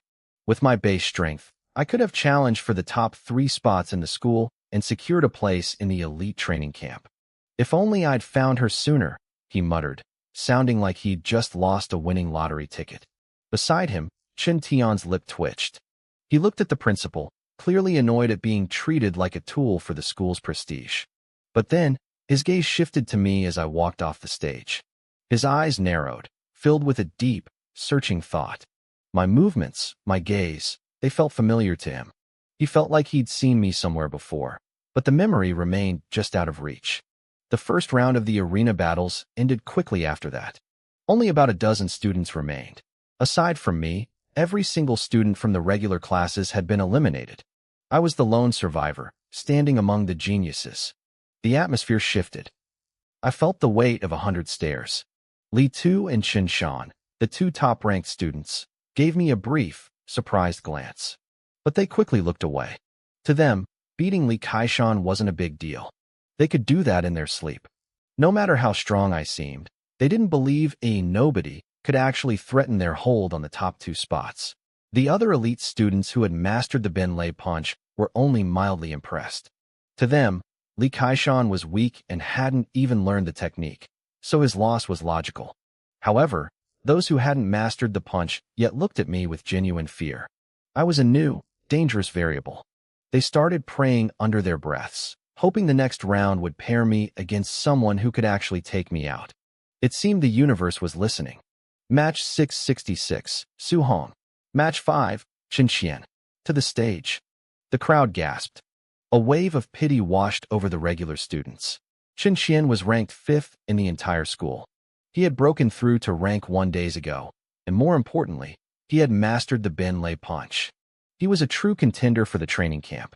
Well, it was a good run, someone whispered. Getting this far from the regular class is already legendary. The elite students who feared me let out a collective sigh of relief. They were happy to see me go. They knew Chun Qian's style, his weaknesses, and his strengths. I was an unknown, and in a fight, the unknown is terrifying. Chen Qian, huh? What a shame, Principal Li Qingshan sighed, already writing me off. He made a mental note to transfer me to the genius class after the exams, assuming I'd lose this fight, but still show promise. Back in my class section, my teacher Li Ming was beaming. He didn't care if I lost now. I had already exceeded every expectation he ever had. But Chen Lin looked miserable. He watched me climb back onto the stage, feeling the gap between us growing into a canyon. Chen Qian didn't underestimate me. As we stood opposite each other, his face was set in a mask of grim determination. The referee gave the signal. Begin. Chen Qian didn't hesitate. He lunged forward, his feet driving into the stone with explosive power. He closed the gap in a heartbeat, his fist whistling through the air. As he swung, a sound like a crack of thunder echoed across the playground. He's using the Benlei punch right out of the gate, someone screamed. I didn't move. I didn't dodge. I didn't even flinch. I just raised my own fist and met his charge head-on. The crowd went wild. They thought I was suicidal. To meet a grade C martial technique with a basic punch was madness. The referee even tensed up, ready to jump in and save my life. Chen Qian saw me coming and didn't pull back. He committed everything to that strike. Then, our fists collided. A dull, heavy thud echoed out. The students leaned forward, waiting to see me fly off the stage. But I didn't move an inch. It was Chun Qian who recoiled. He stumbled back, his boots skidding against the edge of the platform. A low, pained groan escaped his throat. The crowd went silent as they looked at his hand. It was a bloody mess. Skin was torn, and blood dripped steadily onto the stage. What just happened? The confusion was total. How could a basic punch overpower the Benlei technique? My teacher was frozen. Chen Lin was shaking. Even the top 2, Li Tu and Chen Shan, finally looked at me with real, cold apprehension. Up on the platform, Principal Lee kicked his chair over as he stood up. He grabbed the railing, his eyes locked on me. "Chen Tian," he hissed. "Did you see that?" Chen Tian nodded, his face grimmer than I'd ever seen it. "She didn't use a single technique," he whispered, his voice trembling with a mix of shock and awe. "That student of yours, she has a special constitution. Her raw physical strength is insane. It's stronger than most mid-stage rank 1 warriors." Principal Lee swallowed hard. Then, a slow, manic grin spread across his face. He started laughing. A special constitution. In my school, he was ecstatic. He had been worried that his top students were only average compared to the rest of the city, but now he had me. A powerhouse. "Don't get too happy yet," Chen Tian warned, cutting through the principal's joy. "She's from the regular class. Her techniques are probably bottom tier. No matter how strong she is, without a proper move set, she'll hit a wall." But Chen Tian wasn't finished. He pointed out the harsh reality. If I ran into a student who could condense elemental attributes, my raw strength wouldn't be enough. My techniques were bottom tier. I was at a massive disadvantage. Because of that, my chances of making the top 3 for the training camp were still a total mystery. There was no way I could stand against Li Tu, who had already mastered the Ben Lei punch to the proficient level. Principal Li's face fell. He looked worried, his brow furrowing deep as he thought about the missed opportunity. Up on the stage, the referee kept calling names. Students cycled through matches, and winners were decided one after another. Then came the next draw. The students who had won their previous rounds weren't smiling. They were terrified. I could see them whispering, praying to any god that would listen that they wouldn't draw my name. Principal Lee was just as tense. He wanted me to get a weak opponent. He didn't want the school's only special constitution to get knocked out before the training camp. Then, the referee's voice rang out. Su Hong versus Chen Shan. Principal Lee's vision went dark for a second. Of all the people I could have faced, I pulled Chen Shan, one of the top 2 students in the entire school. Chen Shan wasn't just strong. He had already mastered guidance techniques and could condense elemental attributes. His Ben Lei punch was at the proficient level, and his vitality was a staggering 120 points. To the principal, this wasn't a fight. It was a funeral. "It's over," he groaned, looking completely defeated. On the other side of the arena, the genius students from the elite class were suddenly grinning. They had been worried, but now they felt safe. Chen Xian was strong, sure, but he couldn't compare to the gap between the top 2 and everyone else. They figured I might have beaten Chen Xian, but there was no way I was touching Chen Shan. All eyes turned to Chen Shan as he stepped forward. He took a deep breath, feeling the pressure. He looked at me, his eyes solemn and heavy. Feeling weak, Li Tu teased from the sidelines. Chen Shan didn't bite. "I'm just surprised, that's all. Once I beat Su Hong, you're next." Li Tu just smiled. "I'll be waiting." Chen Shan didn't waste another word. He walked toward the platform. Down in the crowd, my homeroom teacher, Li Ming, was speechless. He never imagined one of his regular students would make it this far, let alone challenge the school's second-best fighter. My friend Chen Lin looked like he was having a stroke. He couldn't believe it. He actually slapped himself across the face to see if he was dreaming. "Ouch. Okay, not a dream," he muttered, clutching his stinging cheek. I stepped onto the stage. Chen Shan stood opposite me, his expression turning deadly serious. "Begin," the referee shouted. Chen Shan moved instantly. He blurred across the stage, closing the gap in a heartbeat. He threw a flurry of punches, and I heard 3 distinct cracks of thunder echoing in the air. Proficient level, I thought. My eyes lit up. I didn't use any fancy moves. I relied purely on my physical power, meeting his fists with my own. Asterisk bang. Bang. Bang. Asterisk. The sounds of our collision were heavy and dull. We stood our ground, trading blows in a stalemate for 10 seconds. Chen Shan started to lose his patience. He couldn't believe I was keeping up. "Li Tu, watch closely," he roared. "I was saving this for you." Suddenly, his fists glowed with a flickering, searing orange light. Flames erupted from his knuckles as he swung his Ben Lei punch. The crowd gasped. Attribute release. He can manifest fire. Fire was incredibly destructive, second only to lightning. Chen Shan had been hiding a massive trump card. Even Li Tu looked surprised. Principal Li sighed, his hope fading. He thought I was done for. He started planning how to beg the city lord for a special entry permit for me, since he didn't want my talent to go to waste. Old Li, look, Chen Tian suddenly shouted, pointing at the stage. Principal Li looked up, and his pupils shrunk to pinpricks. Down you go, Chen Shan screamed, throwing a flame-wrapped punch straight at my face. I felt a pang of regret. I had wanted to see how far my raw body could go against a genius like him, but he was too impatient. We had only been fighting for seconds, and he already went all out. Pity, I whispered. I threw a punch to meet his. But this time, I didn't hold back. Blue arcs of electricity danced across my skin. Lightning surged from my fist. Boom. The moment our fists touched, my lightning swallowed his flames whole. Chen Shan's face went blank. He looked like he'd seen a ghost. Before he could even process the shock, the sheer force of my strike hit him like a freight train. He was sent flying backward, soaring off the platform.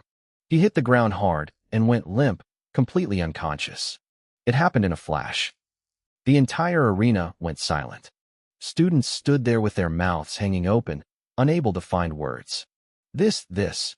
Principal Li was stuttering, his tongue tied in knots. Lightning attribute. Chen Tian stared at me, his voice trembling with disbelief. He shook his head slowly. A special constitution with immense strength, and the most powerful offensive attribute, lightning? Her talent is terrifying. Did you see that, Chen Tian? Lightning. Principal Li finally found his voice.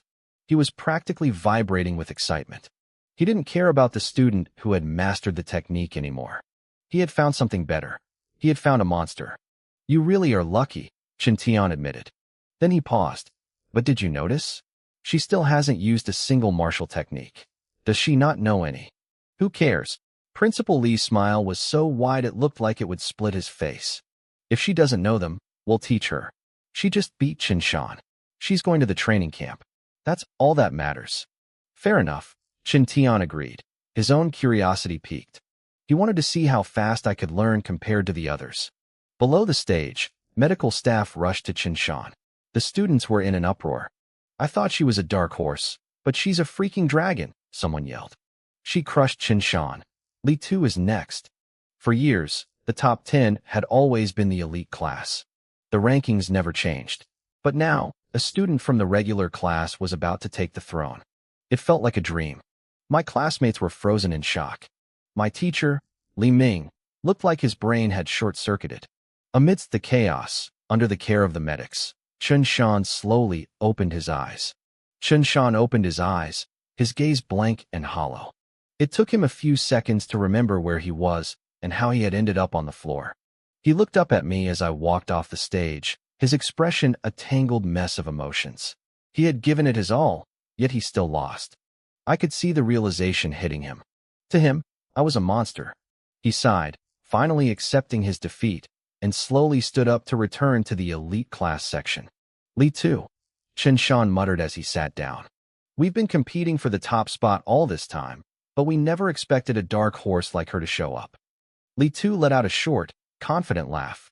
A dark horse? So what? Chen Shan stared at him, confused by his arrogance. Why are you still acting tough? You and I both have the rushing thunder punch at the proficient level. If I couldn't beat her, what makes you think you can? Li Tu's smile only widened. If being proficient isn't enough, then I'll just have to be better. Chen Shan froze. He took a sharp breath, his eyes wide with shock. You don't mean you've reached the subtle level? Li Tu didn't say a word. He just kept that smug, winning smile on his face. Chen Shan's expression went dark. He thought he had been hiding a trump card, but it turned out Li Tu was hiding something much bigger. Bitter resentment washed over him. If Li Tu really had reached the subtle level with the rushing thunder punch, the final match between him and me was no longer a guaranteed win for me. It was anyone's game. The referee's voice boomed through the arena, calling Li Tu to the stage. His opponent was the student ranked 6th in the entire school. The crowd started whispering immediately. Everyone knew Li Tu would win, but they wondered how long it would take. I had finished my fight with Chen Shan so quickly that the bar was set high. Some students argued that since I beat Chen Shan, and Li Tu was supposedly on the same level as him, I was the obvious winner. But before that student could even finish his sentence, a sound like a crack of silent thunder erupted. The entire arena went dead silent. A second later, a body crashed into the stands. It was the sixth-ranked student. His eyes were rolled back in his head, completely unconscious before he even hit the ground. The crowd gasped in unison. Holy crap! How fast was that? It wasn't even 5 seconds. Did you see that? Li Tu's rushing thunder punch is definitely at the subtle level. That's not all. Look at his fists. A sharp, golden light had flickered around Li Tu's hands. He hadn't just mastered the technique. He was manifesting the metal element. In terms of raw lethality, the metal element was just as deadly as fire, second only to my lightning. The students were stunned. They had already crowned me the champion in their minds, but Li Tu had just slapped them all across the face with a display of terrifying power. With a subtle level technique and metal element manifestation combined, was I even a match for him? The final was shaping up to be a clash of titans. Up on the observation deck, Chen Tian looked surprised. The subtle level? This kid is progressing faster than I thought. Principal Li rubbed his chin, a grin spreading across his face. On one side, we have a subtle level technique and metal manifestation. On the other, we have a special constitution with immense strength and lightning. This is going to be hard to call. He was thrilled. Li Tu had given him a surprise he hadn't expected. As the tournament progressed, Li Tu and I continued to draw lots. After seeing what we were capable of, most of the elite class students simply forfeited when they were matched against us. It wasn't until the semifinals that two brave souls from the elite class decided to actually fight, hoping to see how long they could last. Two dull thuds echoed through the hall. Both students were blown off the stage instantly. They didn't stand a chance. Finally, the moment arrived. The final match. Su Hong versus Li Tu. The referee's voice was high-pitched with excitement as he made the announcement. The atmosphere in the arena reached a fever pitch. Every student was on their feet, eyes locked on the two of us as we walked toward the center of the stage. This was it. The ultimate showdown. Go for it. Su Hong, someone screamed. Show the elite class that a regular student can take the crown. Kill her, Li Tu. Protect our rank, others shouted back. The crowd split into two camps. The regular students were red-faced and screaming, waving their fists in the air. My classmates were the loudest of all. Chen Lin had even stripped off his shirt, swinging it over his head like a madman while howling at the top of his lungs. Even my teacher, Li Ming, was caught up in the energy, his hands clenched into fists and his eyes full of hope. On the other side, the few dozen elite students tried to cheer for Li Tu, but they were completely drowned out by the sheer volume of the rest of the school. Up on the stands, Principal Li watched with a nostalgic smile. To be young again, he sighed. He turned to the martial artist beside him. Who do you think takes this, Chen Tian? Chen Tian paused, thinking it over. Su Hong's physical strength is monstrous, but Li Tu has pushed my rushing thunder punch to the subtle level. If we're talking about the future, her potential is higher, but right now,